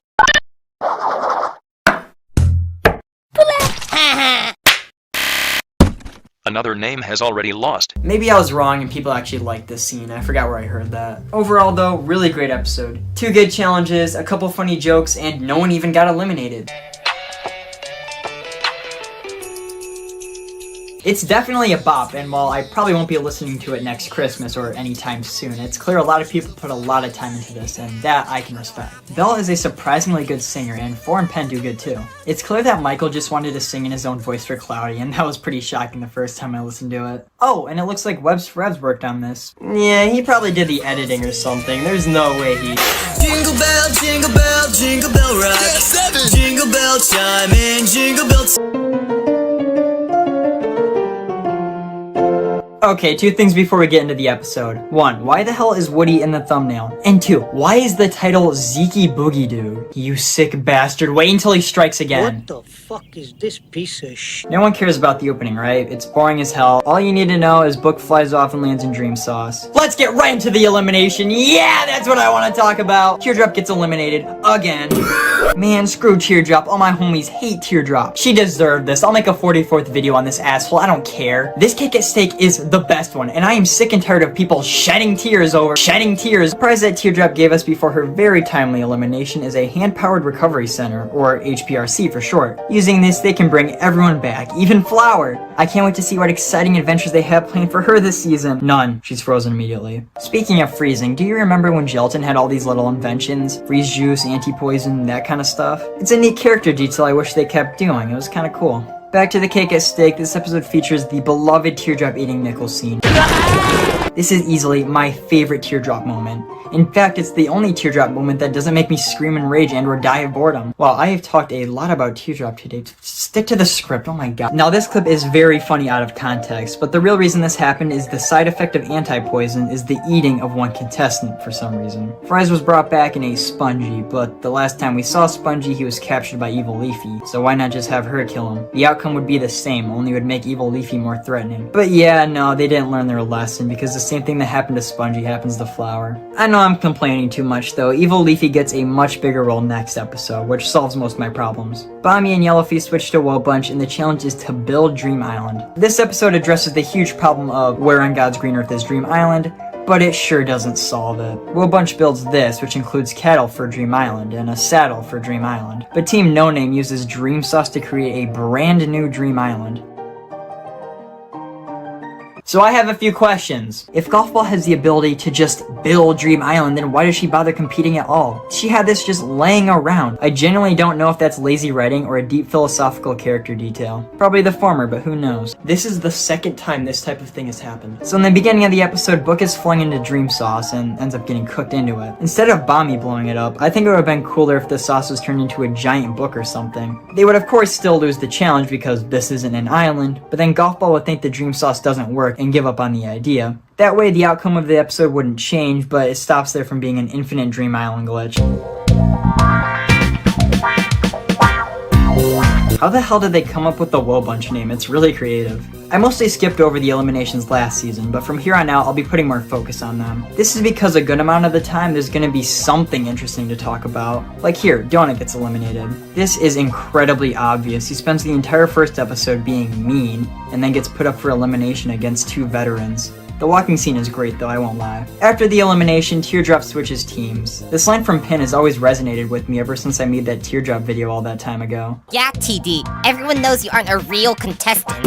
The challenge is to make yoyol stew. Coiny actually got some yoyolberry seeds as a prize during the cake at stake, so they finished their stew fast. They get a total of like 10 seconds of screen time this entire episode, not including the elimination. And for some reason, those 10 seconds are randomly animated really well. I'm not complaining, I just didn't expect that. Over on Team No Name, Fry says everyone digging. Wow, what a silly and memorable joke. Imagine if they ever brought this back for no rhyme or reason, only for the purpose of nostalgia and riding on the coattails of an already well-made joke from years past. Wouldn't that just be cool?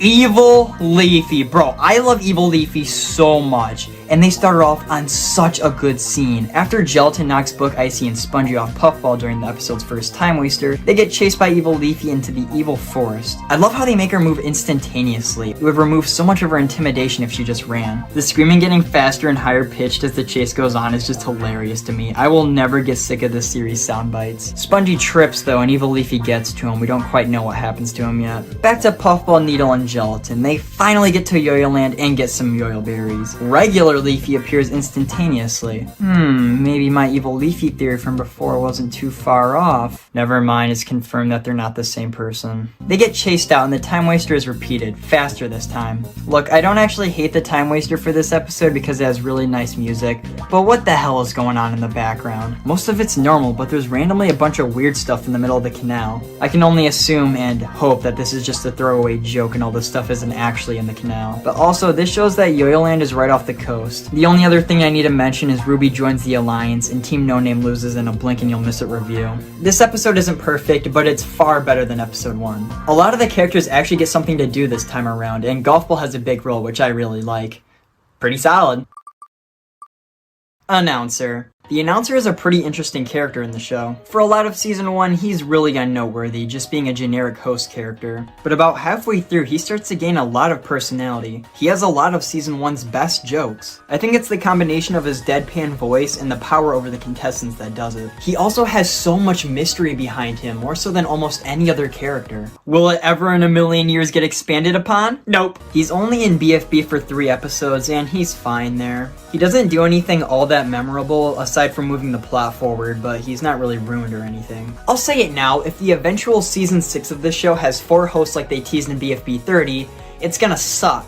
You know what, I'm just gonna take the rest of this segment to complain about the non-existent season 6. Like, how many times can these same characters get put into a reality show? Everything up to this point works, but a 5th competition would feel forced or be way too convoluted. In season 1, the announcer gets his cast and starts his show. After the prize goes missing, he runs a 2nd season immediately after for the same prize. These both work. After years of nothing, a powerful being who was obsessed with BFDI comes to the contestants and runs a 3rd competition for them all. This works because it's separate from the first 2, and it's actually the first competition for a lot of the characters. Later on, another powerful being swoops in and splits the cast between 2 shows. This is technically a 4th competition, but from the Teapot contestants' perspectives, BFB 1 to present day just feels like one long competition. This works. But what about a season 6? Where would you go from here? You can't just have 4 old characters host another season. This is nothing new. We've seen this all before. And what would the prize be? How could you possibly top godlike powers? The prize can't be just another Dream Island or $1 million or something. The expectations of the contestants and the viewers are way too high for that. I'm gonna be honest, guys, I think that after Teapot, it might be time to throw in the towel. I mean, sure, they could do another non-competitive season like IDFB, but I'm sure that a lot of viewers would be turned off by that. The only idea that I have, though, is one trapping some of the contestants in her pocket dimension and forcing them to compete. But that would feel forced, like I said. And also, it would force the season to have a perpetually dark and hopeless tone, which would wear thin after a while. If any of you guys have an actually good idea for a season 6 gimmick, let me know because I'd just like to see if you could. B tier. 4. 4 is a very interesting character in this series in the fact that he has 4 distinct eras. The first era was very early pre-split and contains all of the episodes before he's multiplied by 0. In these first few episodes, 4, as well as X, are super weird and creepy. Their animation is unlike any of the other characters, the way they speak is alien, and their overall vibe is one of an eldritch horror. 4 is super violent in these episodes too, zapping and screeching people all the time. It's a hard decision to make, but this might be my favorite 4 era. Just look at him at the end of BFB 2. It really sells that otherworldly abomination feeling the early episodes had. The only downside is that he's not much of a character here. He's more of a gimmick and sometimes plot device for wacky challenges, but it's definitely the most unique of the 4 4s. The second era is from BFB 10 to 15. This is when 4 came back and was a little less violent, a little less unsettling, and a lot more of a character. This is classic 4, probably the version that everyone comes to when thinking about the character. It does lose some of that uniqueness that early 4 had, but I can't deny that this is the objectively best version of 4. He's mean, but not cruel. He's funny, but not repetitive. All around great character. Now here's the part where I say something along the lines of, I can't wait for them to fuck it up, but I've already made that joke like 20 times at this point. In BFB 16, 4 just kinda lets 2 take his contestants away. He doesn't do anything about it really. We later find out that 4 is stronger than 2, so I really don't know why he just sits there and lets it happen. You know, other than the fact that the plot demanded it. Post-split did 4 so dirty. A lot of post-split characters didn't start getting worse until a few episodes in. But 4 is just a little early bird, isn't he? At the very start, he begs the contestants to help him get X back. Flower, the answer answer was, is, and will always be no! Dude, episode 1-4 would have horrifically mutilated Flower in front of everybody. He's just a little bitch now. He whines all the time and lets everyone push him around. I know that later on they explain that X is trying to get 4 to be nicer, but you could have had a middle ground there. And he gets this dumb character arc at the end where he learns to be nice to the contestants. But he was already doing that, guys! At the end of BFB 30, 4 is unrecognizable as he was in BFB 15. This character arc doesn't work because it wasn't set up well, but also because this isn't 4 anymore. This kind of character arc would never work with the real 4. BFB 1-4 would kick BFB 34's ass. It wouldn't even be a competition. Get it? Competition, like the competition show. And that leads us back to Teapot, where I actually like this version of 4. They completely undo his character arc, which is hilarious. Recently, they struck a bit of a middle ground between the first 2 eras of the character. One where he's his own person, but still weird and creepy. Same thing goes for X too. The 2 of them act really unsensible at times, which leads to some funny moments. I can't believe it, but Jack and Jellyfy actually fixed 4. And all it took was completely ignoring everything from post-split. Amazing, they should do that more often. B tier. They traveled 2,763 miles within the first 2 minutes. They even walked past all the bodies in the canal like it's nothing. Why? You know exactly what you're doing, so why are you still doing it? John, wait, don't eat that banana, it's poisonous! Yeah, I know. And then everyone else just drives there off screen. Other than that and the ending, which I love, this episode was surprisingly super fun. It managed to invoke the style BFDIA 2-4 had. It was stupid fun, but without it being try-hard or meaningless. There's still some bits and pieces of that kind of stuff though, like the Cake at Steak intro or the opening with Lewis. But most of the episode was very enjoyable. The challenge is fun and they do some interesting stuff with it. They have the gun, the car, then there's Coiny going to the Shade House. This subplot actually brings in a dark element to the episode, with the reveal that Gelatin has been killing his employees and turning them into sunglasses. It's no evil Leafy, but at least this season still got a little bit of edge. That song that Barbecue Sauce sings is so awful, but I just can't stop listening to it. Then there's the Cake at Steak, which I was actually wrong about. The voting between Pencil and Fiery was actually quite close, which I didn't expect. But I don't like how they just ditched Fiery Speaker Box. I always thought he was a really good host for the season. I actually didn't take that many notes while watching this episode, because it's the kind of thing where I can just sit down and watch it and not think too hard. I guess that's the appeal of the BFDIA revival. It's just simple fun while Teapot does actual character stuff. Now that I think about it, BFDIA is kind of the replacement for what Post-Split was supposed to be. A more whimsical season that would run alongside Teapot. But Teapot released way too slow, so it never ended up working the way it was supposed to. But now they've kind of got this every other episode thing going on, which works good. I thought I remembered this episode having a lot of Yellowface derailment, but it really didn't at all. It was just like one line and it's cleverly used to forward the plot. I wouldn't put this episode in my top 10 of the show or anything, but it's good. This episode opens with the immediate murder of the Flower Speaker Box. That kinda sucks, but at least it makes up for it with all these other speaker boxes. Okay, hold on. The announcer acts like he doesn't know these guys, but they come back in BFDI 25 and leave together. Also, who built the Announcer Recovery Center? The note left is signed by Fly Kid Fly, but I think it's implied the other speaker boxes built it, as they show up right after. They show up with the clone of the Fiery Speaker Box, which means 1, the one from BFB 8 might be the clone, and 2, the speaker box is built to clone to the Fiery Speaker Box for some reason. I don't know what any of this means because we haven't received any speaker box lore since BFDI 25, so all I can do is list out the evidence like I just did. Even though there's still 2 episodes left, this is the finale episode. You know, where the contestants have to go through every challenge from the series. It's a cool concept, and one I've seen repeated in countless object shows. However, the tension is never really set. It kind of plays out like it's any other challenge, which I found to be a bit weird. Leafy gets mad at Bubble because she doesn't want Leafy to help her anymore, and Bubble gets immunity. Flower might also be a human? Let me explain. She randomly loses a petal during the challenge, and in BFB we see that she can apparently add and remove more at will. She also has a full-on brain. Just something to think about. Yeah, the episode was alright. I guess to make up for the fact they skipped last year and didn't make a song for Christmas, they made this one completely original. This features all of our favorite living numbers, and they sing about all the things they want for Christmas. That's right, 4 is canonically not Jewish. The wishes they want are pretty charming, but the song's a little too short for it to really do much. It's solid, but just not anything I'd actively listen to. Cloudy. The best part of Cloudy was definitely his friendship with Baloney. It's still baffling that the writers thought that guy could stand on his own in post-split. Without Baloney, Cloudy wasn't the most interesting character, but I still enjoyed him quite a bit. I would much rather him stay over Bottle or Rocky. His collection was cool, I guess. I wonder if they're ever going to do anything with those explosive blueberries. It's only been 7 years. Not really much to say. He's a fine character. B tier.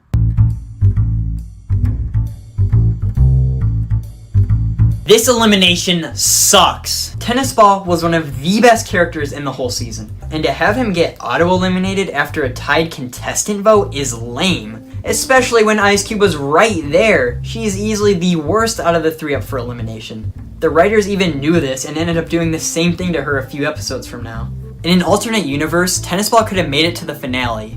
Let that sink in. Anyway, the other cake at stake this episode is great, being the debut, with David joining. I know a lot of people hate David, but I honestly love him. His stupid ass design and voice clips just crack me up every time he shows up. One of my favorite characters of all time, dude. The challenge is a staring contest, which is pretty funny. It kicks off Leafy being mad at Bubble for throwing away the springy shoes from earlier. Also, how can you watch this scene with David and not laugh? This is comedy gold. But then we get something pretty awful happening. The scoreboard. After the old TV gets sold due to budget cuts, it's replaced by this wooden scoreboard that for some reason can only hold 2-digit numbers. So after Pencil wins the challenge and gets 60 points, her score overflows, leaving her at the bottom of the board. Now, normally I'll just pass this off as a funny bit if it wasn't for the fact that Pencil actually gets eliminated next episode. This moment is infamous now because Pencil really shouldn't have been up for elimination to begin with. I totally agree, but if Pencil wasn't eliminated after this, I wouldn't have batted an eye at it. There is a lot to dislike about this episode. Honestly, David carries it, along with the challenge. There's a lot of good and a lot of not so good. Personally, I'm gonna lean slightly positive, and yes, it's because David here, he never should have gotten eliminated in BFB. That shit was 2 trucks having sex.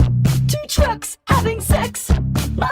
So this is interesting. This video right here is the only one in this entire retrospective that isn't on the Jack and Jill Feed channel. One day someone was dicking around with the song 2 Trucks in an audio editor and somehow got it to sound exactly like Ruby. So this person, Bumblejuice, got a bunch of people together to do a map of the music video, which consists of Ruby singing the song to Flower. It's funny and has some good animation, but there's thousands of BFDI maps. Why is this on here? Well, that's because co-creator of BFDI, Carrie Huang, animated a segment of this, and it's especially hilarious. But that wouldn't be enough for me to put this on the list. But in BFB 21, Flower says this. Ruby, who said I was beautiful and once sang me a really weird song, got eliminated last time despite getting more votes in one episode than the entire first season of BFDI! Okay, wow, that was a really long run-on sentence. But play that one part again. And once sang me a really weird song. The song that she's referring to here is implied to be the 2 Trucks map that was released just 1 month before BFB 20 released, aka during its production, which means somehow this song is likely canon, although I doubt it'll ever be on the official playlist. It's an interesting part of BFDI history that I wanted to talk about. I also just genuinely like this video. It's really well made by everyone involved. Good job, guys.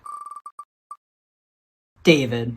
I wonder a lot how David specifically would do in the vote to save format. I mean, the only reason he survived 2 eliminations in pre-split was because each time he was put up against the only 2 characters in the show more hated than him. If only Satomi didn't despise Nickel for literally no reason and he'd still be in the game. I like David a lot, but I do understand why he's so hated. It's not that everyone hates the character, it's that 90% of people would rather have him be gone as opposed to a real character. Pretty much the same situation as TV now that I think about it.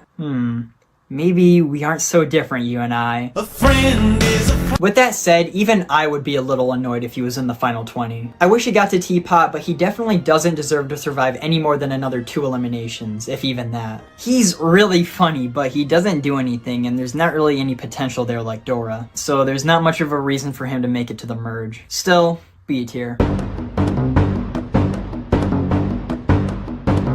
Today is Pi Day, aka March 14th. Pi uses this day to celebrate, as her name is also Pi, just with an E at the end. For some reason, I used to really love Pi back in the pre-split days. I have no idea why. But once Teapot came out, I realized she was pretty boring. After doing some absolutely wild things such as eating tacos and going to a store, she runs into Pi. Bro is absolutely pissed that Pi has been using his day as her own, challenging her to get together a team to fight against his. I'm going to personally murder you! Pi's team consists of Snowball, Golf Ball, and Basketball, the latter of which has never spoken to Pi before. Also on the team is Banana Apple, which is like some random ass BFDI mini character. Pi rolls back up and takes them all to school to teach them about Pi. I really like this moment where Pi is forced to read out the note Snowball gave her, only for it to suddenly change to "It's time." They have this really fun battle where each character takes on one of Pi's team members. The exponential E thing, the square root of 2, and tau, which is basically just Pi times 2. And the imaginary number. This goes on for a bit until Pi is right about to kill Pi. Fortunately, he gets caught in some of Pi's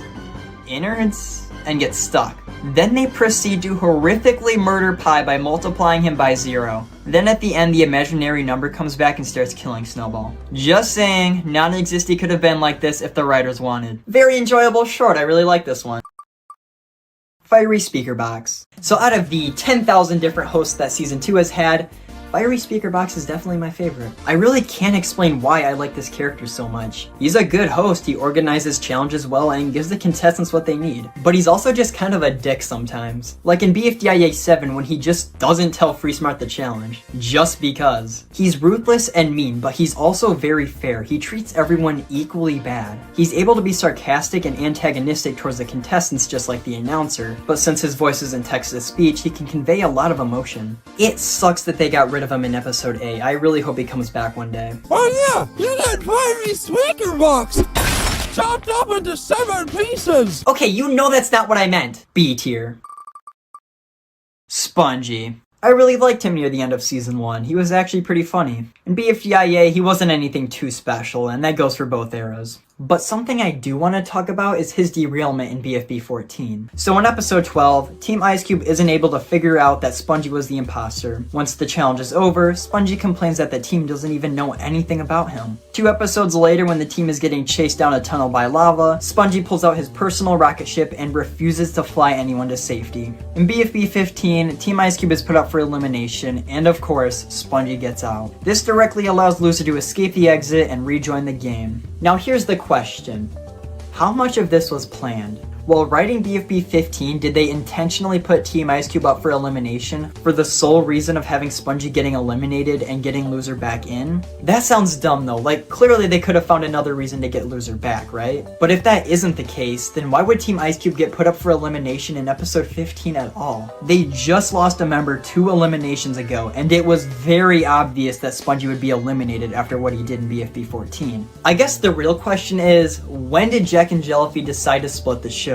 Was it after BFB 15 released? Was it during the production of the episode? Maybe by the tail end of it? We'll probably never know for sure, but here's my theory. Jack and Jellyfy must have decided all of this near the end of BFB 15's production. They must have known that putting Team Ice Cube up for elimination would lead to Spongy's elimination. But that would be seen as pretty unfair, which is why they immediately brought him back. This allows BFB 15 to have a team be up for elimination, but without it actually adding anyone to the exit. You know what? I think I just cracked the code right there. That's probably what happened. Ah, shit, this is supposed to be a character ranking, isn't it?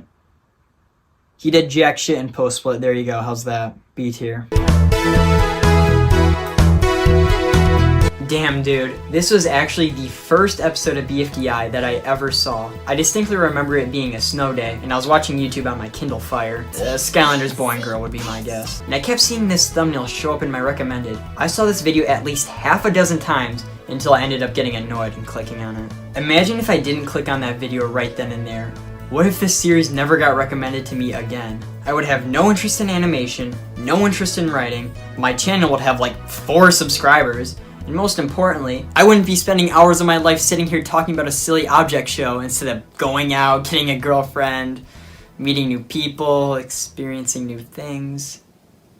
Oh God, what have I done? The main event for this episode is the rejoin, where instead of voting, the eliminated contestants compete in a challenge. This being centered around the titular loaves, with Spongy rejoining in the end. It's alright, I don't think it's anything crazy. It's not bad, it's just all stuff we've seen before. I was about to move on and call this episode okay, but it really picks up halfway through. We get some classic bits with the hydrochloric acid and the arm cutter, but then the real challenge is to jump hurdles, which is one of my favorites. It's quick but pretty funny and entertaining. I love all the stupid little lines in this one. Oh no, yo, look at the next one. BFDI 14 is solid. I mean, it had to be a good introduction to the show if I'm anything to go by. Okay, seriously, what is going on? Yet again, the even-numbered episode is good, but the odd-numbered episode wasn't. When I made that observation 2 episodes ago, it was kind of a joke, but now this season has followed that to a T. The challenge for this episode is a relay race. It's simple but pretty tense. There were a few good jokes in this one too. I quite literally laughed out loud once. The episode also includes the iconic ice cube smashing bit. Add it to the counter. What's that, like 12 now? 3? Really? I thought it'd be a lot more than that by now. But seriously, it's an amazing bit, and since it's only episode 8, the ice cube violence hasn't been overdone yet. This scene made me realize that recovery centers could end world hunger. Take any food character like Taco or Dona and repeatedly kill them. This would then in turn create an infinite food source, but it would also probably be seen as torture, but you know what, that's a small price to pay for the greater good. What am I even talking about right now? Like I said, the challenge for this one is a relay race, and I quite like it. It spends a little too much time dicking around with the spinner, but after that there's a fun tense race between the two teams. Plenty of good jokes like I mentioned before. There's a loser cameo, and they even announced the first rejoin. It's a damn good episode, and I couldn't imagine life without it. I mean, I could, but I don't want to hurt its feelings. X is such a sweet character in this episode. He just looks so happy being able to host an episode all by himself. I feel bad for him when he doesn't get to announce his challenge. And of course, him telling Cloudy that he's safe before the cake at stake is just the icing on top. Pun definitely intended. Why was Nickel kind of a dick out of nowhere though? Like, now is the time you want to bring back his old personality? David getting eliminated sucks though. I don't understand why he's so hated. I guess I get why some people wouldn't like him, but hate him? He's at least got to be better than Rocky, who's just a hindrance to his team. He's just funny, and him running away from X is a perfect example. For some reason, it took until now for the contestants to realize that 4 is the one with the prize. So that means that without 4, they're just battling for nothing. I do like the alternate intro here though. All the dead contestants are missing, and every alternate contestant has a new appearance. You know, like the beepers are orange, trees inside bottle. It's really cool and makes me wish there was a show with a dynamic intro. One that changed every episode as contestants got eliminated. What? Anyway, they get 4 back and he begins to hunt down everyone who got eliminated. 8-Ball, Stapy, David, and that damn robot. But when he goes into space to get Loser, we hear him reading out of Donut's diary. Dear diary, I regret to inform you that I discovered something very horrific about bombing today. You see... Oh wow, what could this possibly mean?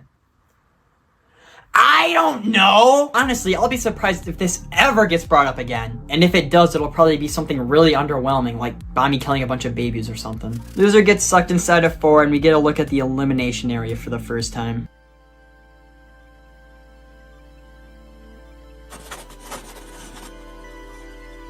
The exit. I love how this place looks. The 2D characters are integrated into the 3D world really well. Don't know why this is the only place in 4 that's 3D, but you know what? I'm not complaining. I like how this looks. And that's the video, everybody! Oh wait, I almost forgot about the end credits scene. Silly me.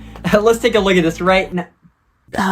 So, Belle. Now what are you trying to do? Any twinkles I could take off the moon for you? Belle, I'm only making conversation with you. Oh, uh-huh. Just like last time? Listen, Belle, I'm sorry about... Have you considered that sorry might not cut it? What the f- Belle is just being unreasonable. Oh no, she said that Taco did the challenge? It was a smart play and Belle's team didn't even go up for elimination anyway, so why does she care so much? Whatever, this episode was alright. Despite 4 coming back being a big deal, this episode feels surprisingly uneventful. This can be applied to a lot of the recent episodes actually. I've noticed the amount of notes I've taken for each episode has only gone down since episode 1. But I remember BFB 11 being a big turning point for the season, as well as the animation becoming top tier by then. The interactions and conflicts between characters start to get really great, so in other words, shit gets real. because this one's really good. Not really much to talk about, but it's a really fun time. The numbers need to get 7 out of the sub count, so they dick around for a while, save 9 from spinning around the earth after getting kicked, and put 8 in the sub count. It's really short, but it's got a lot of good jokes and visual gags. When 9 tells 7 to talk to the hand, he looks so unbelievably offended. The expressions are great here. Also, I can't not mention that 7 is voiced by the man, the myth, the legend, Webs for Ebs. And I need you, and I miss you. Who's famous for creating the video If Mr. Beast Made BFDI, as well as If Mr. Beast Made BFDIA, as well as If Mr. Beast Made T-Pop.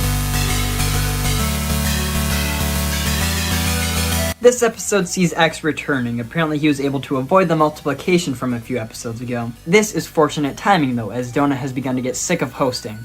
Really? It looked like he was perfectly happy last episode, and don't these episodes canonically take place months apart? There should be plenty of time to plan out a simple challenge. Anyway, now that X is back, the writers make an effort to make him more of a real character. Before he never really did much, he was basically just for his goofy sidekick and punching bag. But now that he's left on his own, he gets a little bit more personality. Donut takes the opportunity to push all his hosting duties on X, starting with the cake at stake. But in a wacky turn of events, X ends up reading the votes backwards. What a silly goose. I shouldn't have to tell you that this is one of the worst cake at stakes in the series. Of course he reads the votes backwards, immediately revealing Stapy's out. But then everyone starts talking and you don't even get to hear any of the other vote counts. I guess this was the right episode to do something like this though. Stapy was obviously going to get eliminated from cheating. I don't understand why they choose some of the teams they do to be up for elimination. Speaking of which, Beep loses again. Well, as it turns out, Satomi, one of the main writers for the show, was biased against Nickel and wanted him out, causing the team to lose 3 times in just 10 episodes. But I don't think Satomi is 100% to blame here. I'm not exactly sure how the production process works, but I imagine that at least a few people would have to approve the storyboard before recording and animation starts. Did no one care that Beep would be down to just 5 members after this? I feel like this is especially noticeable as Beep is the only team to lose more than once at this point. I know that the team is filled with a lot of joke characters, but that doesn't mean the team should be put in danger so often. I mean, just look at Woody. In this episode, he gets a nice little scene, finally pushing past his fears and getting the courage to throw the ball. Unfortunately, this character arc would end pretty poorly. Yay.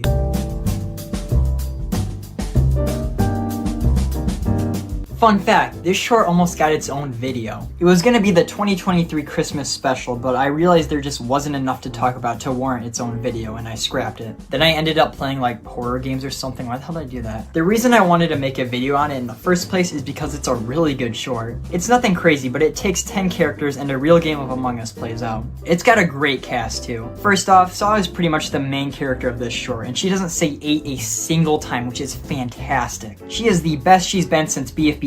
It's actually pretty unclear who the final imposter is right up until the end, and the reveal is really well done. The song was great too, that was funny. The twist of Xanta stealing the reactor coolant was really funny and a great ending to a video that already has tons of great jokes. The last Among Us video was awful, that's all I'm gonna say. But this right here is one of the best shorts they've ever made. More Among Us Christmas content, I guess.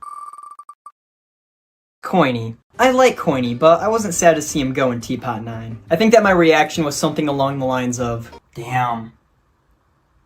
Wait, how the hell is TV still in this? He was at his best in BFDIA, especially episode 5. In the revival, it felt like they were pushing way too hard at his relationship with Pin, which is nice, but it's like all he does for a good 3 or 4 episodes. And he was just okay in BFB and T-Pop. Damn, it sure would have been nice to hear more about that nostalgia thing he had. Nah, that's too much work, let's just eliminate him instead. It's weird, whenever I think about Coiny and Teapot, I fall asleep. But whenever I think about him in BFDIA, I'm jumping up and down, cheering and yelling, and having the neighbors call the cops on me. Same thing goes for Pin, to be honest. I was about to put him in C tier, but after thinking it through, I'm going A tier. I want to mention that everyone is perfectly fine breathing in space this episode. Just hold on to that for me, it'll be very important in exactly 4 seasons. I'll say it, this is easily the best Cake at Stake intro. This beats Hey 2 by a mile, don't at me. Do people even say that anymore? I mean, now that I think about it, I don't think I've heard anyone say that in a really long time. Am I cringe? This episode takes place in space, like I said before, most likely because the announcer's Earth attraction unit stopped working. forcing him to float into space. David sadly gets eliminated in this episode. I just want to take a minute to honor his loss. Yeah, that's enough. Rocky gets abducted by aliens, and the UFO looks exactly like the one the speaker boxes use in BFDI 25, where they are also abducting contestants. Not sure what this means, but I thought I'd make note of it. The challenge is surviving in space, which is interesting enough. There are a few good bits, such as the black hole being sold due to budget cuts, which I believe this episode has the first instance of that line, also making its debut as the Master Recovery Center. If I ever made a tier list of recovery centers, you can bet that this one would be S tier. At the end of the episode, the final rejoin is announced. This feels a little late, but I'm not the one writing the show, am I? Overall, pretty solid episode. Definitely beats the next time they go to space. Or the next time they go to space. Okay, I mean whatever. Oh, I also forgot to mention Leafy's niceness chart, which famously has a level titled World War III Causingly Nice. Which, yes, does imply there was 2 world wars in the BFDI universe. Whether or not those were anything similar to our world wars, I will leave up to you to decide. That's a really good title, quite clever if I do say so myself. After being given tiny parts of these characters' story over the past 3 years, they finally get an episode all to themselves where they can get out of the blue. You like that joke? Me neither. If you'd remember from last time, everyone was able to get out of the classroom and split up to search different areas of 4. Pencil, Bracelety, and David search the school that has a seemingly infinite amount of rooms. Match, Lie, and Stapy travel upwards to a waterfall. And 8-Ball, Fiery Jr., and Dora go further into the forest. Meanwhile, Robati has been caught and is tied up in the main classroom. This whole episode takes place over the course of 4 years, and through the entirety of BFB. It's nice to know that in BFB 30, when 4 learned to respect his contestants, he was still torturing the Exiters the whole time. I'm not even mad, I like this 4 a lot better. Let's start with Pencil's group first. They keep trying all the different doors in the school. Sometimes they change styles when they enter a new classroom, which is pretty cool. I especially love the IRL one and the black and white one where Pencil says, "This blows." I just wasn't expecting to see a phrase like that in BFDI. One of the doors also leads to the equation playground in We C6. Again, that whole thing with the sub-specials maybe or maybe not being canon is a mess, so I'm just gonna ignore it. There's one room Pencil opens where we see the 3D hell from BFDI A9, and inside of it is Robot Flower. This has some pretty horrifying implications. In Teapot 10, no one recovered Robot Flower because of how destructive she was, meaning that she's still dead. This scene is shown during a montage that takes place over the course of 4 years. So if this scene in particular takes place after Teapot 10, then that means that every time someone dies, they go to the 3D hell. Awesome. But then you remember that scene in BFDI A10 where the HPRC was harder to crank. So maybe the 3D hell is exclusive to Robot Flower for some reason? It's unclear though. The montage says that this happens in January 2021. Which is when Teapot 1 came out. But Robot Flower didn't die in that episode, and I don't know any other time when Robot Flower was dead and no one else was. So what's the solution?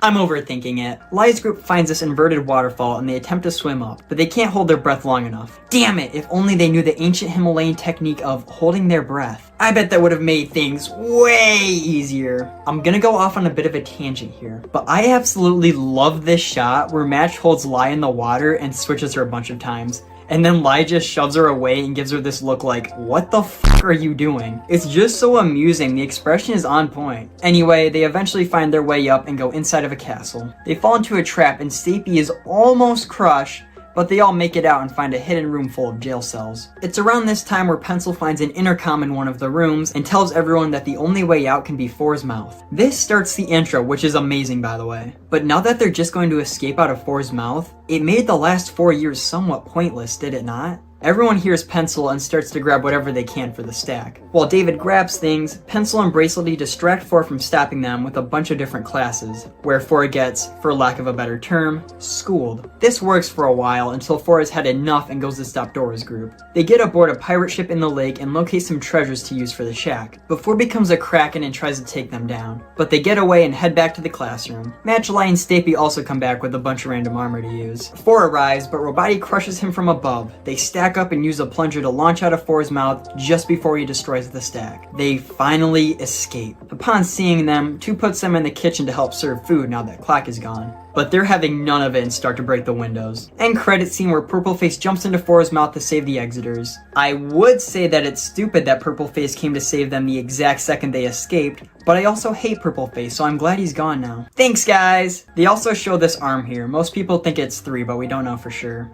So Teapot 11, it has some flaws. For one, 4 is heavily nerfed. He gets knocked out by David of all characters. They could have solved this issue by just saying that 4 is left powerful when he's inside of himself, but they never do, so he just seems extremely underpowered. He just kinda lets everyone beat him up without fighting back much. I think that 4's power level is a big reason for the episode's lack of tension. There's not really any stakes. Like, yeah, 4 could lock them back up in the classroom, but he's not even trying to kill them or anything. What I think would have made the episode a lot better would be if the Exiters were picked off one by one, either killed off by 4 or in some other way, like Stapy getting crushed. And then the episode could end with Light and Pencil about to escape before one sacrifices themselves for the other and dies. The final Exeter gets out and sees the recovery center, quickly typing everyone's names before 4 grabs them all. But I get why they didn't do that. Writing characters out of the episode and putting a huge focus on others would majorly affect the Exeter join next episode. But if 4 was just more powerful, this episode could have been way better. It's not bad or anything, it's just lacking in some areas. Like the pacing, for example. It starts off pretty good, but then about halfway through, everything starts to happen really fast. Cuts between groups happen much more frequently, action is super rapid, and even the characters talk faster. And then there's the climax.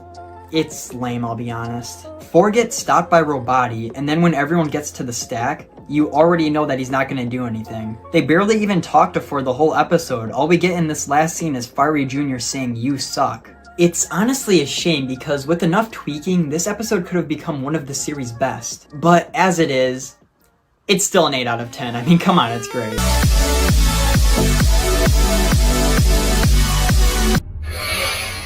Ooh, maybe I shouldn't have inhaled those fumes! Why did you do this to me? I know I already said it, but Donut is such a fun host. I love how he absolutely abuses his new powers at times. I don't think the moon works like that, but okay. Him using Fiery Speaker Box's pieces as the prize is a good callback. I'm just gonna take a wild shot in the dark. If this is the real Fiery Speaker Box and not the clone, then we'll probably see him get killed in IDFB. Whether or not it'll be by Donut's hands, we'll just have to wait and see. Weirdly though, 8-Ball and Golf Ball are shown as enemies again, even though it was established they made up like 2 episodes ago. Damn, I hope someone gets fired for that blunder. I also noticed that the animation is starting to get really spectacular. In the early episodes, it'd just be these blobby mouths, but now they're nicely drawn and make sure to change the mouth for each sound. This isn't the first episode that's like this though, it's been gradually getting better over time. It was such a smooth transition that I didn't even notice it was happening until now. I like the idea of the quiz challenge, but it doesn't have much room for character interactions. We get to see Iance and a little bit of free food, but the other 5 teams don't get much attention at all.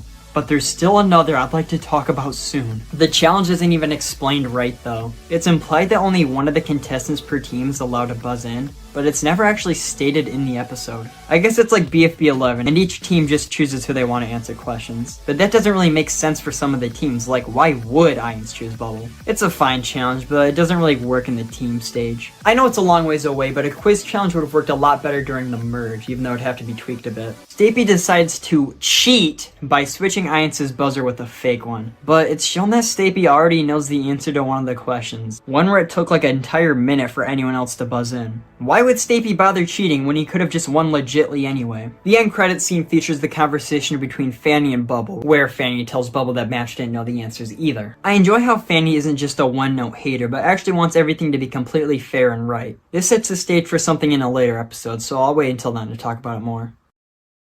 8! I don't know if I've ever actually mentioned this, but Saw used to be my favorite character for a long time. I don't really know what it was, I just liked her. So you could imagine my dismay when she was stripped of all personality and turned into a joke character. Now, I don't really mind the 8 stuff in this episode. It's actually pretty funny and has a nice payoff. I think it might have even been this episode that made her my favorite all the way back when. But they just couldn't let it go. This is easily the weakest part. This is not to say it's bad at all. This is still a great episode. Exhibit A. This is peak Nickel. He's so pessimistic. It is hilarious. Every single line he has is so funny. I really wish they didn't change his personality for BFB. So Book says that each percentage takes 9 hours to complete. That means it takes a total of 900 hours to create the HPRC. If we divide the 900 hours into the 78 days it took them to crank, then we see that they crank for about 11.5 hours a day.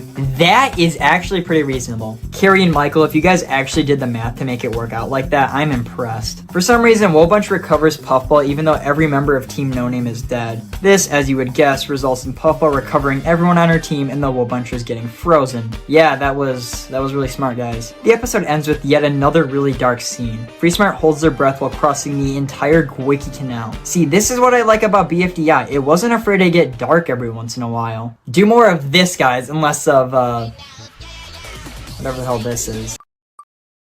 Non-existy. Oh shit, here we go again.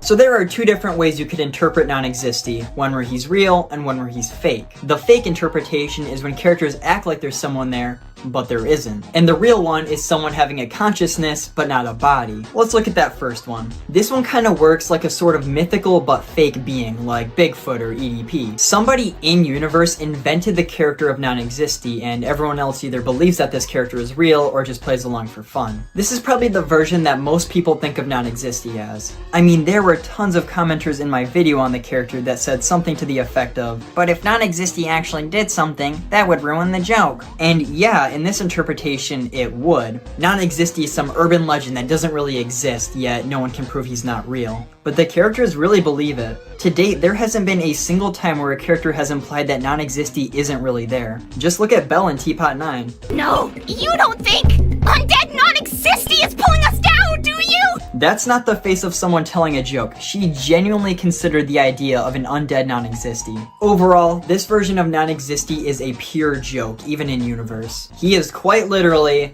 non-existent. And that's all well and good, but this second version of the character is where things get interesting. Let's say that non-existy really does exist, but only in the form of a consciousness. Or maybe he does exist, but just not on the same plane of existence as everyone else. There is so much potential with this. You could literally do anything with this idea. Remember that Teapot 6 theory where people thought that the voice directing Just Not was non-existy? Getting revenge on Price Tag for taking his place? That's a cool as shit idea. I want to see that. Imagine the amount of havoc that could happen if he was an actual contestant. At first, his team could be pissed off that they're one member short, but as episodes go on, things just start to happen. Objects change locations in the blink of an eye. Tasks get completed out of nowhere. And over time, he'd start doing more and more. Like someone on the other team is right about to complete the challenge, but then they just vanish out of nowhere. And then when he gets eliminated, all hell breaks loose, and then the rest of the episode is just centered around that. I know that this idea has strayed very far away from the original character, but you have to admit, that would be pretty cool. If non-existy really was non-existy, then how can people even keep track of him at all? In BFDI, Ruby says that the announcer missed him during the fling. In Teapot 1, 2 acknowledges the character and even says that he's bigger once Price Tag and Winner move. The fact that he's flung into the LOL in BFDIA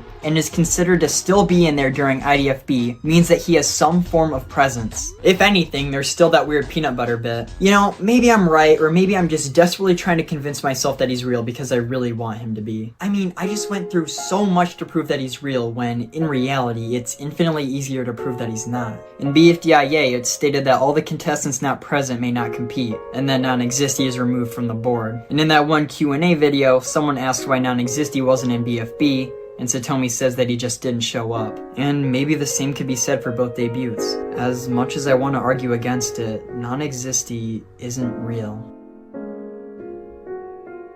Just fucking kidding! Jack and Jellyfish said that if non-existy had gotten the most votes in the Teapot debut, they would have actually let him join the game. If that was the case and he became a contestant, then he would equal 1. Then the contestants would still be divided into 6 teams of 7, meaning that one of those 6 teams would have non-existy and he would count as a member. If he went up for elimination, he would have gotten votes, and if he got the least, he would be eliminated. Through Jack and Jellyfish's own words, non-existy has to be real. The only other option is that he never shows up to the Cake at Stakes, never gets eliminated, and then gets guaranteed at least 2nd place in the finale. So Jack and Jellyfish, it's up to you. Either he's real or he's a finalist in Season 6. Take your pick. A tier. I think the general consensus on this episode is that it's not very good, but for once, I'm the positive one. This is also the very first episode of Teapot that I haven't talked about before, directly anyway. Yellowface is at it again and steals Donut's arms. This causes Donut to cry out and magnificently start the intro. The following cake at steak I had in my top 10 list, but looking back it really shouldn't have. It's a good cake at steak, don't get me wrong, but top 10? I had BFDI 5's cake at steak in 11th place, and I think that's a crime. They definitely should have switched spots, but it's too late to change it now. I think it was Cake's horrific death that did it. It's just really funny to see something so shocking happen to such a sweet guy. I do remember how a bunch of people were jumping for joy around this time though, with Rocky being eliminated in both BFDIA and T-Pop back to back. Can't say I blame anyone for doing that. I don't hate Rocky, but when he's easily safe and an actually good character like Cloudy or Clock gets out instead, it annoys me, and we're going to be discussing the same exact thing next episode. Okay, I see how that can be confusing with BFDI 8. Teapot 9, we're talking about it in Teapot 9. Right before Rocky is sent off, he spits some vomit into the volcano that's an entire continent away somehow. It also causes the volcano to crack. The challenge is the first ever retread in the series, that being the very first challenge in the show, BFDI 1A's Balance Beam Challenge. A lot of people think that this is really lazy and they should have just done something else. But to be fair, Inanimate Insanity has done their first challenge like 18 times over at this point. This is fine. I do wish they waited a bit. This kind of challenge would work a lot better during the merge. All of the flying contestants are disqualified, which, yeah, makes sense for the challenge, but also disqualifying contestants is stupid. Especially when Belle is able to compete, even though she's pretty much flying herself. Teardrop immediately jumps in Barf Bag and makes her extremely strong. So Teardrop making Barf Bag strong enough to launch Pin across the entire world really goes to show how overpowered TD is. They bring back the needy thing again after like 5 years. They did a little homage to this in Teapot 5, but now it's just back again. Kinda weird, I thought they were done with that. Puffball and Golf Ball go off on their own to sabotage the other teams, which I actually predicted in my Teapot 7 video. Take a look. I hope that next episode, Puffy and Golfy choose to go off on their own accord, and we get more of the Penny Racer tennis ball dynamic, which I think would be great. So either I'm the smartest human being on the planet, or Jack and Jelfie watches my videos.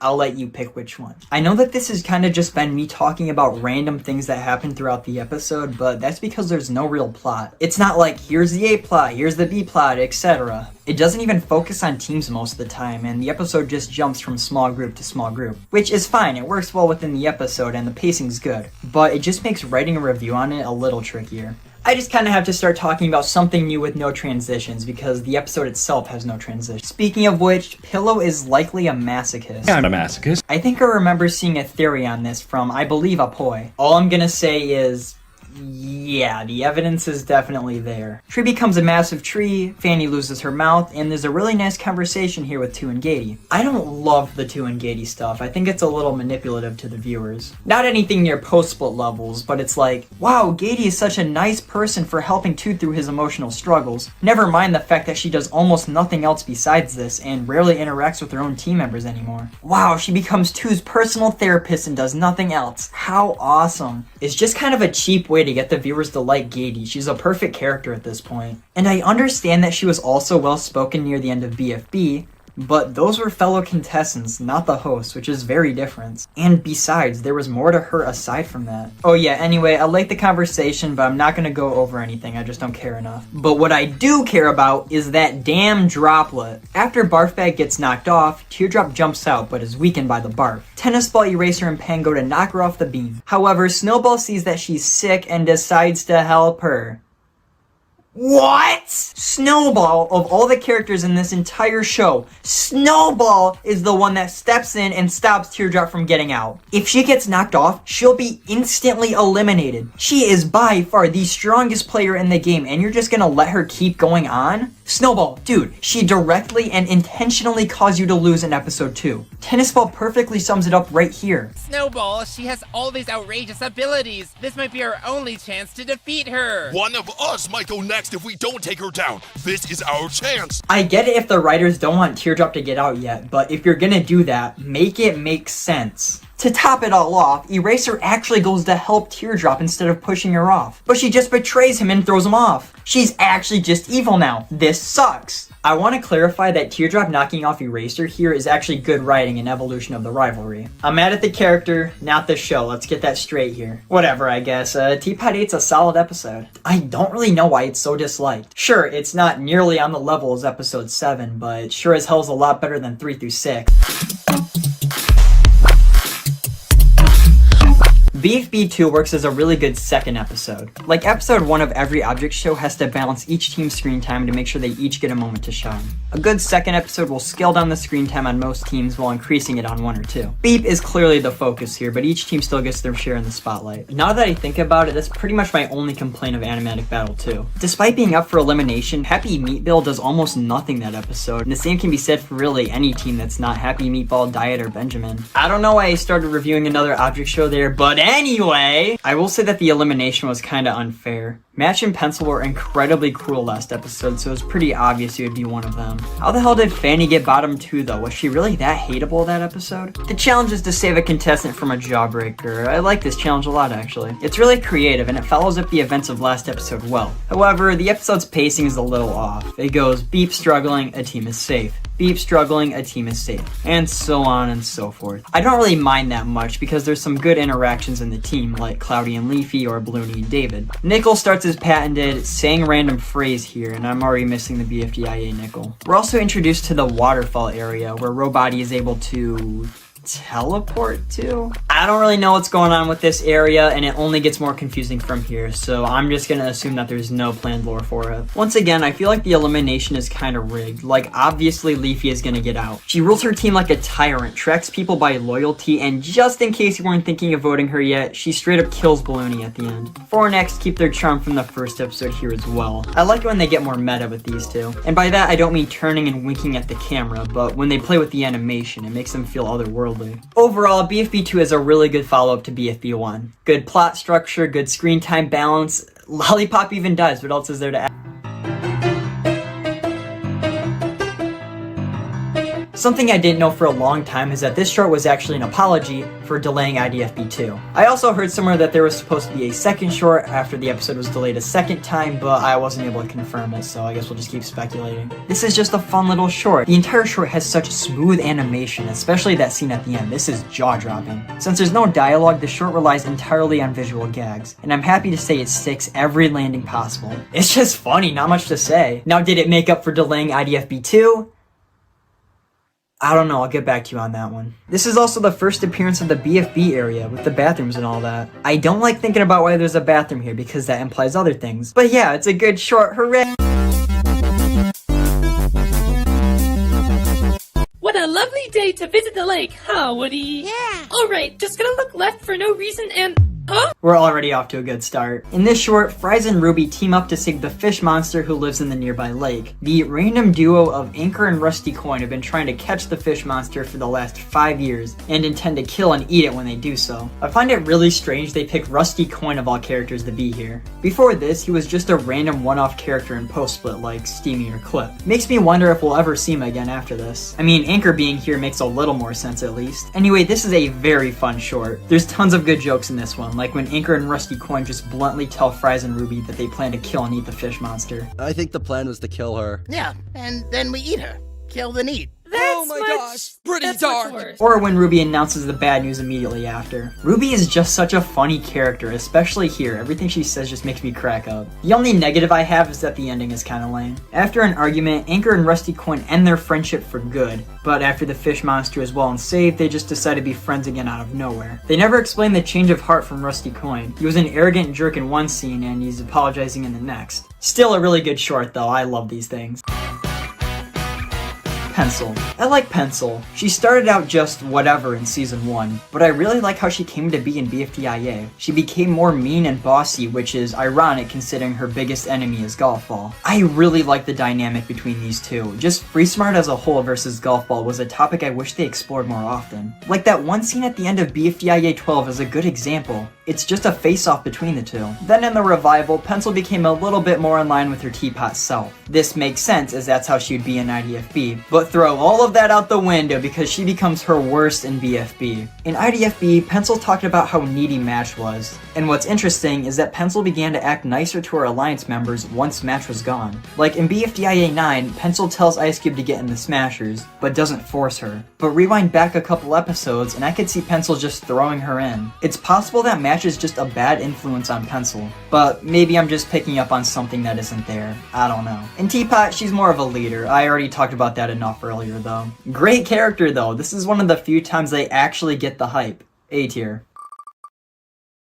Leafy. It's crazy just how much of this character is defined by that stupid ass twist in BFDI 25. Because of it, she couldn't join BFDIA. She was still an outcast in IDFB, and was the only major plotline in post-split. Besides this though, I really like Leafy. When BFB started winding down, I was rooting for her to win over anyone else. You've gotta be fucking kidding me. I definitely think that whatever they do with her in BFDIA is gonna be really interesting, especially when you bring Evil Leafy into the picture. She was solid in Season 1, bloodthirsty in 2 and 3, and in Season 4 she was the best option for there to possibly be. Carrie Huang hates me, something something Teapot 13. A tier.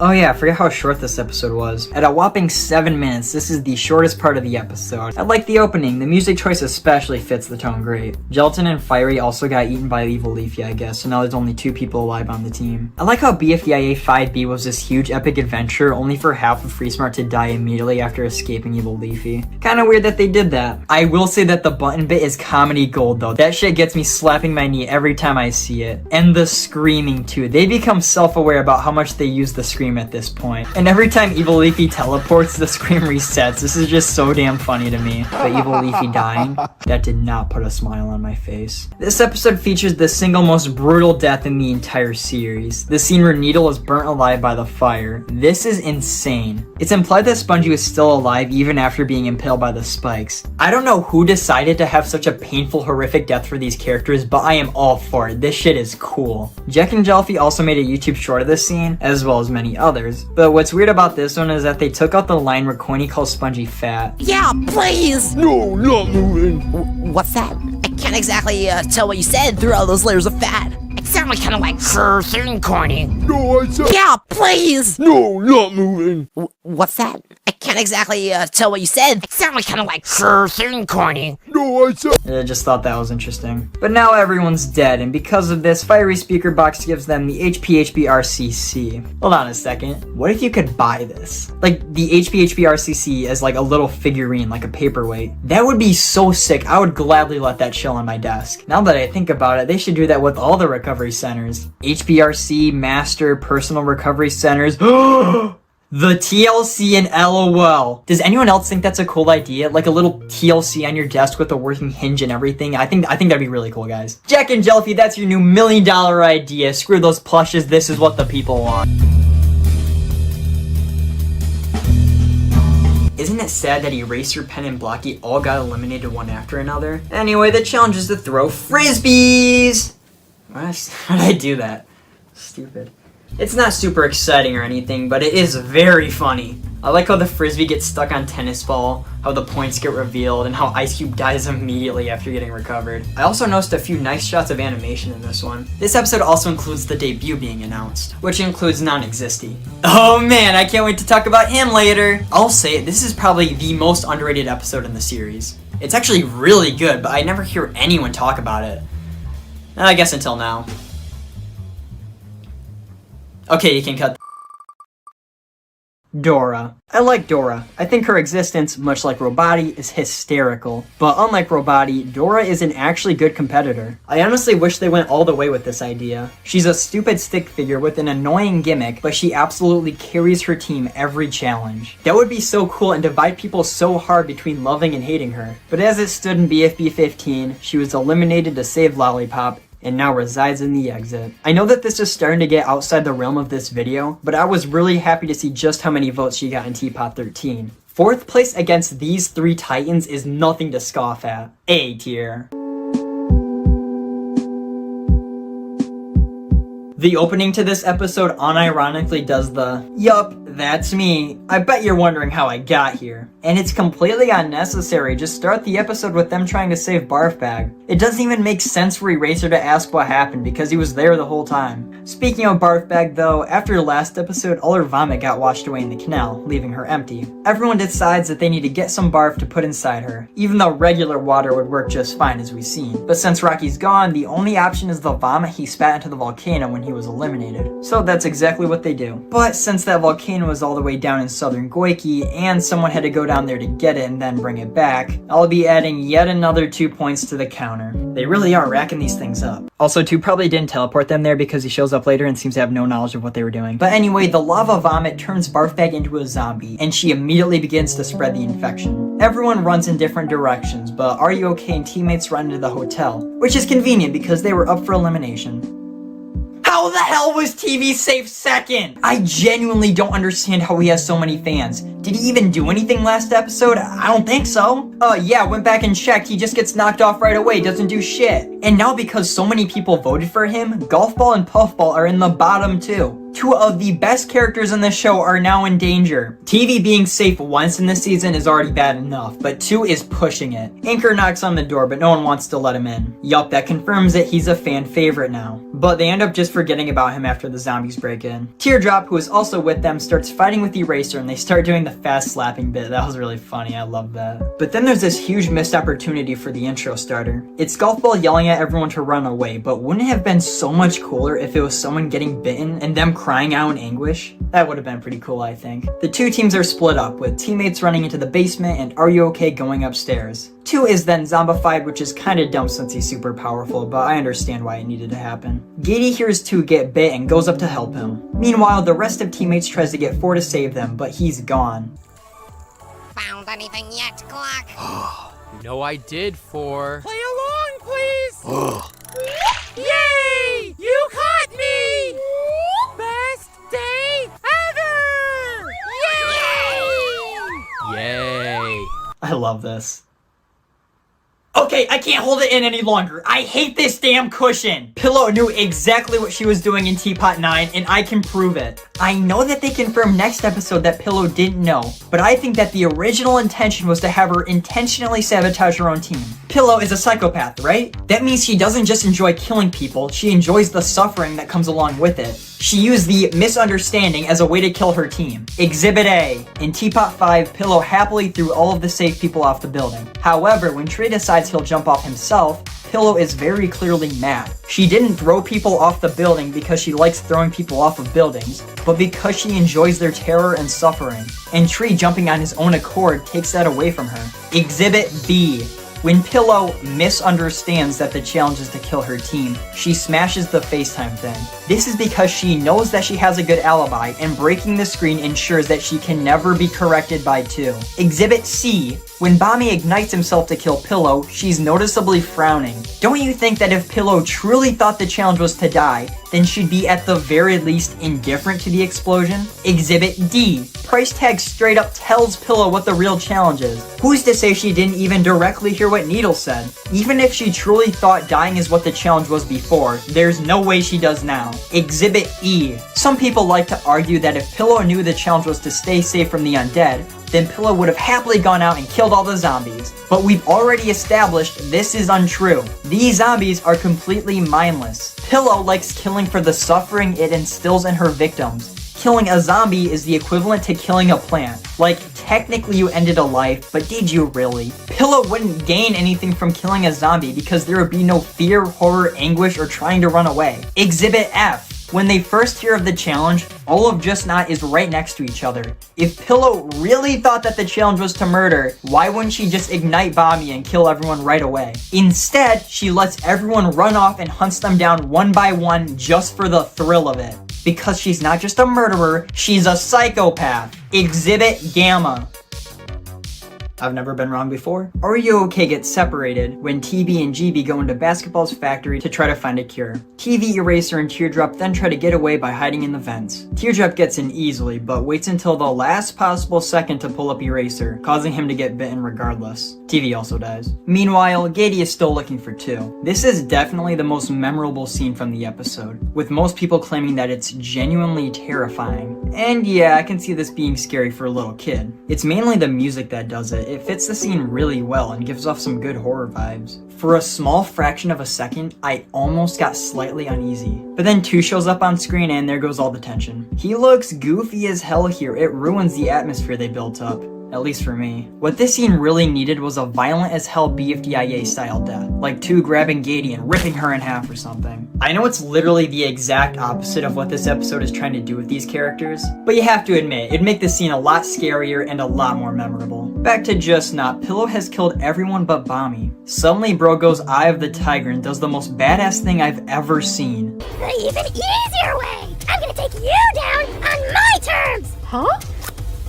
Oh no, I just lit my fuse! Wait, don't— I already miss you. Teardrop is still in the vents, but falls down just in time to land in Barf Bag, saving the 2 balls. This cures her, and Golf Ball realizes that if Teardrop combines with Barf Bag's remaining barf, it'll be enough antidote to save everyone. So Teardrop sacrifices herself and jumps in. This kills her and in turn eliminates her from the game. However, before they can do anything, 2 shows up and sends the balls to the elimination area alongside Gady. Fortunately, after an insane amount of hijinks, everything works out perfectly and the day is saved. Pin realizes that she doesn't need Coiny and can compete without him, and Gady says this. Yeah, I saw the same thing in 2, but I saw a good side of them as well, even when they were like that.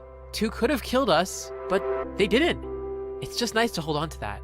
Get a fucking room already. Eraser, for some reason, decides to forgive Teardrop for everything, which is stupid as hell because just a few minutes ago, they were at their peak hatred for each other. Eraser forgives her because she pulled him into the vent earlier. But she waited so long after getting up there. Like, let me show you a visual representation. No!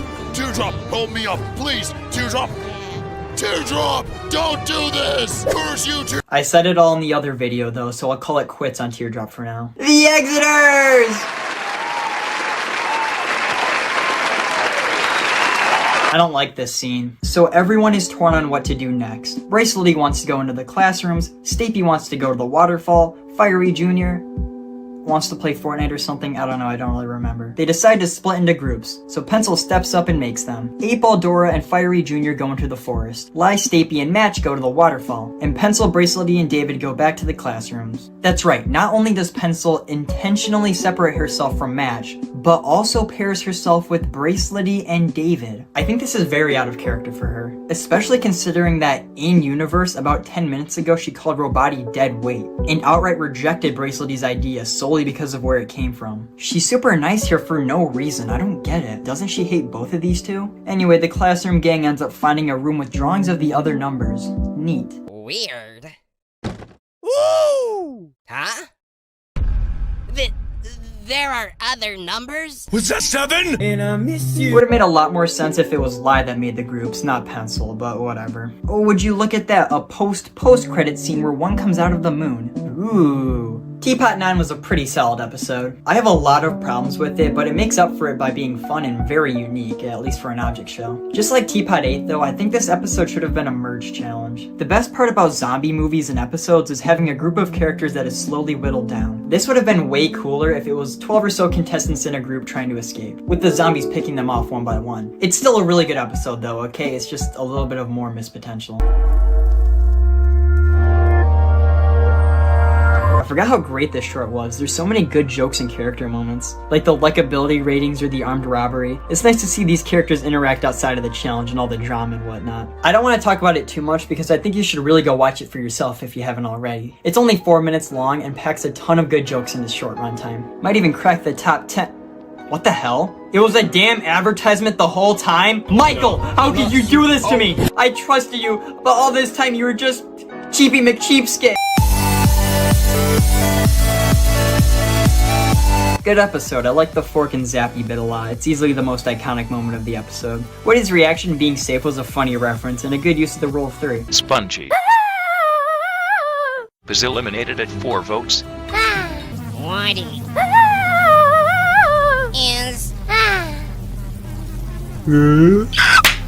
Same. And somehow Balloony knows about the exit in this episode. Okay, maybe they do have a connection. This episode improves on the previous quite a bit. In the swing set challenge, 2 teams are focused on instead of just one, which makes it way more unclear which will be the winner and loser. And Donut is kind of a completely different character than he was in BFDIA. I mean, I'm not complaining though, I really like Donut now, but it's kind of weird. So it starts the whole abandoning arc here, which we all know gets annoying later. But it's not so bad in this episode, since it's mostly played as a joke. They are absolutely ruthless at the end though, what the hell? A better ending than that starts its Golf Ball versus 8-Ball arc, which is a pretty okay one. Overall, this episode's pretty enjoyable.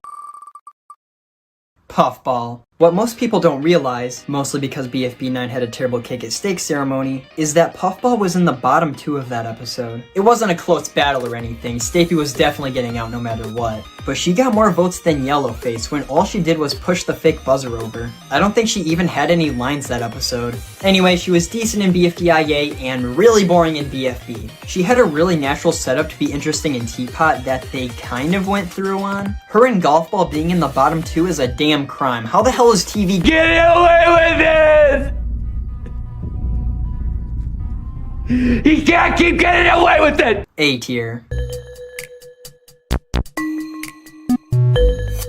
Each one of these milestone shorts are better than the last, and this one is hilarious. 9 wants to kick 8 out of the sub count, so he enlists 6 to help him. And I absolutely adore the joke here with the super glue. 9 goes over to 6 to ask him to kick 8 out, and he says that he can't do it himself because he super glued his own feet to his skateboard. 6 points out that he just saw 9 do a handstand, so that can't be true, right? Well, that's because 9 glued his feet to the skateboard in between walking up to 6 and just now. So 9 didn't even need the favor until after he started talking to 6. It's so incredibly stupid but genius nonetheless. That joke is gold, and I know these shorts are only gonna get better from here. However, 6 can't kick 8 because he's made out of pure lead. So X walks up with the solution. If 6 and 9 collect 10 tons of stone, they can use this machine to produce a boot that will be strong enough to kick 8 away. So the two spend the next 27,000 years mining a mountain with a wooden pickaxe. And finally, when the task is over, they walk up to 8 to kick him, and he just walks away. Fantastic, I love this short. Jack and Jelfie just hit 1 million subscribers. Whoa. That means that 9 has to move out of the sub count and someone else has to come in, that being 10. 8 says that he doesn't know who 10 is, but then later on we find out that the two of them are best friends. Why did he lie? None of the numbers can decide on who gets to go get him, so that's when 4 strikes. Let's play a game. I love games.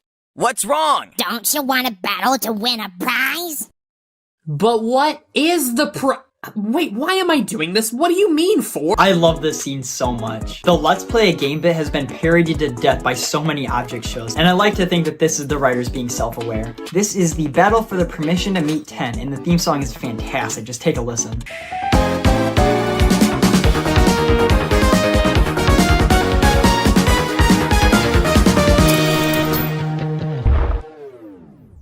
The competition itself is really funny. When you lose a challenge, you're out, and since there's only 5 contestants, you'd think this would be a quick show. But they have a rejoin every 2 challenges, and 7 just rejoins every time, but then just gets eliminated right after. It happens like 3 times, I love it. When 8 comes back and talks about the even numbers club him and 10 are in, 4 gets pissed since he should be allowed in. I love how even though the other numbers are presumably powerful themselves, they're all scared of 4. It would have been so easy to make the others just like 4, but they don't. You know, back in pre-split, you would probably think that all the numbers are just as heartless and cruel as 4 is. But no, he's a complete outlier, with even the other numbers thinking he's a complete menace. At the end of the video, 7 mentions 1 and says that they're his best friend. And I know these number shorts are probably nowhere near canon. I wonder if they'll still carry over that little bit of lore. The storybook opening is really cool. This is 14 telling 2 about a mystical object, the division sign. 14 is locked up from eating people's skin, so he convinces 2 to get the division sign for him. Once 14 gets his hands on it, he splits himself into 2 7s. Whoa! 3 webs for Evs? Somebody catch me before I faint. One of the green 7s gets the real 7 locked up with him, convincing everyone else that the 2 of them are the 2 halves of 14. So they put the 7s together into a false 14 and lock him away. The second green 7 is now free to take his revenge on everyone. I love how tame all his plans are, like having them step in glue or calling them names. But then at the end he just eats 10's skin, amazing. The others get the idea to lure the green 7 to 15's cabin to get her to burn him alive. Free skin? All the skin I eat is free. Pass! Free tasty skin? Now that's enticing! They end up chaining up 14 by the whiteboard, where he'll be forced to update the sub count for the foreseeable future. Once again, this is a really funny one. I'm amazed at how consistently great these shorts are. Lightning. You know, Lightning is another character that I never realized I liked so much until he was eliminated. I remember watching the Teapot 7 parody and seeing Lightning get eliminated, and then just thinking, yeah, I prefer Tree. But then when the actual thing came out and Lightning was eliminated, I was like, what the hell? I said I'd prefer Tree! And now, I just want him back. I like Lightning. Out of everyone eliminated in the show, he'd definitely be my first pick to come back. Not much else to say, he's just a charming character. A tier. The cake at stake for this episode was actually in my top 10 eliminations video. I don't remember what placement it was, maybe like number 8. Lobster. You know what? Maybe I'll just copy and paste that section here. Nah, I'll just wait for an episode I really don't want to talk about. Just watch that video. Please. This is the shortest episode in the history of BFDI, being just under 6 minutes. The cake at stake takes up about half that time, so there isn't much to talk about. I guess I'll just list everything off real quick. Okay. This is really funny. I laughed way too hard at this. And this is the first instance of the whoa, whoa. You know, the whoa. You know what I'm... Bami has the iconic line. Okay, that's it I guess, but it's still a very good episode. It manages to pack a lot of good jokes in just 6 minutes. Hey, wait a minute, what did Pen mean when... Black hole. Black hole is a really cool concept for a character. I like how chill he is despite being able to destroy literally everything. I know I've said it before, but the death pact thing in BFB was just a way to make things more fair. And that was pretty much it. The pact was rarely ever focused on in BFB, but in Teapot it was quite the opposite. Every episode besides Teapot 1 had the characters crying and whining over every death that happened. It was fine for a little bit, but by Teapot 4 it got way too excessive. Black hole especially was way too pushy with this. This was finally fixed in the legendary episode of Teapot 7, where Fanny realizes that, hey, if we always focus on preventing death instead of the challenges, we'll get eliminated from the competition and won't be able to prevent death regardless. Then Teapot 10 happened. For a minute there I started not liking Black Hole, but he's definitely back on track now. A tier. Anyway, it's time for us all to get whiplash because there's another quality product for us to view. But actually, not only is this song not bad, it's good. Really good. I love this song. The only problem I have with this song is that Loser never really was all that cocky in post-split, but that's not really the song's fault. But if he was, then this song would have been even better and way more deserved. But it was only during his elimination where he was ever really that self-centered. For most of his time in post-split, he was pretty similar to how he was in pre-split. Now that I think about it, it's probably because of this song that so many people think Loser was such a bad person the whole time. For real though, this song is really good. The instrumentals are amazing, and Michael is actually a really good singer in for his voice. The line goes so unbelievably hard. This song is so good. It doesn't quite beat out All I Want for Xmas, but it's really close. In this song, they say... And I was wondering what that number could possibly mean. My first thought was that that was how many votes he got in the episode he was eliminated. Yeah, no, not even close. Okay, well maybe that's how many votes he got in total throughout all of post-split. No, still way too low. Okay, well maybe it's the sum of every vote that wasn't for him in all 4 episodes he was up for voting. Closer, but still no. Maybe it's every single vote he's had against him. No. How about every single vote that wasn't against him? No. Okay, maybe it's the total vote counts in all 4 episodes. Still no. What the hell? This is as high as I can get it. Does this not have anything to do with votes? And if so, then what else? Okay, I checked the wiki, and that says that it's talking about the animation frames. In the 168,855th frame in BFB is the Battle for Nothing intro, implying that Loser had no chance of winning and was, in fact, battling for nothing. But this also says that it could be a coincidence, so I don't know what to believe anymore!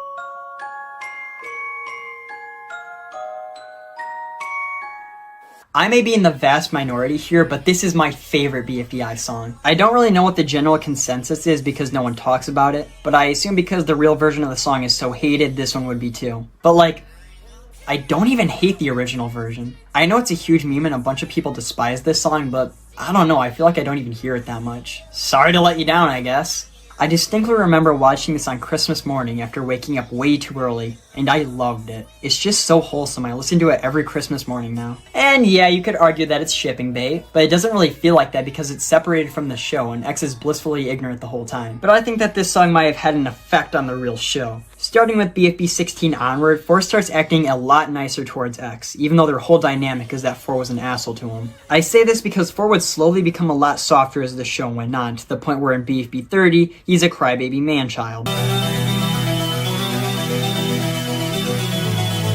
Marker.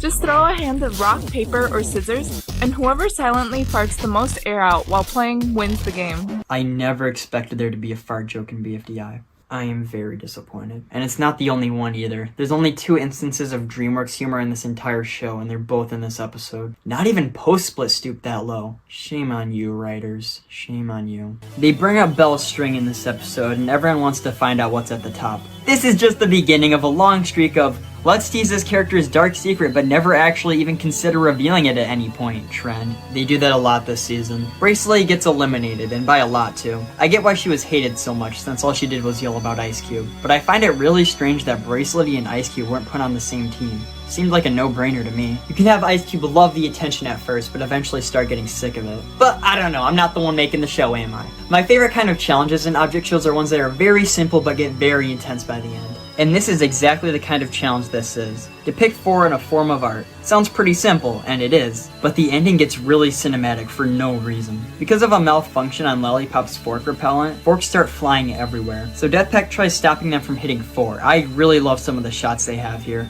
like Pillow getting hit by the forks or Black Hole sucking them up. It's the most intense the end of a challenge has been this season, and the music helps with it a lot. It's a great track. After 8-Ball almost has his team lose, he starts crying and does this big speech about how he thought he was helping the team, that he was being sarcastic the whole time. It's a fine resolution, but didn't that arc start like last episode? There definitely could have been a lot more done with it. Loser has a flashback about being covered in paper mache. Eggy and Teardrop have their talk on the cliff. I don't care. This episode is pretty good. Moving on. Fries. Isn't it weird that Fries was the first person voted off his team in Teapot, yet is the fan favorite to win BFDIA? I wonder if his early departure has anything to do with all the love he's gotten recently. Although I am a little bummed Fries got out so early, I don't find myself missing him ever. The reason for this is most likely because of him still being in BFDIA. I mentioned it earlier, but that's a huge oversight when running 2 seasons at once, especially when there's overlapping characters. Now, this doesn't apply to Fries because he got eliminated before BFDIA started, but Pencil, Golf Ball, and even Pin have experienced a bit of unpopularity in one of the 2 shows just because they happen to be in both. Anyway, I really like Fries. I always wanted Golf Ball to win BFDIA, but once she got the boot, I wasn't really sure who to root for. But then I saw a bunch of love for Fries popping up, and I said, sure. I think at this point, Fries is so popular that he's pretty much guaranteed to win the season. My prediction is a final 3 of Coiny, Fries, and Tennis Ball. In Teapot, he was pretty boring. Even in the 2 good episodes he was in, he didn't do much. I swear though, when I first watched the Teapot intro, I was so hopeful for the return of Rotatoes. He even loses his fries during the first episode. You can't blame me for thinking they would make a comeback, or at the very least we'd be able to see what happens to him after he loses all his fries. He seemed pretty nervous about being left with only 1 in IDFB, so clearly it's gotta be something interesting. Look, I know they're definitely saving those things for the eventual return of IDFB in 20 years, and I get that. But maybe next time don't imply everything 6 ways to Sunday tier. 4 times 0 equals 0. Thought I might as well get that out of the way. In the Kick-Ass Stake this episode, most of Team Beep turns orange. This is the first time they've done huge asset changes in the show, and it won't be the last. And despite 4 getting multiplied before David is announced save, he's turned orange just like the others. They take this animation error and roll with it. He is still orange to this day. Kinda gotta respect the commitment. But like I said before, 4 gets multiplied with Donut, which makes him the host. I feel like it's a little early to be doing something like this though. Well, now I'm glad it happened when it did, considering it wouldn't take long for the show to split and the opportunity getting lost. But we've only had 5 episodes to get to know these guys, so it's weird to get rid of them this early into the game. I still like the idea though, don't worry. The challenge features the Twinkle of Contagion. It's pretty creative and leads to a few fun scenes, including one where is able to breathe in space. Just thought I'd mention that. They, and a better name than that, fly to the moon and get stuck there for a while alongside the Twinkle. After Taco, the only one on Earth, is able to trick Belle into getting the Twinkle, she breaks the basket the losers were hiding under and gives it to Clock. We now get the best Eggy scene where she complains that Clock lost the challenge for them. But Eggy, every other member of the losers, including you, were also looking at Belle. So if it wasn't him, it would have been someone else. I don't like Eggy now, but you should have seen me back in 2018. She was by far my least favorite character, alongside Pencil and Match, weirdly. I found this old slideshow I made back in the day ranking all the characters. I actually found a bunch of old stuff from back when I first found the show, including a prediction I made. I considered making a video about that prediction, but then I realized it'd be very boring, so I'm not gonna do that. This episode has the Coiny and Pintuck under the basket, and it's a nice scene and all, but it kinda comes out of nowhere. The episode is filled with a bunch of goofy and silly jokes, but then there's this deep conversation in the middle of it all. And the losers really haven't had that much screen time this season. There's been no build up to this. I just find it kind of weird that it was here, but the episode's still great.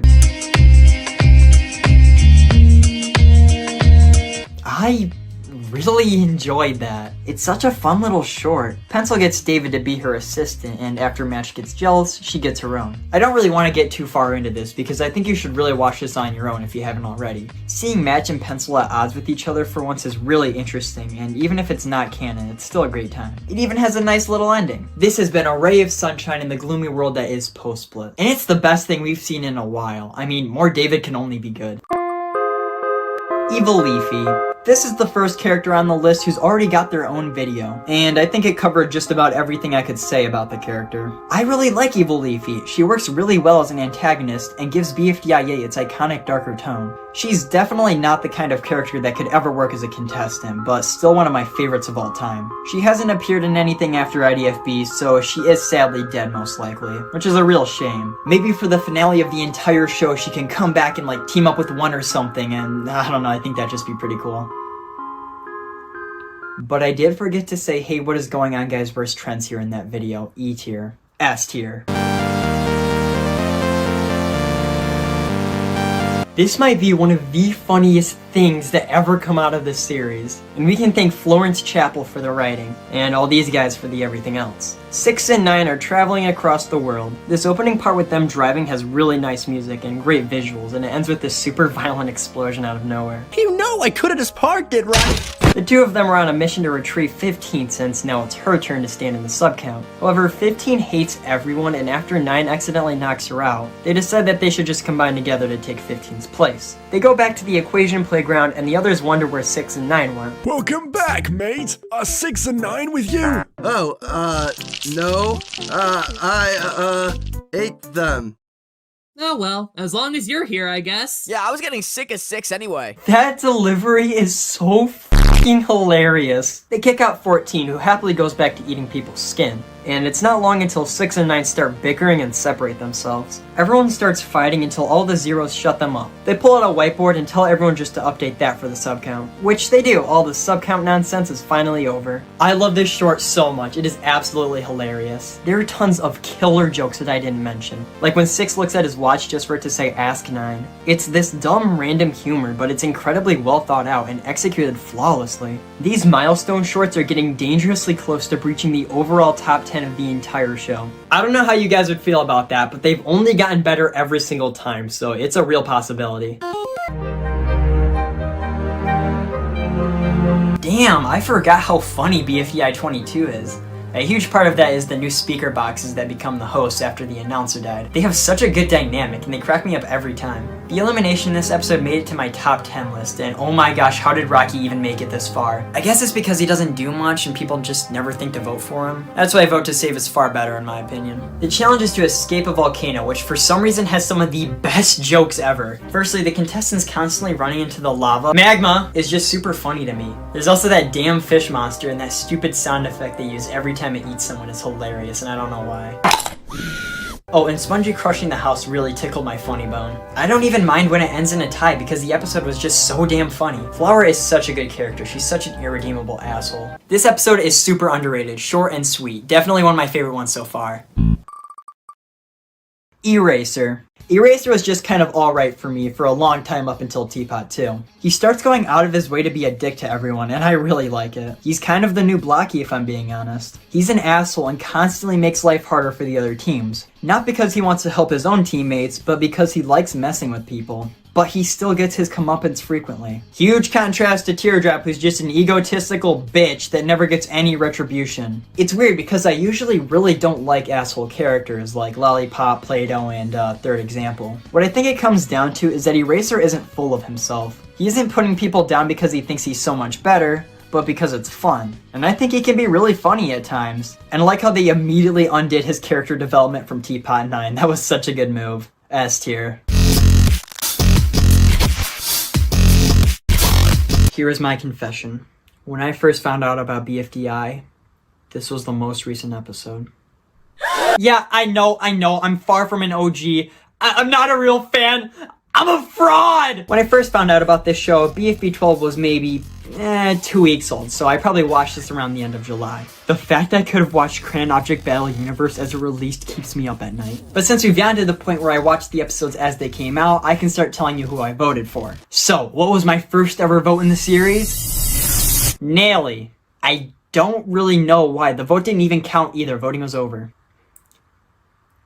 This is the Among Us episode. Yup, that's right. BFB 12 released on June 10th, 2018. And just 5 days later, the hit game Among Us would make its debut into the world, which means that these two very similar products were being worked on at the same time. The episode starts out with Pen Block and Eraser just hanging out. I like that. Similar to the end credit scene from last episode, I really like it when characters interact outside their teams. It makes them feel more real. I also really like Bommy's conversation with Black Hole. That was pretty funny. Match gets eliminated, but it's not really focused on that much, weirdly. We quickly move to the challenge, which is one of the best in the series. It's just so creative. A mind from one contestant per team is swapped with another, and each team has to figure out who the imposter is to be safe. I know it's literally impossible, but it would be so fun to do something like this in real life. I love it when challenges have something to do with minds, like Teapot 10. It's always super unique. I'll admit that this episode doesn't use the challenge as well as it could, though. The challenge only lasts for about 7 minutes when it easily could have lasted double that and still been entertaining. For the billionth time in a row, Deathpack gets almost no screen time. They figure out right away after Tree, really Taco, kills Bottle. What the hell was she thinking?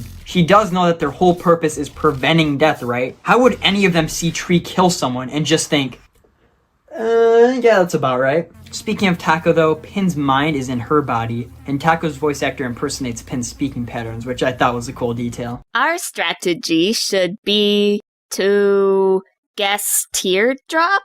She's been awfully quiet. Same thing with Puffball and basketball, it's just neat. In the end, it comes down to Iance versus Team Ice Cube, and yeah, obviously Iance isn't gonna lose 2 times in a row. They barely even get any screen time during the challenge anyway, but I will say that I love what they do with Team Ice Cube in this episode. And by that, I mean they actually get some attention. I think Nelly has more lines in this episode than the entire rest of the season. Same thing goes for Fiery Jr. and Barfbag, they really never did much with these guys. This is why I wish they spent more time on the challenge, because I genuinely didn't see it be spongy when I first watched it. If we got more time to see Team Ice Cube interact and ask questions, it'd make the final reveal all the cooler. When the team implies that Bommy might be imposter, Donut starts acting weird. Possibly because he knows about this horrific secret Bommy apparently has. Maybe Donut is scared of him. But then again, he asked to be on the same team as him and Teapot. Why does anyone even try anymore? Final thoughts. Really good episode, creative challenge, needed more time. Also, the book and Taco arc furthered more, but I don't feel like talking about it.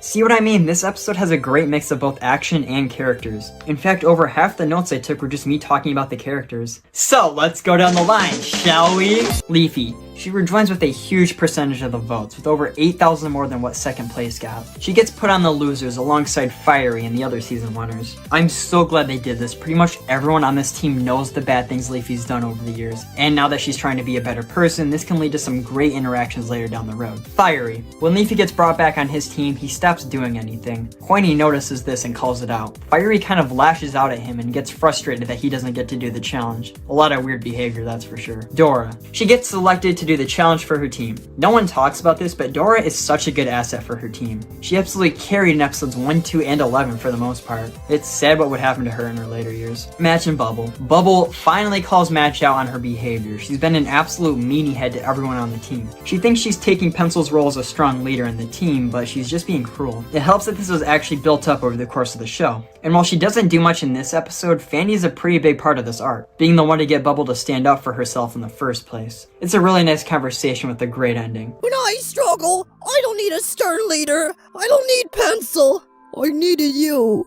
Mash apologizes, but Bubble doesn't forgive her. It makes a lot of sense for her to do this, and it caps off a really good scene. Foldy. Foldy found out that Ainz is the reason Stapi got eliminated and does everything she can to take Flower down. It's kinda dumb, and I remember tons of Foldy hate starting up because of this. But for me, I don't really care. It doesn't look like she even saw the whole scene anyway, so whatever, I guess. Flower. This is how you write a character trying to redeem themselves. Flower doesn't whine, she doesn't get bullied, she doesn't spell out her character arc every 2 seconds. She just tries to help the team. That's all. She wants to win for her team so she isn't seen as an enemy anymore. But that doesn't mean she's immediately a perfect character, because when push comes to shove, that old violent personality will come out again. This is Flower's best episode this season. You can clearly see that she's trying to become better, but she's still the same old Flower that tried to crush the announcer all those years ago. Back in the exit, there are a few points of interest. For one, there's a mysterious door in the back of the room, and Loser seems to have found a cryptic message in Donut's diary. Wow, I can't wait until season 17 when we finally get to learn what it was. I like the challenge. That's it, it's just good. Okay, elephant in the room. Everyone and their dog knows this episode for one thing and one thing only. That one 5-second scene of phenomenal animation. It's so good. I don't think there's a single other moment of animation in this show that tops this few seconds right here. I'm actually gonna slow this down so you get to see each individual frame of this scene. I remember hearing everyone gush over that One Piece scene a couple months back, and all I could think about was this right here. That's right, Flower could kick Luffy's ass. What the hell? He didn't talk about the end credits scene. That was in his notes. Yeah, that's right. I can read you guys like a damn book. I thought it was cute that Pin, Teardrop, and Needle were just hanging out together. I like it when contestants interact with people outside their team. Now shut up and let's get on with the video. Thank you. Donut. I like Donut. He's a very respectable individual. He didn't really have much going for him in BFDIA, but that doesn't mean he deserved to be kicked off so early. I'm excited for the eventual IDFB episode that focuses on him. I'd like to see him go from being more of a jerk to an all-around great guy. I love his dynamic with Golf Ball, and he pretty much replaces 8-Ball in that old pre-split arc. I hope he makes it far. S tier. Not even a joke, but if it counted for the list, Kuboa 1 would rank right here. It's time for the Crayon! Immediately after this beautiful line, we are greeted with the intro. Take a look.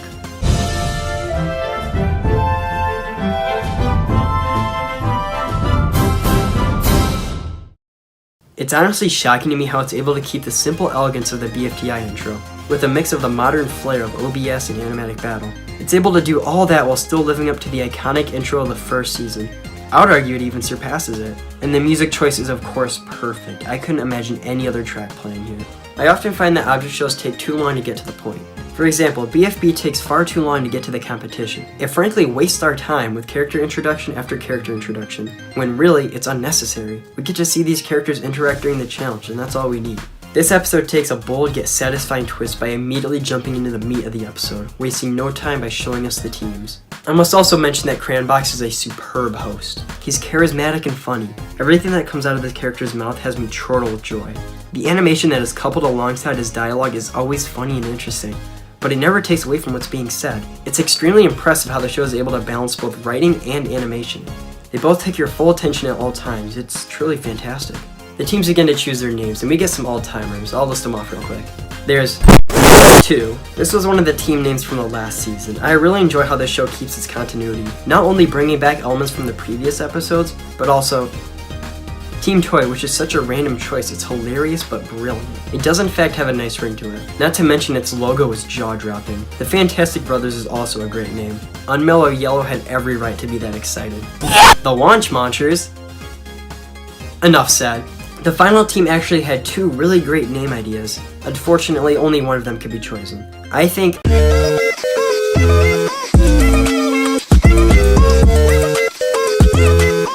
is a really good one, but I'll admit Toilet Lettuce rolls off the tongue a bit better.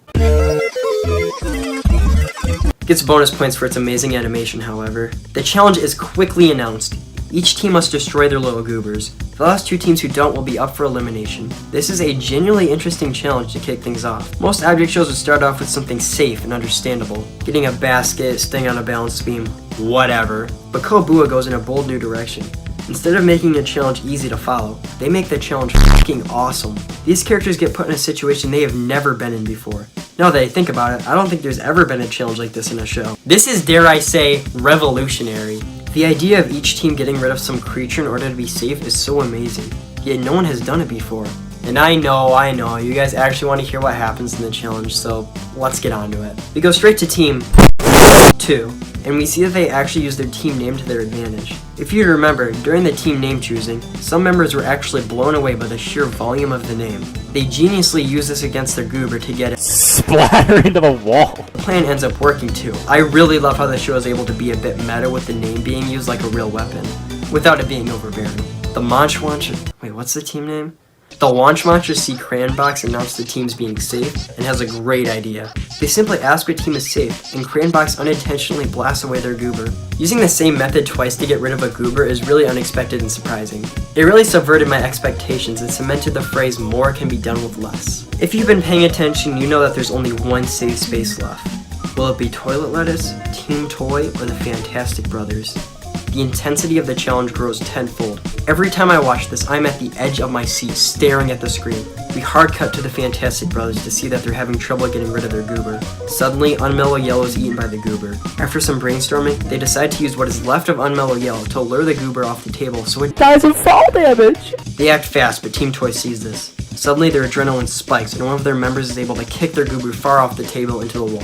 I'm sure that everyone thought the Fantastic Brothers would win, so subverting everyone's expectations at the last minute really subverted my expectations. A quick snappy punchline of another death pops up right before the credits starts. Like most object shows, there's an end credits scene, and a very good one at that. For most of season 1, recovery was a huge issue, and a few crans actually died in this episode. So it's reassuring to hear that Cranbox will soon find a way to recover them, and they won't be immediately eliminated. With that hopeful, inspiring note, the episode ends. What else is there to say? The animation is flawless. It's able to punctuate so many jokes as well as create tons of visual gags throughout the episode. The writing is top tier. There are so many hilarious jokes I didn't mention because they need to be seen in the episode, not just me playing a clip. Yellowface. I really like Yellowface, I just think he's so damn funny, especially in the original BFDI. It's not just that though. In BFB and Teapot, he has proven himself to be a pretty capable contestant, and he's helped his team many times. But ever since Teapot 7, it seems like Jack and Jelfie has been trying to get him to lose fans. He's the sole reason his team lost in episode 7, and he steals limbs in episode 8. He also becomes a bit more of a jerk for no reason, boasting about his new limbs all the time. If he were to become a bit more of an antagonist, that'd be perfectly fine. Everyone knows that BFDI fans love villain characters. But it's like he's stopped doing anything in recent times. Like, sure, he's always been there, and in Teapot 12 he was pretty helpful, but there's a noticeable lack of vote to save moments for this character. And by that, I mean he hasn't done anything that would make people want to vote for him. Insert my short about him here. I literally took what I said about him in this video and turned it into a short, so just go rewatch that, I guess. Also, I just want to say that I totally predicted Yellowface's loss in relevance in my Teapot 7 review. I nailed that. I have this theory that Jack and Jelfie are going to derail Yellowface because he's a joke character. Yellowface is super popular, and I'm pretty sure they don't want a joke character in the finale of the biggest season in the show's history. That's just my theory though, I hope I'm wrong. Now all that's left is for my Dream Island isn't real theory to come true. I will die on this hill. S tier. The final part, and a good one at that. Free Smart and No Name finally get to Yoyo Land in this episode, and with that, Yoyo City, and this will be added to the counter. Time waster. I really love Yoyo City. It's so eerie and creepy and... okay, I need another synonym. It's this giant city that's abandoned for some reason. I'll get into that a bit more later. But Yoyo Land and Yoyo City are very cool locations. I love how this one scene has like fantastic animation for about 5 seconds before going back to normal. Why do they do that? Because snow plus gasoline equals glue, the HPRC gets permanently stuck on the outskirts of the city. No Name and Free Smart make it to the top of the mountain, but not the summit. For some reason, there's this giant pull and obstacle course that leads to a giant platform in space. Why? Free Smart makes it to the top. Big whoop. I'm more focused on the excruciatingly long time waster. Then Will Bunch, who hasn't even crossed the canal yet, somehow hits the steel button on the Free Smart super van and the magnet pulls them to Yoyo Land. The ending here actually gets pretty climatic as the three teams race to the top, and of course the Puffball moment here is iconic. I'll admit that this is actually a super cool scene. The music choice and Puffball's voice are on point. It's kind of sucky that they do this to Puffball in the same episode she's up for elimination though. I feel like it's a no-brainer for people to dislike like her. But other than that, it's a really awesome scene. You gotta be kidding me! Our 8th and final BFDIA time waster plays out, and Match and Bubble get sent to the TLC. The announcer's also here, I guess. This relates to every part of this episode, but I love how monumental of a task they set this out to be. If there was a challenge like this in post-split, you already know it'd be just another 15-minute episode. But here they make a huge deal out of it, as they should. A huge portion of the episode takes place in southern Goiki, a good 10% of the way there. This is no small feat. This whole episode is amazing. From the characters to the challenge to the antagonist, it is all just perfect. Here we are, the big one. The main focus of this episode is how Black Hole feels like he's different from everyone else, and they do a really good job at driving that point home. There's the obvious things like when he destroys all the team's blocks, or when Lightning just says that he's only good for sucking. But there's some more subtle things, like in the beginning of the episode, Black Hole can't even join his team inside the hotel, and he gets mad at Lightning when he says that he can't feel anything. The whole purpose of Death Pact and BFB was to nerf Black Hole. If he didn't care about death and just went around sucking everyone up, it would make him way overpowered and also make the show boring. I really like the death prevention stuff in this episode, but I know it later on gets really overused. The animation is really good in this episode again. Aside from this one style here at the beginning of the episode, this just looks gross. I'm truly sorry whoever did it, but this style looks like the animation version of bacterial meningitis. It's not like they tried to replicate the teapot style and failed. They intentionally made this weird art style that doesn't fit the characters at all. But on the flip side of that, there's this scene later on in the episode from these timestamps that literally has the best mouth and eyes animation I've ever seen in this show. It is so satisfying to watch. Okay, elephant in the room, teardrop joins. Now, I've already talked about this little gremlin for 20 minutes straight, so I'm not going to go too far into depth. However, one thing I never mentioned in that video is that 2 letting people into the season is super inconsistent. So Teardrop can just come in out of nowhere and join the game, yet only one of these debuters is allowed to join? That seems a bit unfair. They had to go through a whole voting process, meanwhile a Teardrop just gets to waltz on in. And secondly, Non-Existy gets the shaft in episode 1, but the very next episode, Teardrop joins. Why did they do this to me? I hate Teardrop in this episode. It's the only real negative I have, aside from Golf Ball's stackability thing, I guess. She gets this gun and she's overpowered with it, killing tons of people throughout the episode. The marker fight scene is actually really cool though. I wish it lasted longer and wasn't resolved with that stupid finger laser. That shit is still the dumbest thing on the planet and I will stand by that. Really cool moment for Marker though. It made me like his character a lot more after this. There's a new recovery center in town. The name is covered up for some reason. I don't know why this needs to be a mystery. I saw somewhere that it might be a conscious recovery center, and that sounds about right. We see that it has a little face later on. Anyway, Black Hole accidentally kills Teardrop, and I love how he immediately gets rid of the evidence. Eggy sees this and then goes to recover her. The writers then proceed to never explore this concept again until both characters get eliminated. Speaking of the recovery center, we get another instance of gratuitous Ice Cube violence to add to the counter. Finally, I want to talk about teammates this episode, starting with Gady. I love it when she goes up to 2 and starts talking about how weird it is that the timer is 25 minutes and not 30. At first, you think she's trying to convince him to extend the timer, but no, she just has a genuine conversation about it. 2 and Gady continue to talk for the full episode on this little couch. In this scene, Gady tells 2 that she decided on her girlness. This has led many people to believe that Gady is transgender, but I disagree. Let me explain. I would like to present to you all the object show gender theory. Take a look at Fiery here. Notice anything? No dick, no balls. That's right, yet he's a male. So here's what I think. I think that when an object is built or born or whatever, they get to choose whatever gender they want. This would explain why so many characters famously have voices that don't sound like their genders, such as Pi, Lightning, and yes, Golf Ball. This also completely sidesteps the issue of object reproduction, and I think everyone's okay with that. So I guess it still would be transgender now that I think about it, just not how it is in the IRL. You don't think I'm gonna get in trouble for this, right? When teammates uses glue on their stack of blocks, Pin thinks that they're cheating and goes to snitch on her own team. She also says that she hated BFDIA. The stack gets knocked over multiple times, yet the team never thinks to actually glue the stack down on the podium. Weird. What the hell was that end credit scene? That was lame as hell. Teapot 2 is a really good episode, and I always thought it was my favorite of the season. But on rewatch, I don't know, I think I liked episode 1 a little bit more. It's not by much, these 2 episodes are gonna be very close in the overall ranking, but I think what it comes down to is the lack of standout action scenes in this episode. Yeah, there's the whole teardrop fight, but other than that, this episode is mostly just characters standing around and talking, which isn't necessarily bad, it's just something about it. Still though, one of the best episodes in the entire show. Its pros heavily outweigh its cons. Tennis ball. Look, I love being a contrarian just as much as the next guy, but not even I can hate tennis ball. He's fun, he's cool, he's interesting, he's a good competitor. His relationship with golf ball is unlike any other in the series. In BFDI, he's a classic character. Gets shit done, makes it pretty far, then gets robbed. It's a tale as old as time. In OG BFDI, it's a pretty similar story, only this time without the thievery. Then from BFB to modern day, he stayed largely the same as a fan favorite. He's a great asset to whatever team he's on and can help out in a ton of challenges. And of course his dynamic with golf ball is perfect. I love tennis ball on his own, but when he's paired with golf ball, come on. Come on, S tier.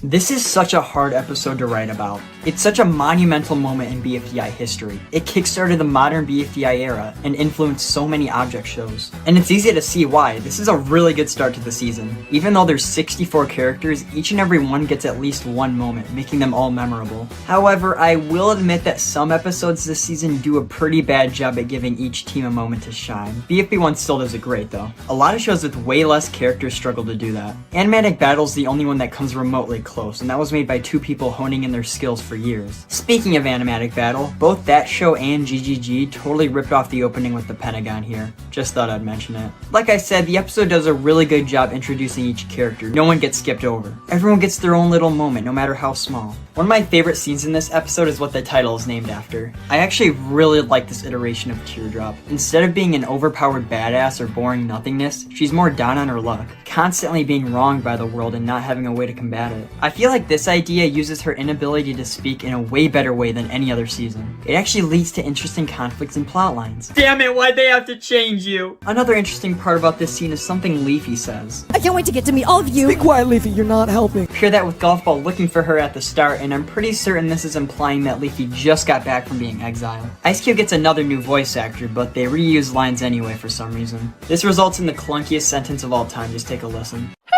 Can I be part of the truce? Also, I want to mention that I was a fan of Fanny from the start. It took a lot of people until Teapot 7 to like her, but I was always there. In fact, I'm your biggest fan. Moving back to Free Smart, there's an interesting detail I noticed. When Bubble gets demoted to Bember, each character's voting icon is shown, including Book and Ice Cube, which we wouldn't even see for another 14 episodes. And the weird part is, the icons aren't even used on the voting screen at the end of this episode. Did they just forget, or what happened here? Pillow almost swore. A true indicator that person doesn't give a fuck. Chuck, hey, no swearing. In the video, The Secret Behind BFB Split, Carrie says that BFB was originally going to be sloppy BFDI, which means it would have been super low effort and they could just go back to the fun of BFDI. I'll probably discuss this video later, but for now I want to talk about the animation. It's clear that the hand-drawn faces and limbs were originally supposed to take some work off the animators. Look at almost any scene in early pre-split and you'll see that this shit is animated like an anime. Characters and limbs are usually static, with the mouths flickering between 2 or 3 frames. This is honestly kind of genius because it allowed them to spend less time on regular talking scenes, so they could focus more on spots with really good animation, like Flower opening the jar, Baloney jumping, etc. However, this strategy would later turn on them as the faces and limbs moved closer and closer to being frame by frame, which would eventually lead to the split. I personally really like the style of early pre-split. It just has this really nice charm to it, and even though it's low effort, the hand-drawn limbs and faces make it look like it has a much higher production value. That's another big influence this episode had. No one was hand-drawing object shows before this. I don't love how mouth and limb assets look in object shows, so this does bring a smile to my face. Back to the episode, Forrest shows up and we get the amazing intro. I don't even need to discuss it, you know it's great. How was Black Hole so big though? Wasn't he the size of everyone else in BFDIA? I suppose something probably happened in IDFB, but also... how? The first power that 4 ever uses is mutilation, which was always my favorite of his. But did you know that he only ever uses this 3 times in the entire series? Why? He recovers Baloney, and people always like to say that the two have some sort of connection, but no, 4 probably just saw him fly into Black Hole. Let's play a game. I love games. What's wrong? Don't you want to battle to win a prize? But what is the prize? BFDI. What an iconic line. 80% of object shows parody this. Since this episode, I feel like way too many object shows have had the team names chosen by accident. And it can be funny sometimes, but it's just way overused now. If you're gonna do it, put a unique spin on it. The joke was pretty funny in BFB, but nowadays it's just the same thing every time. Character yells something out and accidentally names the team.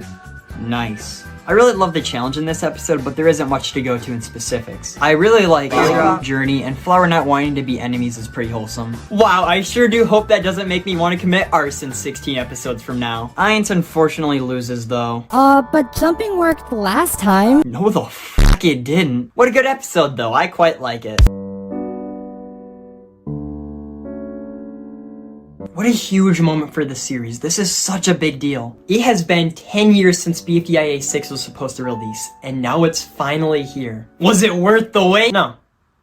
It's been a decade, but it's still a damn good episode. It starts off just like the deleted scenes did, with everyone falling down from Yoyle Mountain, with everyone acting surprisingly wholesome to each other. If you'd remember, in BFDIA 5e, the announcer showed up briefly, and to avoid getting caught, he has the fiery speaker box eat some Yoyle berries to look like him in case anyone asks. Do it for the team. Ooh, spooky. I always hated that later BFDIA episodes leave Yoyle Land and go back to Goiki, but I think originally it was the plan for the rest of the season to take place here. The intro is in Yoyle Land and the whole challenge is to find a place to live in the city. Anyway, everyone gets on solid ground and you can already see the improvement in animation. Just this shot of Rocky nodding beats out almost everything from the original BFDIA. Except for this one animation error when all the people that are supposed to be metal aren't for a few seconds.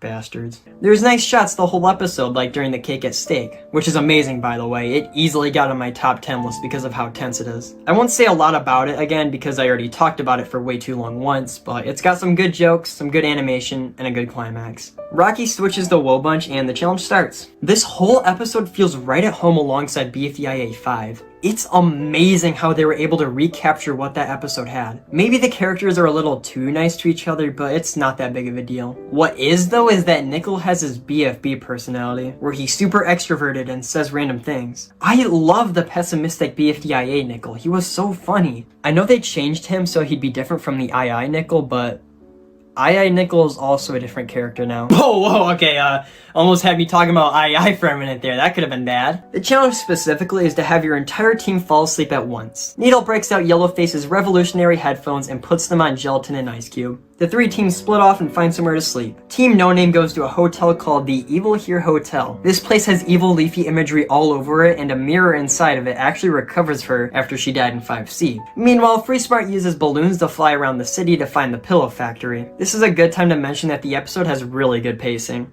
It's half an hour long, but there's almost no filler. The only thing close to it is when Ruby leaves to go to the Yummy filtration plant and comes back immediately after. It never affects the rest of the episode, but it's no biggie. Although, scenes like this are going to become a lot more common a few episodes from now. Woe Bunch finds a big warehouse and they decide to sleep there. However, the building is so big that a cloud forms and rains on them. They end up using a dehumidifier to pump the water out through the roof, but Free Smart crashes into it and water begins to fill the van. The weight tips over the dehumidifier, and when Woe Bunch tries to pull it back, the pipe goes level and the two teams begin to face off. This is probably the best fight scene in this series up to this point. Although that probably isn't saying much. What's even the competition? BFB 18, yeah, I think it takes the gold medal. For now. The entire episode from here on out is absolutely amazing. There's so much going on that I don't want to sit here and describe it all to you, but rest assured, it's such an amazing ending to the episode. After Free Smart tries to sleep on the pipe, Woe Bunch starts to scare them by yelling Evil Leafy's name. No Name has been getting chased by Evil Leafy for a while, but the shouting of her name makes her leave and goes to Woe Bunch. Team No Name soon falls asleep. Evil Leafy begins to terrorize the two teams on the pipe until Ice Cube uses the balloons to have Free Smart float up into the sky. She reprogrammed the headphones after Pencil threw her in the trunk of the van, and they all fall asleep to nice music, allowing them to be safe. Woe Bunch continues to get hunted by Evil Leafy, and the episode ends. The end credit scene makes me super sad for some reason. Free Smart starts their video diaries, but we all know it's for nothing because in IDFB, they find out that the lens cap was on the whole time. The music they play here is so bittersweet. This ending is perfect. So that was BFDIA 6. It was really, really good. Again, this has the same exact energy as BFDIA 5. I don't know how they did it, but they did, and I love it. This is where the show does a bit of a retcon though. Up until now, it was stated that after BFDIA 6, the season got cancelled and everyone else got stuck in Yoyo Land. But now the show will continue. I don't really like this. It makes IDFB less impactful. Before, it felt like after BFDIA 6, the fiery speaker box just left them and they had no way to get back to Goiki. They were forced to just stay there while dozens of their friends were trapped in a box just outside the city. If I made BFDIA 6, I would have made it a really big story episode that fills the gap between BFDIA 5 and IDFB, but that's just me. Only 20 seconds into the episode, and look how fantastic the animation is. It's still done by many different people, so it varies slightly throughout the episode, but it's never as bad as it was in post-blood. We start off with the debut, which I don't have much to say about except that every time I see this scene, it makes me sad. But I already made a whole video on that topic, so I'll save you the rant. We move on to the team picking scene, which is definitely the main focus of the episode, getting just as much time dedicated to it as the challenge. In BFB, I found it kind of questionable why some characters were on specific teams. Like Gelatin just joined Team Ice Cube and we never know why. But here, every single character has a reason for being on the team they are. Sometimes that reason is, lol, we have zigzags. But they're reasons nonetheless, and I like how they put the effort in to do so. Corny attempts to bring Will Bunch back together by joining Donut's team, an arc that we would sadly never get to see fully expanded on. Basketball and golf ball form a rivalry, but when basketball leaves for being useless, golf ball immediately brings in TV, who is apparently much more useful.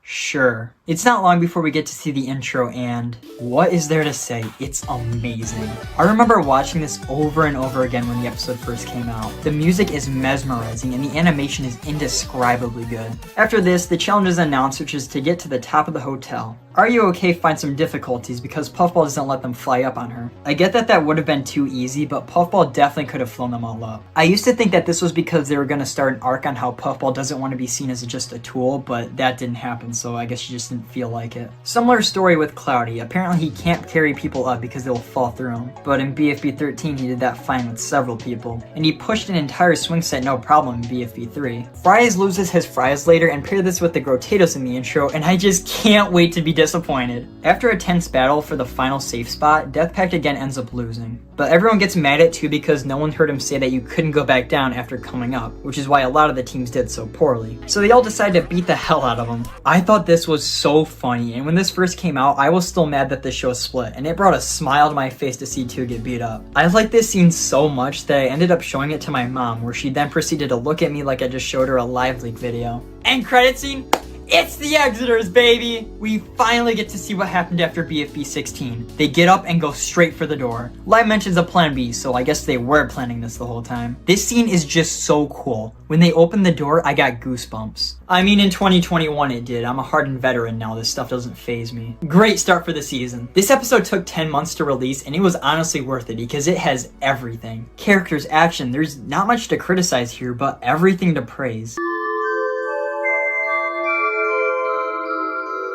I always thought that this was the most forgettable episode of Pre-Split, but while I was watching, I was surprised to see just how good it was. In this episode, everyone is playing with these toys I don't know the name of, and Loser says he loved playing with them for years. Thereafter, Fanny drops the hardest diss track of the series, calling him out and saying that the toys were just invented that day. And this is all it takes to get just about everyone to go from loving him to hating him. I used to think it was weird how fast they all turned on Loser, but I think it might be because of how trusted and respected he was. The lie actually hurt everyone. This leads to the cake at stake where he gets eliminated, and I honestly really like Donut as a host. He actually takes the time to sit down and talk to the bottom 2 before revealing the votes. I wish they did stuff like that more. Loser gets put inside one of the Jawbreakers, which...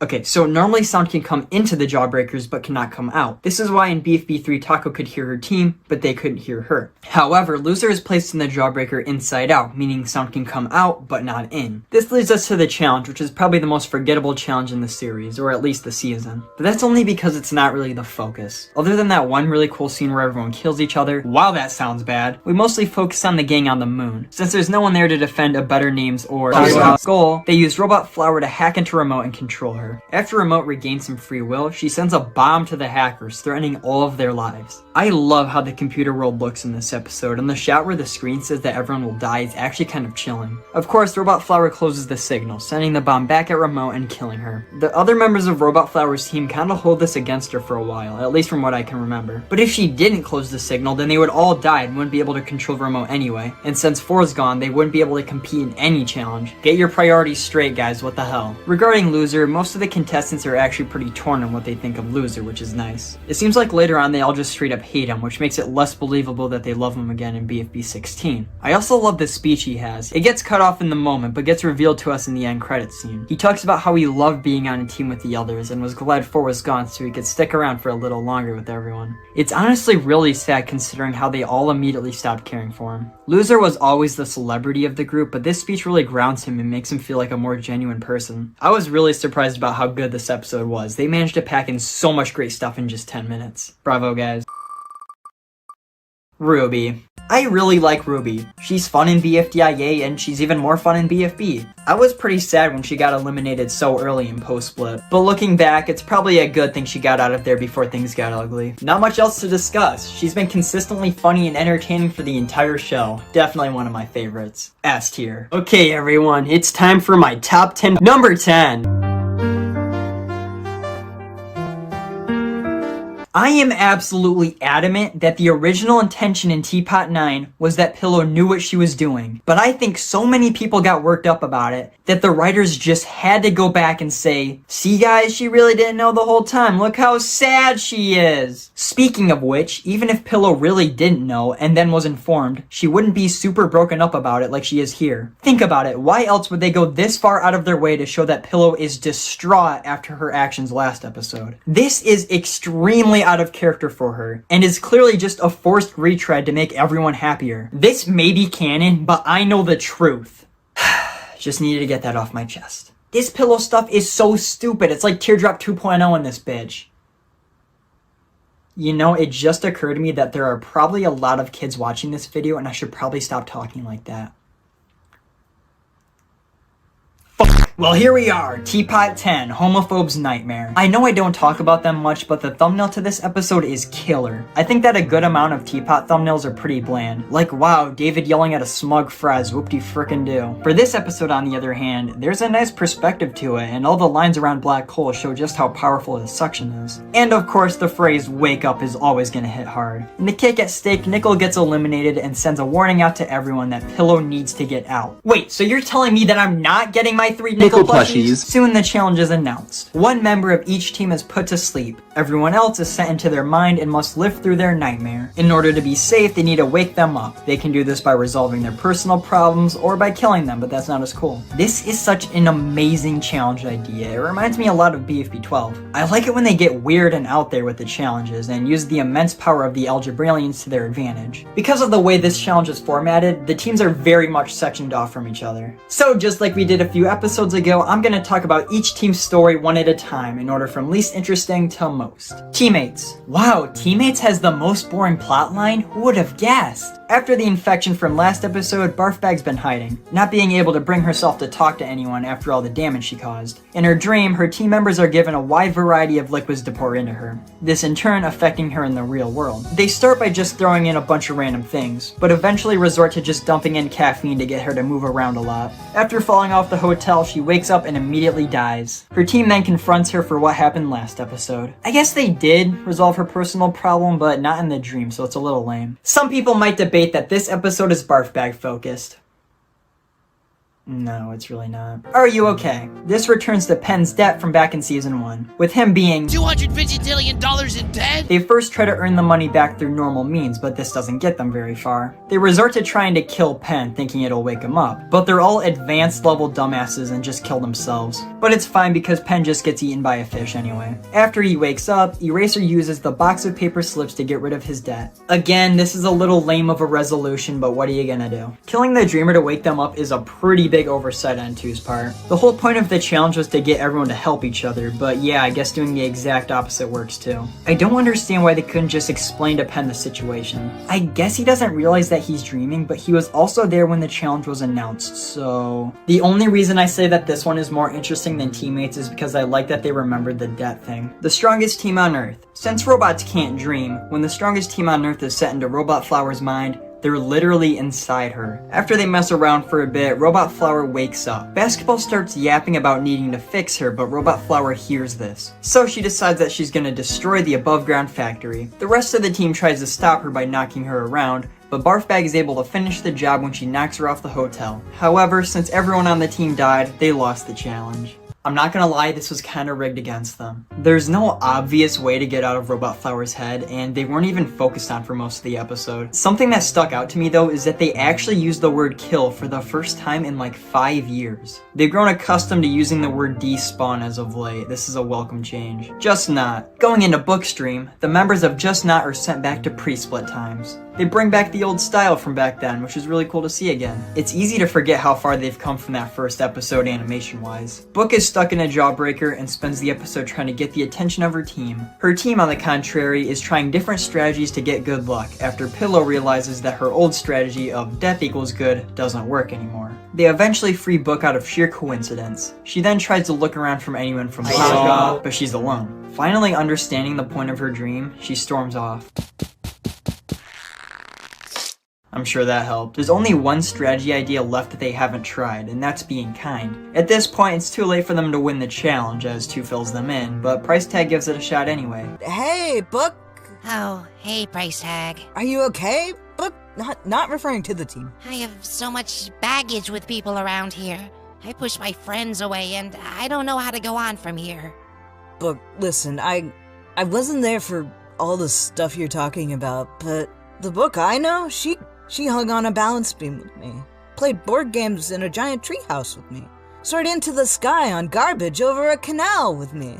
I'm new, so it's been hard to really connect with people around here, but you and your team have always made me feel included. This is a way better conclusion to the Taco arc than what they did in BFB 16. It's really wholesome that even though Price Tag doesn't really know Book, they're still willing to befriend her out of the goodness of their heart. A really good conclusion to these characters. They really screwed over Bommy though! He does pretty much nothing this episode, and because of it, he gets eliminated next time. This is the biggest drawback of Vote to Save. It doesn't matter what you've done in the past, if you do little to nothing in an episode, you're up for elimination, you're gone. This is how someone like Bommy can go from getting the most votes by a long shot to getting the least by a long shot. Hybrid voting will always be better, you can't change my mind. Yes! After 4 sees that everyone went inside of Winner's dream, he stuffs Clock right in Winner's mind. In this nightmare, loser imagery is everywhere, including the loser museum which they all enter and see Winner. There's some crazy winner and loser lore that gets dropped on us, here goes. The two started out as a simple duo performing for their friends, but as they got more popular, Loser wanted to go bigger. But Winner only ever did it to make Loser happy and didn't want to go any further. When Loser comes to Winner with the contract to a movie with the two of them, Winner declines, saying that things are moving too fast. Loser is noticeably upset and walks off. We soon find out that Loser ended up doing the movie without Winner. Clock accidentally reveals himself to Winner, and Winner questions him. Clock says the reason he cared so much about making Winner famous again is that he didn't want him to be forgotten, just like he was. Finally! I was waiting for them to bring that plotline back, it's about damn time! The conversation helps Winner and Clock understand each other and they all get sent out. Ice Cube sees Book having fun with Price Tag and has a weird reaction to it. But unfortunately, since Clock resolved his issue with Winner, he must now get sent to the elimination area. What? Hello? What the?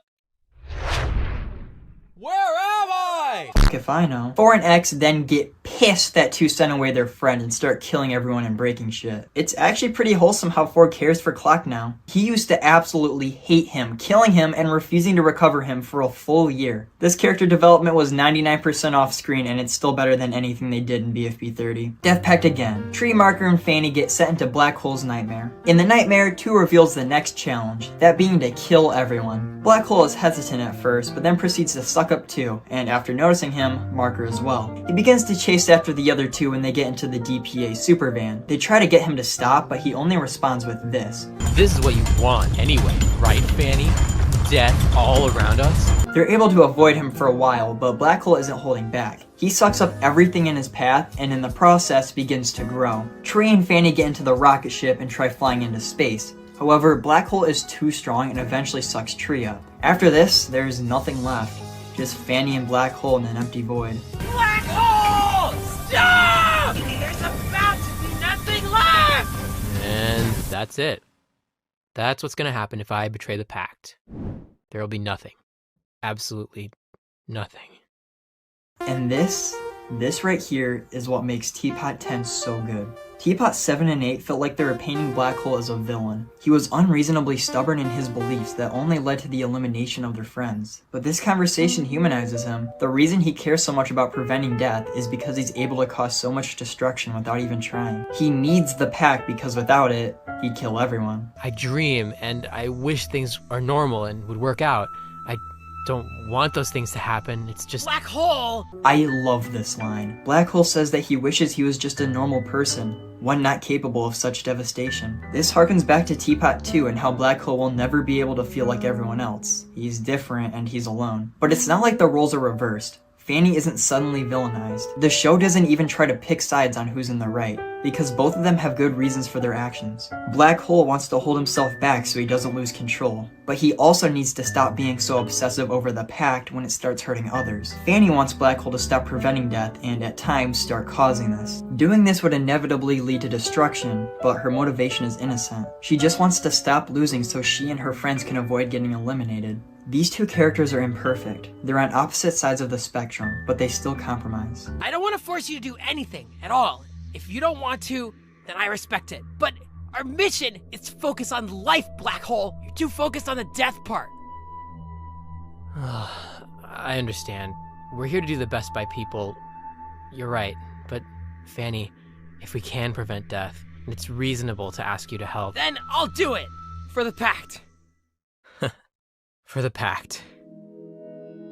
This conversation between Fanny and Black Hole is one of the best moments in the entire show. This scene alone pushes the placement of this episode from top 20 to comfortably in the top 10. Teapot 10 has some of the highest highs in the entire show, but unfortunately some of its plot lines like Are You Okay and Teammates are pretty weak. I think Teapot 7 is overall a more consistently great episode, but Death Pact Again's story tops anything we've seen in the season so far. This is why I watch BFDI, for moments like this. Number 9. Fanny. I was an OG Fanny fan. Ever since episode 1 of BFB, I thought she was hilarious. The way she said every single line so aggressively was just hilarious to me. The charm of that has since worn off, but she's made up for it by being a super good character. I don't want to get all character analysis-y, but I really like how she stuck up for Bubble in BFB and argued against Teardrop's inclusion in Teapot. I swear I'm not just saying that because it's Teardrop. Fanny just wants everything to be fair, and I respect that. In Teapot 1, Fries had an offhand comment about Fanny having the spirit of a leader. When I first saw that, I was hoping, praying, begging that Fanny would become her team's leader. But after the Dark Age hit, I was totally ready for this idea to never resurface. But lo and behold, in Teapot 7, that very thing happened. Fantastic character, unironically deserves a spot in the finale. S tier. Number 8. Lobstar. Yes! Yes! Yes! BFDI A5, baby, one of the best moments in BFDI history. You probably don't even understand how cool this episode is. Like, today it might not seem that crazy, but you've got to remember, back when this episode released, the biggest thing to happen in this show was like, I don't know, bugs or some shit. I love BFDI A5, and I haven't even started watching the episode yet, but I already know the top 10 is going to be dominated by this episode. So yeah, BFDI A5 is going to be split between parts, just like BFDI 1. If you think that's stupid, then why don't you go make your own 7-hour video, then you can do whatever the hell you want. This is actually the longest episode in the show so far. I mean, just BFDI A5A, 17 minutes in total. The episode starts off with Pin trying to team up with Bubble, not really sure why, but whatever. They bond over their hatred for Leafy until she actually shows up, walking all the way from Yoyoland. However, I'm not going to count this one because the whole thing was off screen. I'm not going to be including any of the Blue's Clues bits either because, Bubble is super happy to have Leafy back, even though she just said she hated her. And also the last time they interacted, they had a big fight. I guess Bubble just missed having friends who weren't jerks all the time. They recover everyone, and when Leafy goes to talk to Fiery, he acts like he doesn't know her. Gelatin kills her, and that's all we get from Leafy for a while. It was great while it lasted. The Puffball speaker box gets killed, and the Fiery speaker box takes their place. I actually really like the Fiery speaker box, more so than the Puffball variant. It's like every single line he has, he just nails the delivery. Probably one of the best hosts in the series. The elimination starts out and matches out, never mind. Puffball, what's your secret? Every time your team has been up for voting, you've won the prize! Wow. Oh yeah, I wonder if that'll ever come back later. It's a real mystery, who knows? I really love the elimination for this episode. Not enough to be in my top 10, but pretty close. I actually put it at 11th place. Damn, that's unlucky. The best part about this is the comments they pull up. It makes it way more intense. I wish they'd bring that back for BFDIA. Nickel and Spongy switch to a Woe Bunch, and the Alliance creates their own team. Can we just look at the teams right now? I don't care what anyone else says. This right here is peak teams in BFDI history. Everything is just perfect. Everyone is on the team they should be. It would be a real shame if something were to ruin this perfect trio of teams. The challenge is to get to Yoyo Mountain. Honestly, what a cool challenge. I really love how big this thing is. Like most challenges in this series are definitely not boring, but more down low, you know? This though, this is real art. There's a good amount of really great animation here too. This applies for the rest of BFDIA as well. I know most of you probably don't care because you've been spoiled by Teapot, but this is actually really cool to see. It's like back in the day when I watched The Odd Ones Out and he actually bothered to animate for more than 2 seconds. Most of Season 1 and early Season 2 were pretty stilted as you'd expect. Nothing wrong with that, but wow, does this scene look fantastic compared to it. Each team has different ways of getting to Yoyo Mountain. Free Smart uses a van, No Name flies on Puffball, and Woe Bunch just walks. Free Smart reaches Evil Canyon and tries to jump it. Meanwhile, a Gelatin Push, Golf Ball, Tennis Ball, and Rocky off of Puffball, and the 3 run towards the canyon on the opposite side. You know what? I think I'll just play the scene. Jump, jump, jump!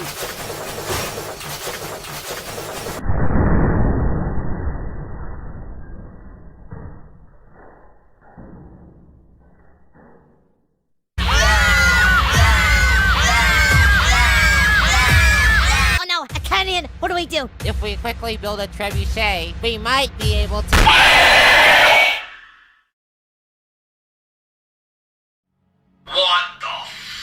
This is genuinely chillin'. Most people like to say that Teapot 9 has the scariest scene, but it's not even close. The way we just see everyone disappear is terrifying. Up to this point, Evil Leafy was no more than a joke, to be honest, but with this scene, we truly grasp how powerful this being is. Obviously, I don't mean I'm horrified by this scene. I didn't turn on my nightlight and cower under the blankets while going to bed that night. But it is pretty unsettling for a show that has this as an episode title. I especially love the way it just holds on this shot for so long. You'd expect some punchline or cut to something else, but no, this is it. Absolutely fantastic episode. I have no complaint. Number 7. I'm being 100% serious when I say that BFDIA 14 is spectacular. I thought about giving this episode its own video. I'd probably title it something along the lines of How BFDIA 14 Saved the Season or something. So here we go. BFDIA 14, Pointy Pointy Pointy, or as it was originally known as, Filthy Friend. Okay. I need to go on a tangent real quick. I do not like the way BFDIA names its titles. If you haven't noticed, they're all named after a random quote from the episode. Except when it's not. Sometimes it works out really well, like in 5E, 6, and 10. These titles are not only quotes from the episode, but also fully represent what the episode is about. But most of the time, it doesn't work at all. 1, 2, 4, 5A, 5C, 5D, 7, 8, 9, 11, 13, and now 14 all have really bad titles. A good title should be a representation of the entire episode. It should be able to immediately jog the memory of anyone who reads it. Then one thought leads to another, and boom, you remember an entire episode you haven't watched in years based on the title alone. At least for me. A great example of this is BFB 8, Questions Answered. You look at the title and go, oh yeah, that's the one with the test challenge. And they have those buzzers to answer. And oh, Sleepy made a fake one and cheated against Ainz.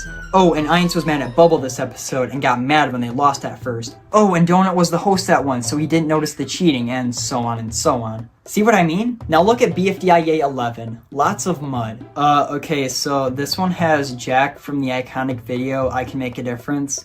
And, he says the phrase, lots of mud. And then,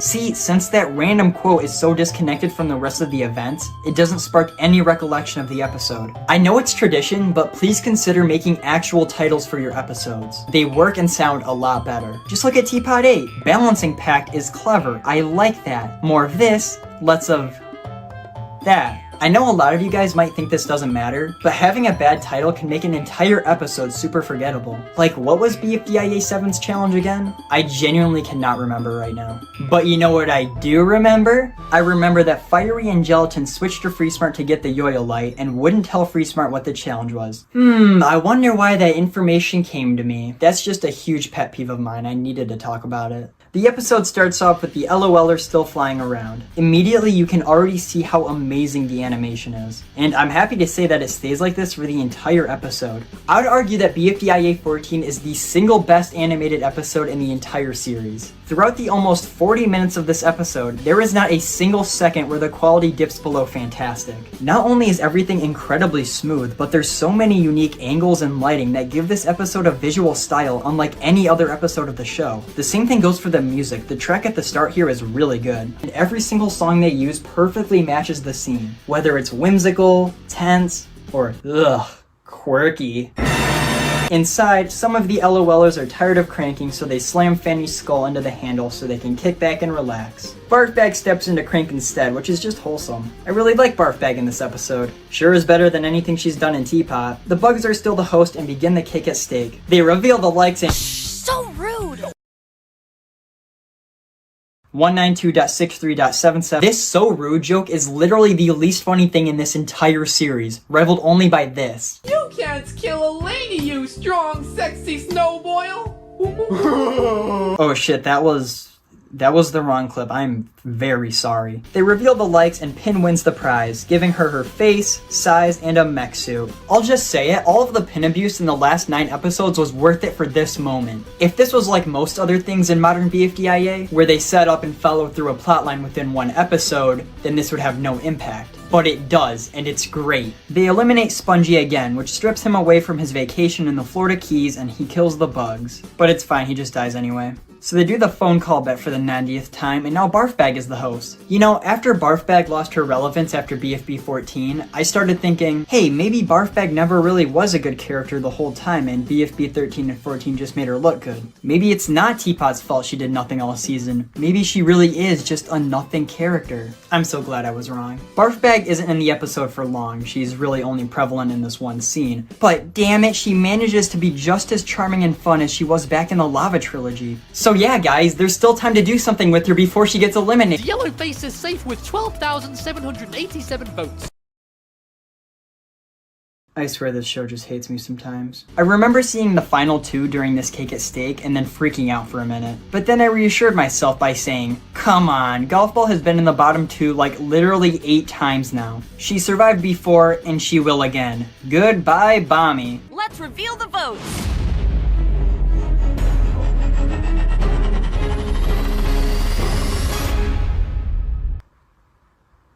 I actually want to fucking kill someone right now. I really didn't expect GB to get eliminated here, because in episode 13, Golf Ball takes credit for Tennis Ball's invention, and I thought that they were going to revisit the thing from BFDIA 9. I'm pretty sure they knew about the episode 12 voting results when this was written, but even if they did write episode 13 before they knew, then why not take it out? She's just an asshole here to her best friend for no reason, like why? This is so out of character. After seeing Golf Ball get eliminated, I felt a genuine sadness that I've never felt from a BFDIA elimination before. I've seen a lot of characters that I like get sent away over the years. Dora, Puffball, Ruby, Bommy. The list goes on and on. But never once after an elimination did I have to pause and contemplate the show for a little bit.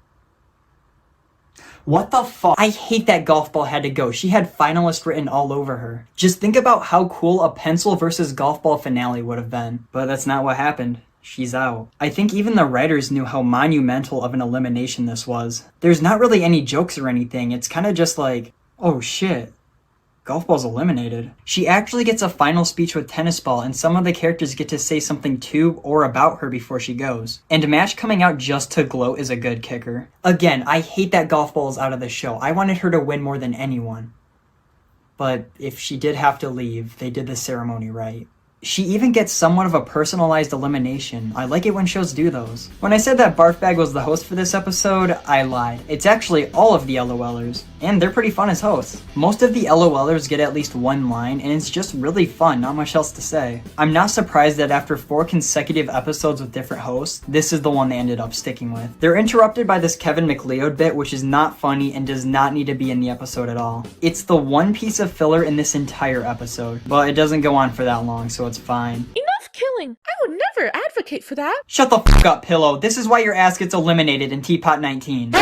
They announced the challenge, which is to make your way through the 5 islands that were ordered last episode. I really like it when the elements overlap between episodes. The contestants are put into pairs, and the last pair to make it to the bed on the final island is up for elimination. Pin and Coiny team up, of course, and since TB is without GB, he reluctantly goes with Nickel. Pencil died earlier, so Ruby and Book stick her with Needle and pair up themselves. That leaves Bommy and Fries as the final group. They make their way to the islands, and they immediately let us know that Evil Leafy will play a big part of the episode. Yeah! It has been so long since Evil Leafy was portrayed as an actual threat. Probably not since BFDIA 6. She was in BFDIA 12, but it didn't really add that much, to be honest. I understand why her appearances are so far and few between though. If she was chasing the contestants every episode, after a while it'd stop meaning anything. So I get why she's rare now, and I'm glad that she is, but damn it am I happy to see her again. The challenge begins and everyone races up to the first island. Since Nickel and Tennis Ball don't have any arms, they use saliva to stick together in order to climb up. Fry's got some gumdrops in his cranium earlier, and he uses these to encourage Bommy. Bommy is super resentful towards Fries in this episode for making him dig. It's really funny, and I honestly wish we got more of it. On the first island, Donuts Island, they need to use the cherry filling from the ground as fuel to fill up some jetpacks to fly to the next island. Tennis Ball builds an oil rig to speed up the process, and Nickel decides to one-up Just Stop Oil by taking a bite right out of the smog itself. You don't make a bad host after all. Huh. Dude. Shut up. On Dora's island, the task is to eat an island since she can't do it herself. It's here where Pencil is given the anti-poison and she eats a floating island person. Needle helps out Ruby and Book by throwing them a jetpack when they fall down. Catch it!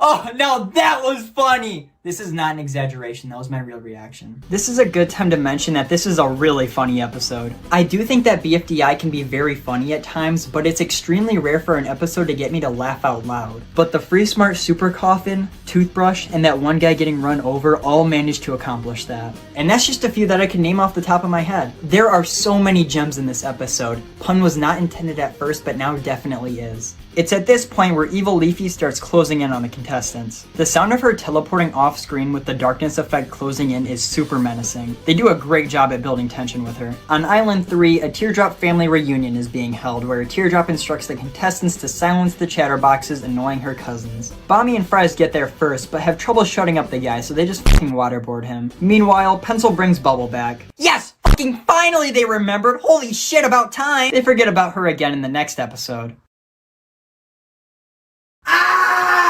When Free Smart gets to Match's island, she's super happy to finally be reunited with Pencil, but Pencil isn't. Already sowing the seeds for IDFB, I see. Yeah. Hey. Yeah. Really? Yeah. What? Yeah. Girl. Hey. Yay. Stop. Why? Cause. No. Yes. Hey. Weird jerk. Hey. Tiny. Pencil. And Ruby. Yeah, they stole that joke from Shrek 2. Which stole it from Family Guy.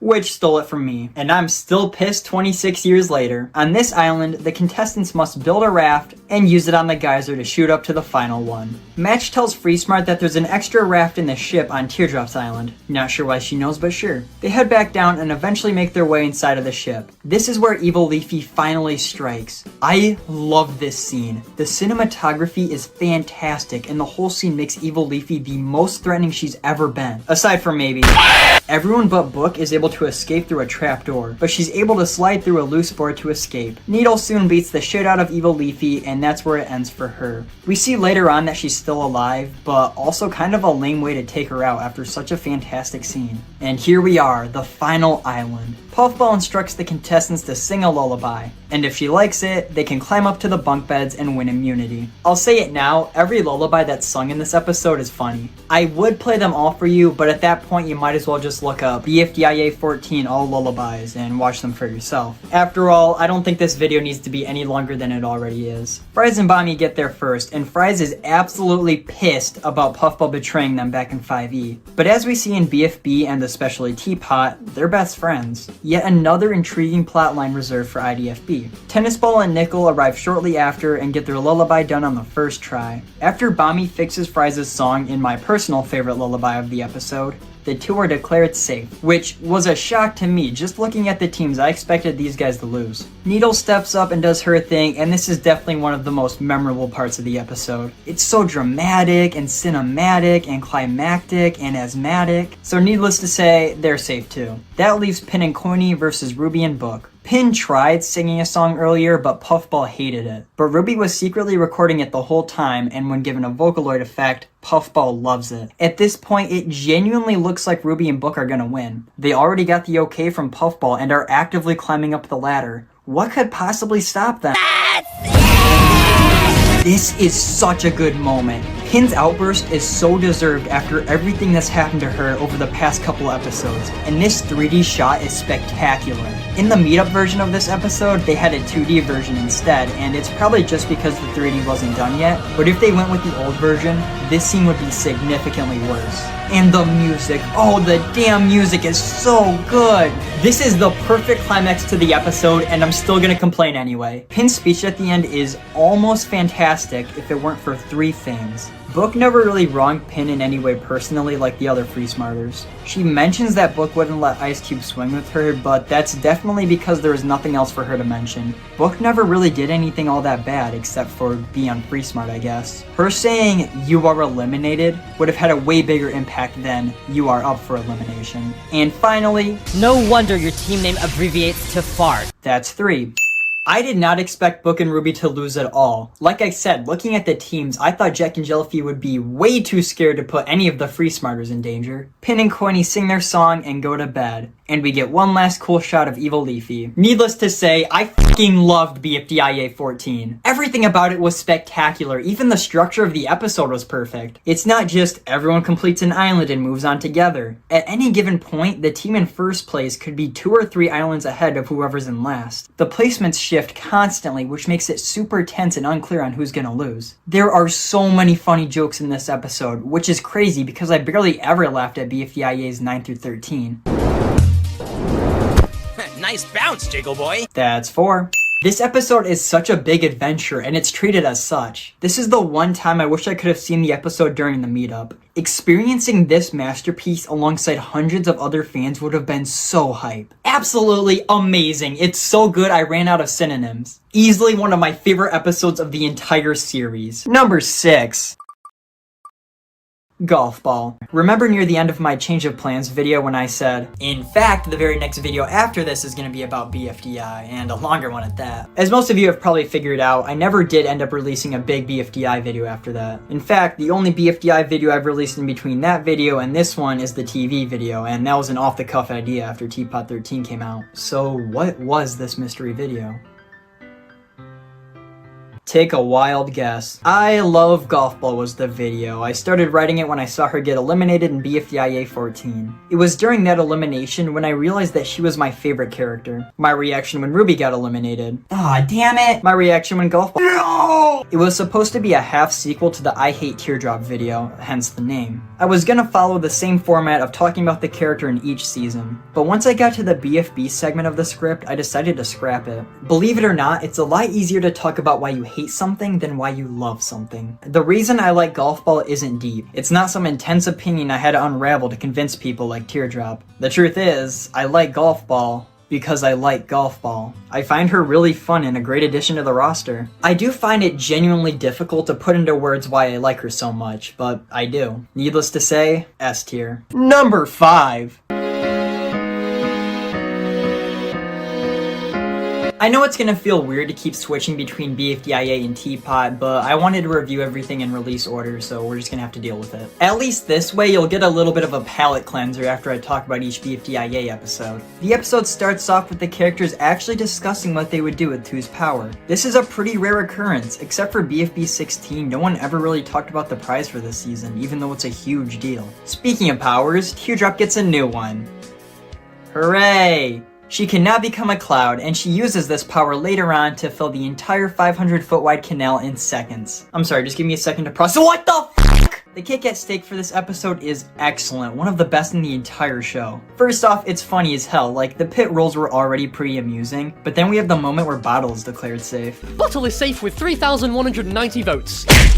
That's not the only reason it's so good though. The 2 characters that got eliminated are Clock and Lightning, but each of their stories were handled perfectly. The Clock and Winter thing was pretty much abandoned after Teapot 3, and you'd think that now that Clock is out, it's over for good. But no, because 2 allows Clock to stick around with 4 and X until he fixes things. This is such a good idea. Whoever came up with this is a genius. Meanwhile, Lightning starts to lash out against the other members of her team. All they did was prevent death every episode instead of doing the challenge, leading to his and Remote's eliminations. This is a wake-up call for Fanny, who we'll talk about later.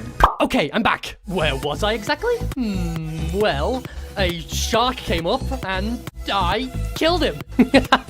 That'll trick you all. I just thought that was funny. During Lightning's rampage, he destroys a bunch of different landmarks throughout Goiki. Today's challenge is for the 7 teams to go out and fix them. In honor of that old Teapot 7 video I made over a year and a half ago, holy shit, I'm gonna be talking about each team one at a time. Starting off with Death Pact again, they get sent to the world's largest oven. Remember how in BFB 1 when everyone went to the world's largest oven and the only reason it was— I'm joking, at this point it doesn't even matter. However, the glass was already shattered in BFB 27. So unless someone replaced it off screen, this is a continuity error. Fanny's redemption arc starts here. She makes some genuinely really good points, but they all fall on deaf ears. Fanny, it's our mission, our identity, and we must strive to continue it even in strife. There's only 4 of us left. If we keep this up, we'll all disappear, and then the death will occur anyway. And we won't be here to stop it either! Fanny calls up Pillow, and Pillow says that death will actually bring good luck. So the 2 kill Tree with the help of Black Hole, albeit unintentionally. Almost immediately after, Just Not shows up, and they trade Tree's corpse for a glass pane. For some reason, 2 just uses the glass and fixes the oven for them. Kinda defeats the purpose of the challenge, but it's fine. Next up is Teammates, who were tasked with fixing the balance beam from Season 1, Episode 1 of Battle for Dream Island. Pin and Coiny wholesomely decide to face off on the beam, but one thing leads to another and they end up making things even worse. Barfbag soon gets the idea to crush Donut in between the 2 halves to glue them together with his filling. I don't really like this. Teapot 7 fixed so many problems that episodes 3 through 6 had. But one thing that didn't get completely fixed was Teammates. They're better for sure, but not by too much. Barfbag specifically being ready to murder Donut and then everyone else being excited to go along with it seems really out of character. If I wrote this scene, it'd go a little something like this. Okay, we've got this wire now, but we still need to find something that can stick the 2 pieces together. But how are we gonna do that? There's nothing around here that can help us. There is one thing. What's that? I have a feeling it should be sticky enough to glue the beams together if you crush me between them. Oh gosh, Donut, are you sure? That sounds really painful. Unless you see any tape around here, I think it's our only option. Well, if you think it'll work, then we can try it. Thank you for your sacrifice, Donut. I think that feels a lot more genuine and harkens back to Bommy's sacrifice in BFB 14. In that episode, Barfbag wasn't just like, oh yeah, thanks Bommy, lol. She was super hesitant, and if he didn't already ignite himself, she probably would have tried to stop him. Anyway, it works, and they're safe. Now we get to the S at the moon. We get introduced to Yellowface's ad powers, which is kinda cool and makes sense when you go back and look at the scene from the last episode. The whole team invades the ad, and they become these poorly drawn versions of themselves. Really makes me wonder if Yellowface has a well-drawn version of himself, and if so, would Purpleface be the same? In the poorly drawn world, Ice Cube starts reusing lines again, which is a nice touch. They look around the area for anything helpful and end up finding a moon repair kit. Unfortunately, Yellowface misunderstood Winter and instead used a scribble thing on the moon, which obviously doesn't work and they lose. This is weird because Yellowface is usually super helpful in most challenges. This is the beginning of his derailment, but here it's really not that big of a deal. And the whole bit with 2 did make me laugh. Do you have anything to say other than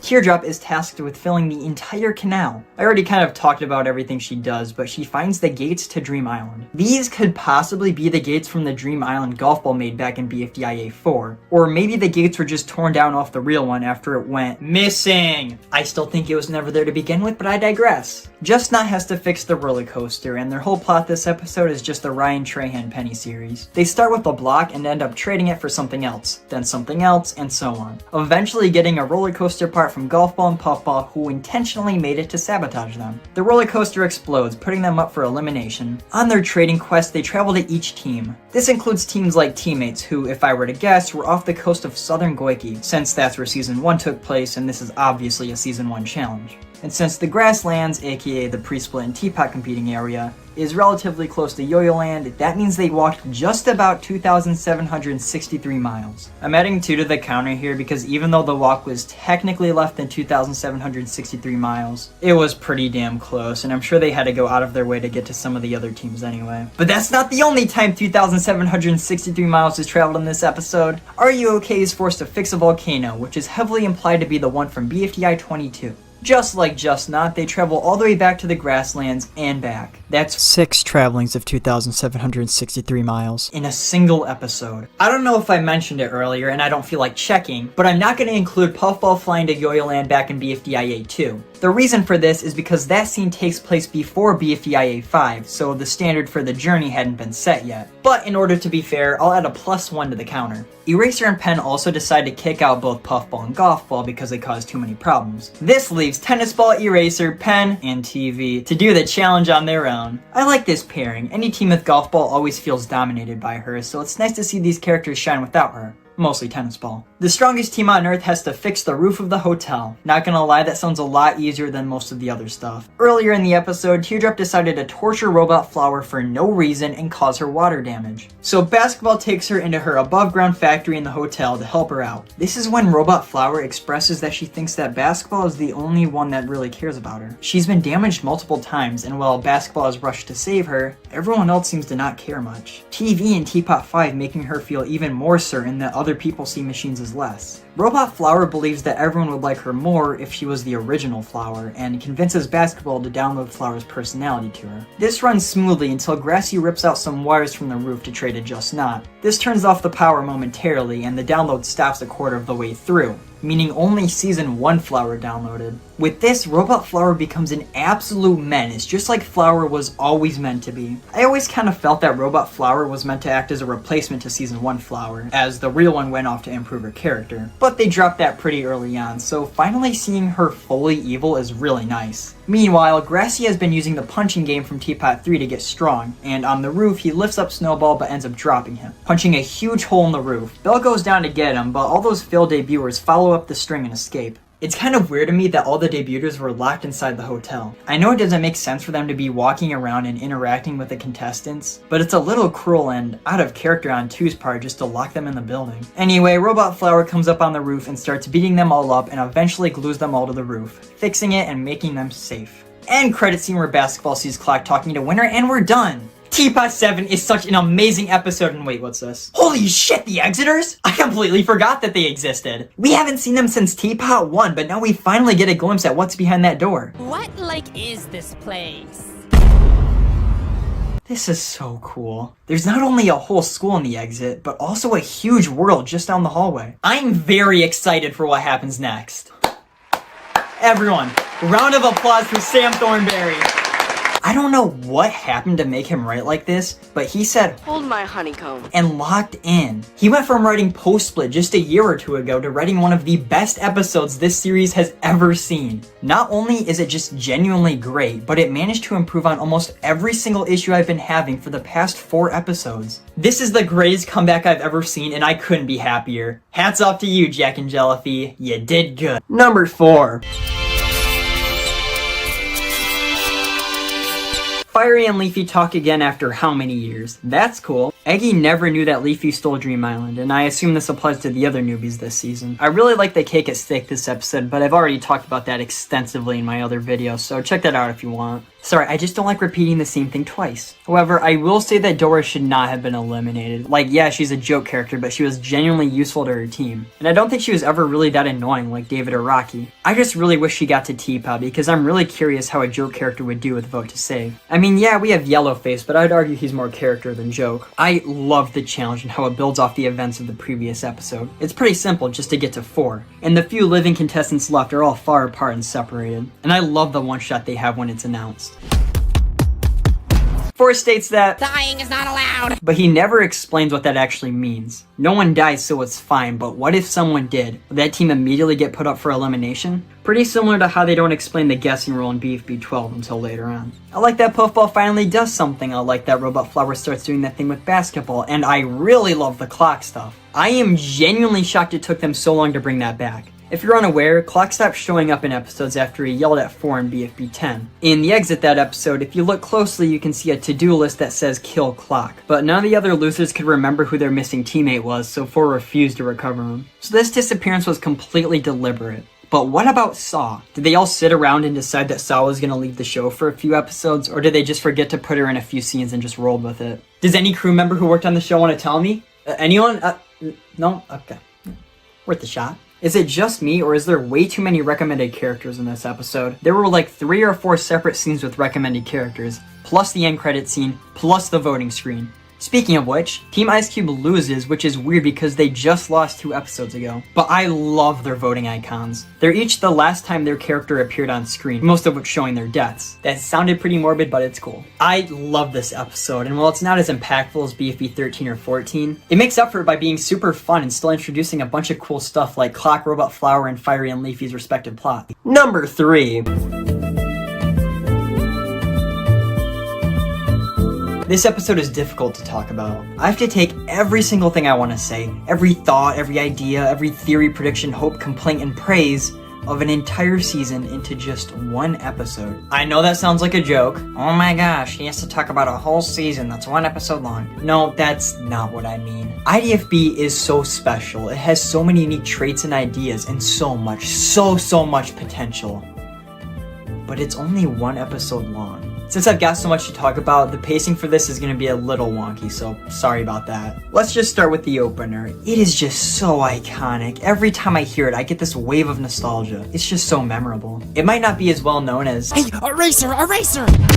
but it's definitely up there. I also noticed that there were a few scenes that had the BFB style of animation, with the hand-drawn face and limbs. It only ever shows up on Bommy and Fries in this one scene though. Maybe Carrie and Michael were going to try to phase out the old animation style and into the new one over the course of the season. Like I said before, Needle doesn't like being called needy again. I just don't get BFDI's back. What is it? Fiery is also getting punished, presumably because he saved Leafy. Okay, now here's where it starts getting interesting. For some reason, Pencil doesn't seem to be too keen on Match anymore. Apparently she was too needy.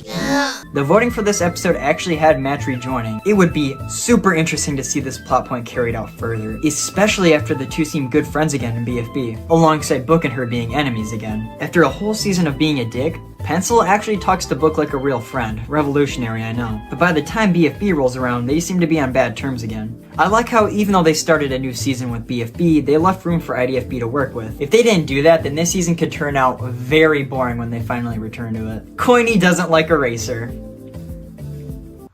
Anyone know why? Rocky also has his vomit back. I assume because they realized it was the only thing that made him interesting. Rocky was basically a second Bommy in BFDIA, just sitting around without doing much. I don't really know if his vomit coming back is a good change or a bad one. Yet another change is Yellowface's voice. Gone are the days of the higher pitched Yellowface, and from now on it's much deeper. Leafy is actually seen alive in this episode. Oh no. Not that Leafy. This Leafy. We'll get to that one. So yeah, Leafy is alive here, but it isn't until BFB 15 when we finally learn it was Fiery who recovered her. I swear, if BFDIA doesn't show this at some point, I'm gonna be so mad. Non-Existy is in the TLC, which sure is interesting. I can't wait for him to never officially join IDFB when it comes time. That was the based episode, but now it's time to talk lore, which all involves the Science Museum in some way. Early into the episode, Golf Ball and Tennis Ball go into the Science Museum and find the wall teleporter. On the wall beside them, written seemingly in blood, is the phrase, "Stop her." Evil Leafy appears for a singular frame soon after. So this is pretty cut and dry to me. Yo-Yo City is abandoned because Evil Leafy chased out or killed all the residents, leaving behind an empty husk of a town. But unfortunately, the other point of lore in this episode isn't quite as clear. In a flashback to a repressed memory, we see Golf Ball without her dimples in the Science Museum. She hides behind a vase before it's shattered by a mace. There's this weird black silhouette that passes by the screen as it happens. And literally today, as of writing this, the FLA for this episode was leaked, and the name of this object in the files is Car Thingy. Before this, a lot of people already thought that this was the Free Smart van / super van, mostly because it's the only vehicle we've really seen up to that point. On top of that, Golf Ball is also called Bozo, which is what Match and Pencil call her. It's okay, Match. Remember, GB is a bozo brain, bossy bot. Where are you, Bozo? You need punishment. You can't hide forever, Bozo. At first, I was pretty hesitant about this theory because the lack of dimples implies this took place before season 1 and the van wasn't around back then. But Needle tries to stop the balls from going into the museum because of Free Smart. It's secret, but it's because of Free Smart. This season has so much potential. It's stuff like this alongside Grotatoes and their general gimmick of the season that would make this way more worthwhile to continue instead of BFDIA. Speaking of which, the revival of BFDIA kinda ruins IDFB in a way. I kinda imagine that the contestants were deserted, and after trying everything to free their friends, they eventually gave up and settled down in Yo-Yo City, waiting for the day the speaker boxes return. The wall teleporter was a glimmer of hope after being so helpless for so long. But now, they were just dicking off the whole time. Who cares? They knew everyone was locked in there and didn't do anything about it the whole time. It kinda just dampens the impact. I wonder if when IDFB2 ever comes back, the votes will be more skewed because of the modern episodes. I see a lot of people specifically vote to eliminate contestants in BFDIA that are still competing in T-Pop for the sole reason that they're in 2 seasons. So if IDFB2 were to ever come back today, I think that the contestants not currently competing in BFDIA or T-Pop would get way more votes than they normally would. Kind of annoying, but whatever. Now that I think about it though, they're probably not going to go back to IDFB until both seasons are already done with, so I guess just avoid that problem. I know. This is also the last time we ever see Yo-Yo City in this series, chronologically speaking. They've gone to Yo-Yo Land since, but Yo-Yo City is yet to show. Even in BFDIA they leave it. What the hell do they have against this city? It's a cool and unique setting. I personally really love Yo-Yo City. I got a bit of nostalgia when it showed up in BFDIA 6. But you know what else gives me nostalgia? This intro. Oh my gosh, I love this intro so much. It is just perfect.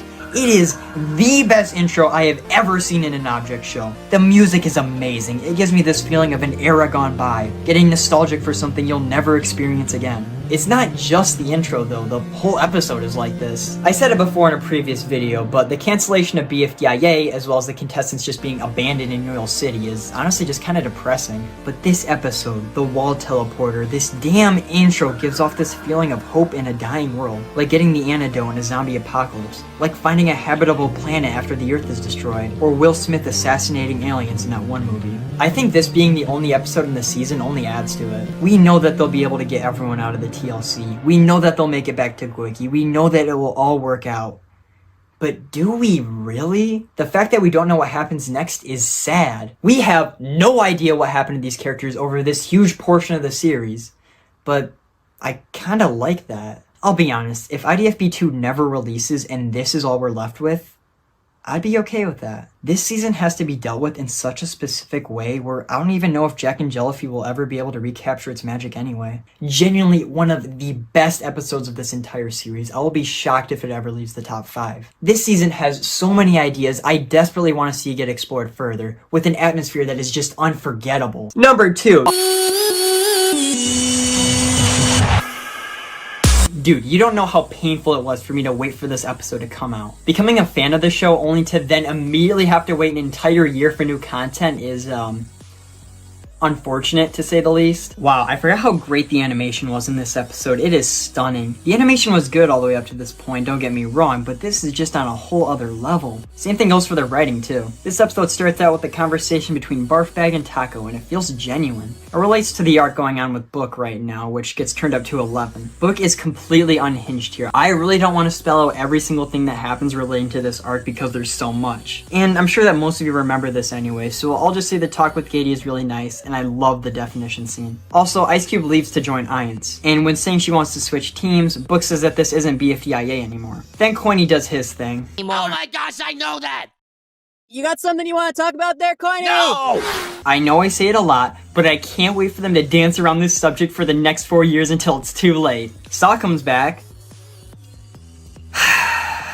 I wouldn't blame you if you didn't notice, but Saw disappeared completely after BFB8. Finally, she returns with a brand new handle. Apparently, she went on a scent cleanse to get rid of her number-yelling urges. Alongside that, her voice changed for some reason. You know, pushing the good smells in so the bad smells go out. I don't know if the voice actor was just out of practice for not voicing her for so long, but she sounds way different. Her voice cracks all the time now. She sounds more similar to Moon from OBS than she did in BFB8. I don't know why they didn't just drop the 8 thing here. Was it really that funny to keep it going? Because, spoiler alert, this is all they ever do with her from now on. Whatever, let's just talk about something else like, oh, I don't know that.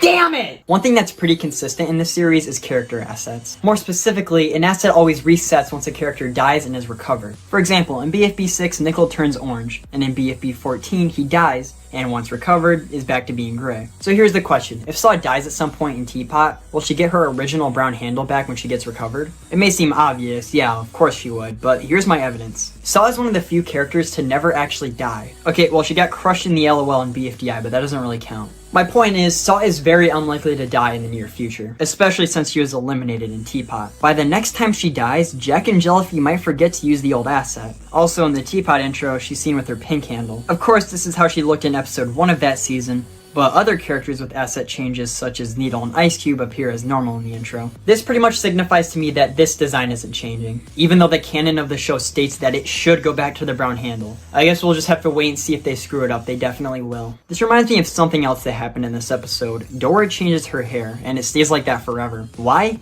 Couldn't tell you. I've heard it's because of copyright, but that doesn't make any sense. The members of Team Ice Cube are assholes to Fiery Jr. for no reason. He was a little mean last episode, but they act like he's been an awful person the whole game. Cake and Eggy have a fight about who is more devoted to Loser. I guess they like him again now. I remember this generated a lot of Cake hate, but I never liked him anyway. Pillow is eaten by 4 and the rest of Deathpack have to go in and find her. And this moment with the ad sucks. It is cringe. I'm sorry to end on a negative, but oh well. For some reason, I was super disappointed in this episode when it first came out. I don't know how though, I couldn't be happier with this. Except that scene, that one kind of sucked. But yeah, absolute banger of an episode. I can't wait to see what happens next. Number 1. For some reason, this is the only multiple-parter in the series not to be part of the same episode. The reason they split up the episode is so they had something released before the meetup that was happening soon. But why wasn't this called BFB 13B? They never say. Well, here's my theory. People had to wait over a year for the episode to be released. And I think Jack and Jellyfy thought people would be furious for it to finally release, only for it to be BFB 13A. But when people watched the episode and realized just how good it was animation and writing wise, they'd be a lot more forgiving by the time they found out it was only part 1. But that's just my guess. If anyone actually knows the real reason, please let me know. I miss a lot of the stuff they say on live streams and Twitter, so it's possible they've already explained it without me knowing. Oh well, on to the episode. The buried forest is such a cool location. I'm sad it gets destroyed by the overflowing magma. Team Ice Cube might be my favorite now. It's weird. Up until BFB 12, they were kinda boring. But seeing them just hang out and interact with each other makes them so memorable. Donut, Barfbag, Gelatin, and Naily are all really great this episode. Their journey is the one that gets focused on the most, and I'm glad that's the case because I really like all these guys. Naily and Gelatin playing was just wholesome, and when Barfbag gets punctured and gets filled up with the water nearby, she's more energized. Different liquids giving Barfbag different effects is a really cool idea, and I'm glad they explored that a little bit more in Teapot. I'm sorry they stole your idea, Upwood. Donut sacrificing himself to save Spongy makes me respect him a lot, but Spongy then turning around to immediately betray his own team members is out of character, for being honest. Bommy saving everyone is really cool, and I love the explosion shot. It is jaw-dropping. I also want to point out this scene where Barfbag points in the wrong direction of the lava, and it's like, maybe they accidentally flipped the video by accident. But then in the same exact shot, Bommy runs in the correct direction. So, how did this happen? Maybe the animator realized Barfbag was pointing the wrong way and then changed it with Bommy, but then got too lazy to mirror the animation?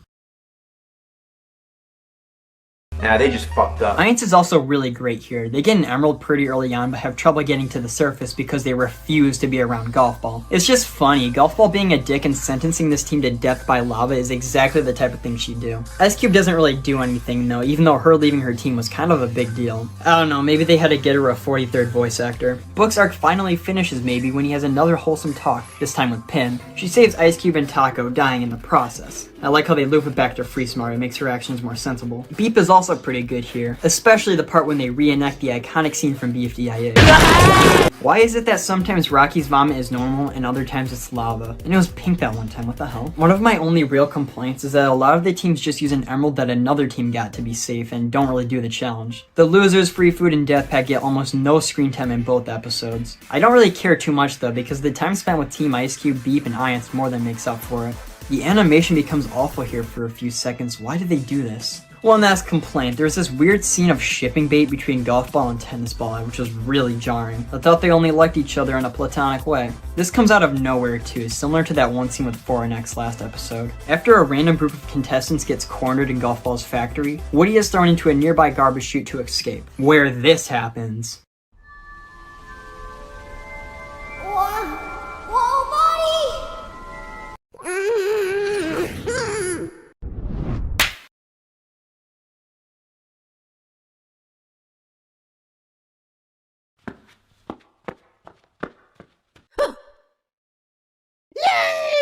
What do you want me to say? Woody goes to the Robati waterfall area, the Apiso area, which are both for some reason connected to Golf Ball's factory and 4. I'm pretty certain that this doesn't actually mean anything though and was just to be cool. And it is pretty cool actually. Him finding the emerald gave me goosebumps. Thanks! But now is the questions on everyone's mind. Why the hell did it take so long to make this? And that, my friends, is because of Satomi. Satomi was a showrunner of BFB during this episode and was apparently some evil tyrant that only accepted the best of the best in terms of animation. The situation reminds me of John Crickfalusi, the creator of Ren and Stimpy, who was famously incredibly hard to work with as he wouldn't accept a facial expression to ever be drawn twice. Because of this business practice, his strain on the animators forced them to keep missing deadlines, leading to him getting fired. So you can guess what happened to Satomi later. Again, I don't know much about this show's production, but I feel like Satomi isn't the only one at fault here. I'm sure it's possible, but there's no way no one else noticed just how slow things were moving along. That's just what I have to say about this, but we'll probably never know the real story. And there it is, everybody. Worst Trends official ranking of every episode, song, and short in BFDI history. But before we move on, I want to take a look at some of the statistics this ranking has given us. So I put every video I talked about into one of 11 categories. BFDI, Original BFDIA, Revival BFDIA, IDFB, Pre-Split, Post-Split, Teapot, Shorts, Number Shorts, Music, and Prelude. Prelude is just X finds out his value. By taking the placement of every episode in a category and getting its mean, we can find the average placement for each category, and thus find out which of the 5 seasons I like the most. I'll even throw in BFB and BFDIA as a whole for fun. With that said, let's count them down! The categories of IDFB and Prelude are disqualified from the ranking as they only have 1 episode each. I'm doing this because then IDFB would get first place by a long shot since its only episode is in 3rd place overall. Kinda ruins the suspense. Number 11, to absolutely no one's surprise, is Post-Split.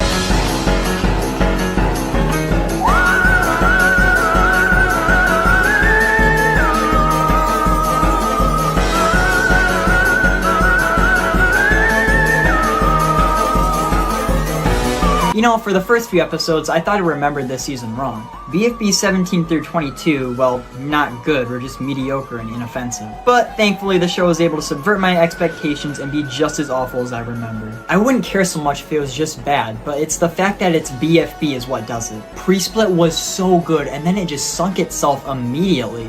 BFB was in its prime when the split happened. It was starting to be way more sincere about its characters, world, and story. You can't go from serious to goofy in the same season, it just doesn't work that way. What you just said applies to the BFDIA revival.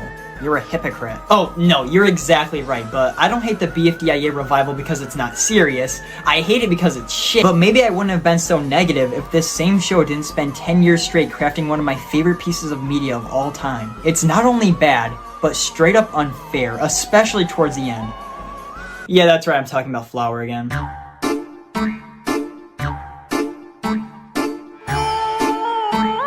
Up next, we will have Mr. Griffin Weber, and he will be performing 1,000 Miles for Vanessa Carr. I found this video of every voting screen in all of BFB. First off, wow, look how long the post-split segment is. Second, I used it to make this spreadsheet for us to analyze. I have each of the 14 characters here in the order they were placed. Green means they were safe for that episode, and red means they were up for elimination. I want you to focus your attention towards the merge section, which is this area right of the line. As you can see, Flower was only ever up for elimination twice, which is equal to or less than every other merger aside from Fiery, who was eliminated first. And if you look at our 3 finalists, you'll see that Teardrop was only ever safe twice, and Gelatin was only ever safe once. And it was the very first challenge. They knew that Gelatin was the biggest threat to Flower and put him up for elimination every episode in hopes of him getting out. This evidence seems pretty damn irrefutable to me. This whole era felt super corporate. This stopped feeling like a group of people making a show for fun and started feeling like a company mass-producing a mediocre product for profit. And I think all those TikToks are perfect examples. Really though, the writing is the part that's bad. Everything else is up to standard. But wow, is that writing bad. I think it was always the plan to have the announcer come back at the end of the season, but whether or not he'd do the same thing as he did here, we'll never know. It's so weird that not a single person mentions the Exiters. Not Loser, Bubble, or even Leafy. Also, there wasn't a single rejoin, but that's probably for the better now that I think about it. Coming at number 10 is the shorts. I was a little surprised this was so low, but looking back, the shorts were always the mixed bag. There were some really great ones like Aw Seriously and Fish and Chips, but there were just as many, if not more bad ones, like the Wiki Comments video and the First Among Us video. A lot of the shorts ended up somewhere in the middle, but the truly bad ones really weighed it down. At number 9 is music, and it's pretty much the same story as the shorts. It's mainly the YTP MVs that do it. Most of those are at best uninteresting, and at worst, ear bleeding. I probably should have separated the normal songs from those, but there's a lot of things in my life I should have done but didn't. Number 8 is BFB as a whole. The entire season being ranked this low makes me realize that post-split is more awful than pre-split is great. Amazing. At number 7 is the very first season of BFDI. BFDI.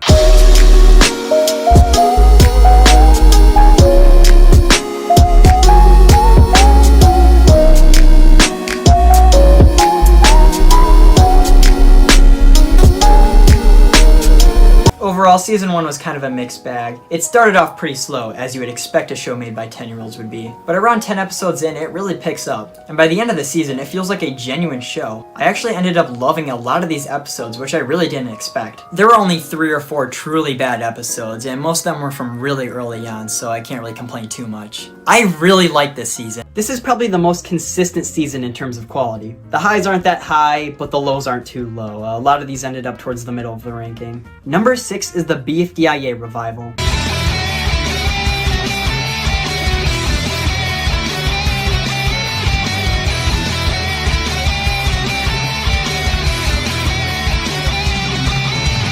So after analyzing the post-split voting screens, I wanted to do the same with BFDIA to see if there's anything crazy. I was shocked to see just how balanced this whole thing was. Looking at the original BFDIA, you can see that everything is kind of all over the place. You've got Teardrop, who was safe 67% of the time, right next to Rocky, who was only safe 33% of the time. But as you scroll down, things start to look more and more fair, and by the time we get to the contestants that are still in the game, you can see that every one of them has been safe for about 50% of all eliminations. This probably means that Jack and Jellyfy has been keeping track of this. The lowest of them all are Golf Ball, Tennis Ball, Pin, and Coiny. If we were to follow the statistics and assume that Jack and Jellyfy wants everyone to have the same or close to the same percentage, we could predict that Free Smart would be up for elimination in BFDIA 14, as none of their members have the lowest percentage. Hey, this is editing me, and I was fucking right. Man, what else is there even to say about this season? It started out so strong, but then just could not stick the landing. I don't need this season to be super deep and complex like Teapot.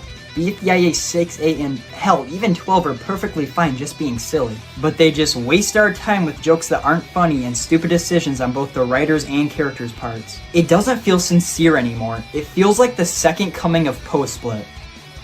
Okay, I am so sorry, that was way too mean. Truth is, BFDIA 6 and 14 hard carried this season. As it stands, the season has an average of 70.78, but without those 2 episodes, it goes all the way down to 88.5, which would land the season at number 9 overall, just barely beating out the short's 87 average. That really goes to show how amazing those 2 episodes are compared to how mediocre the rest is. Up next at number 5 is BFDIA, the whole thing. Not much to really say about this placement other than I like the original BFDIA a lot more than the revival. That leaves us with 3 seasons left that could be the contender for my favorite of the entire show. Original BFDIA, Pre-Split, and Teapot.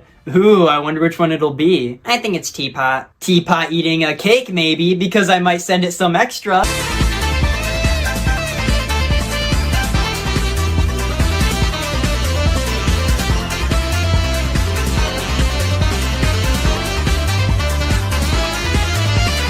Teapot marks our number 4 spot on the list. Teapot is quite a mixed bag. We started off with episodes 1 and 2 that were some of the best in the show's history, but then Satomi got fired as showrunner. Following this, the season went into what I like to call the Teapot Dark Age with 3 to 6. It's not like these episodes are super bad or a disgrace to media or whatever I said about BFD 30. They're just kind of boring. Just lighthearted episodes with little to no character focus, aka the thing Teapot promised us. Thankfully, Sam Thornberry found the Dragon Balls or something after this and started cranking out absolute bangers, with every episode released after episode 6 being at the very worst, solid. 7 and 10 were especially fantastic. Truth be told, there was a slight dip in quality in Teapot 12. I have hope, however, that following this video, Teapot will continue to push out great episode after great episode. A lot of people say that this is the best season of the show, but I can't really decide for myself. If it wasn't for 3 through 6, I'd say sure, but those episodes make it a lot more complicated. That brings us down to Pre-Split and the original BFDIA. Are you on the edge of your seat yet? Because I sure am. And the season that isn't my favorite is BFDIA.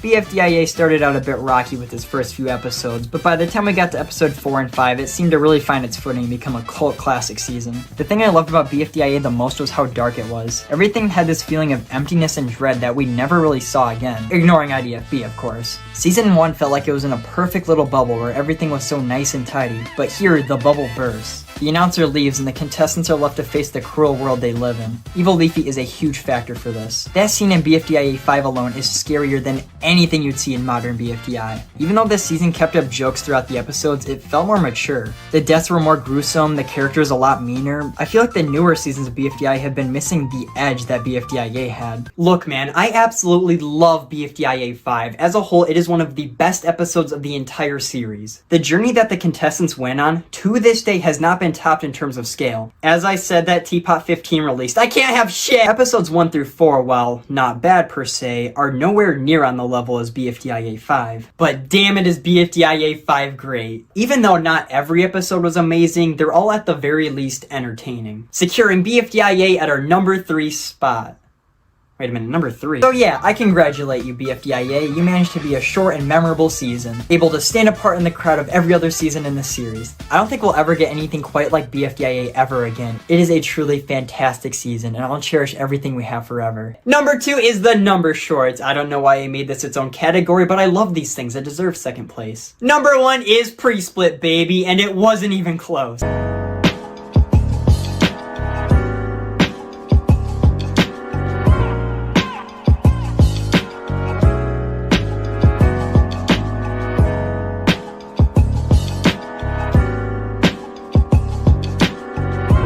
What an amazing season. I'll be honest, not every episode was as great as I remembered. There were definitely no bad episodes, but a few of them were pretty unnoteworthy. But man, those last few episodes were absolutely fantastic. The show finally started to take itself more seriously. Not that it's never been serious before, but it took these stupid little jokes like the taco abandoning thing and transformed it into a fully fleshed out arc. As we now know, the arc never finishes, but that's not BFB's fault.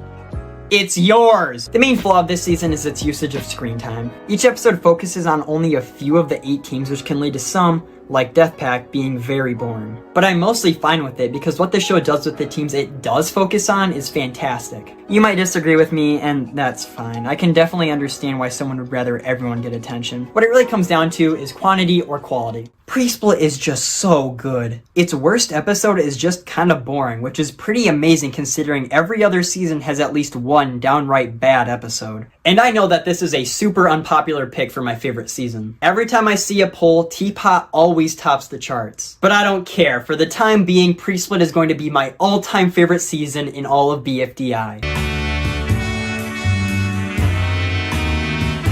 Wow, I can't believe it. It's really over now. With the amount of time I spent working on this video, ever getting to this point felt like a distant dream, but we did it. We made it to the end. So let's do a quick recap of all the counters I've been keeping track of throughout the course of this video. First up is the gratuitous Ice Cube violence, with our final number being 4. Wait, what? That can't be right. Well, there's the one in BFDI 3, BFDI 8, Teapot 2, and Teapot 5. Well, shit, I guess that is right. What'd I say, like 25? Hold on, this has gotta be a Mandela effect or something. I swear there was way more. I mean, even the Teapot 7 parody mentioned it. And also, our count for the amount of BFDIA time wasters is 8. But now onto the counter that everyone really cares about. Our final number for the amount of times traveled 2,760 miles is... this. It's completely possible that I missed a traveling or two, or even counted something I shouldn't have. But I don't think it matters too much, because I think we can all agree that anything above 1 is already too much. Stupid YouTubers, dumb opinions, don't even know what... What was that? Well, You talked a lot of shit today, you know that? But I bet if you were in Carrie and Michael's shoes, you couldn't do it any better. Oh, well I guess we'll find out soon enough now, won't we? God damn it. Because now that I'm finally done with this big ranking video, I can finally begin work on my own object show. I'm gonna be honest with you guys, I don't know how far I'm gonna get into this thing. It's gonna take a miracle for me to actually finish the season, but hey, I'm just gonna do what I can and we'll see what happens. Since episode 14, BFDIA has gotten a huge boost of quality that it's stuck to. Every episode since has flourished, many of which being deemed as some of the series' best. Meanwhile, Teapot has only gotten better and better since I talked about it. And its world, story, and characters have been the focal points as it was always meant to be. Needless to say, the future's looking bright. And before you comment saying that I'm taking this show too seriously, if you've watched this far into the video, then clearly you care a lot about the show too. The people that say I can't get mad at this show are the same people who've been worshipping Teapot 15 the past few months. And just for the record, I made a graph. In all seriousness though, no matter what I said in this video, I love BFDI so much. It's one of my favorite things on this stupid website, and it's inspired me to do so many things. I know I've been really harsh on a few episodes, but that's only because I care about it so much. Seeing such an amazing show fall from grace makes me sad. I don't know what else to tell you. Well, since BFDI loves its references so much, I thought I'd do one myself. Carrie, if you're watching this, thanks for everything, man. You too, Michael. Don't think I forgot. And eventually I just say, you know what, I'm taking off my underwear. And thank you to all of my viewers that stuck with me after all the time it took for me to make this. And thank you to all the YouTubers I've watched over the years that have inspired me to make videos. And to Apoy and all the OGs, thanks for getting me here. I couldn't have done it without you. I'm Worst Trends, and this has been the ultimate BFDI retrospective. See you guys next time.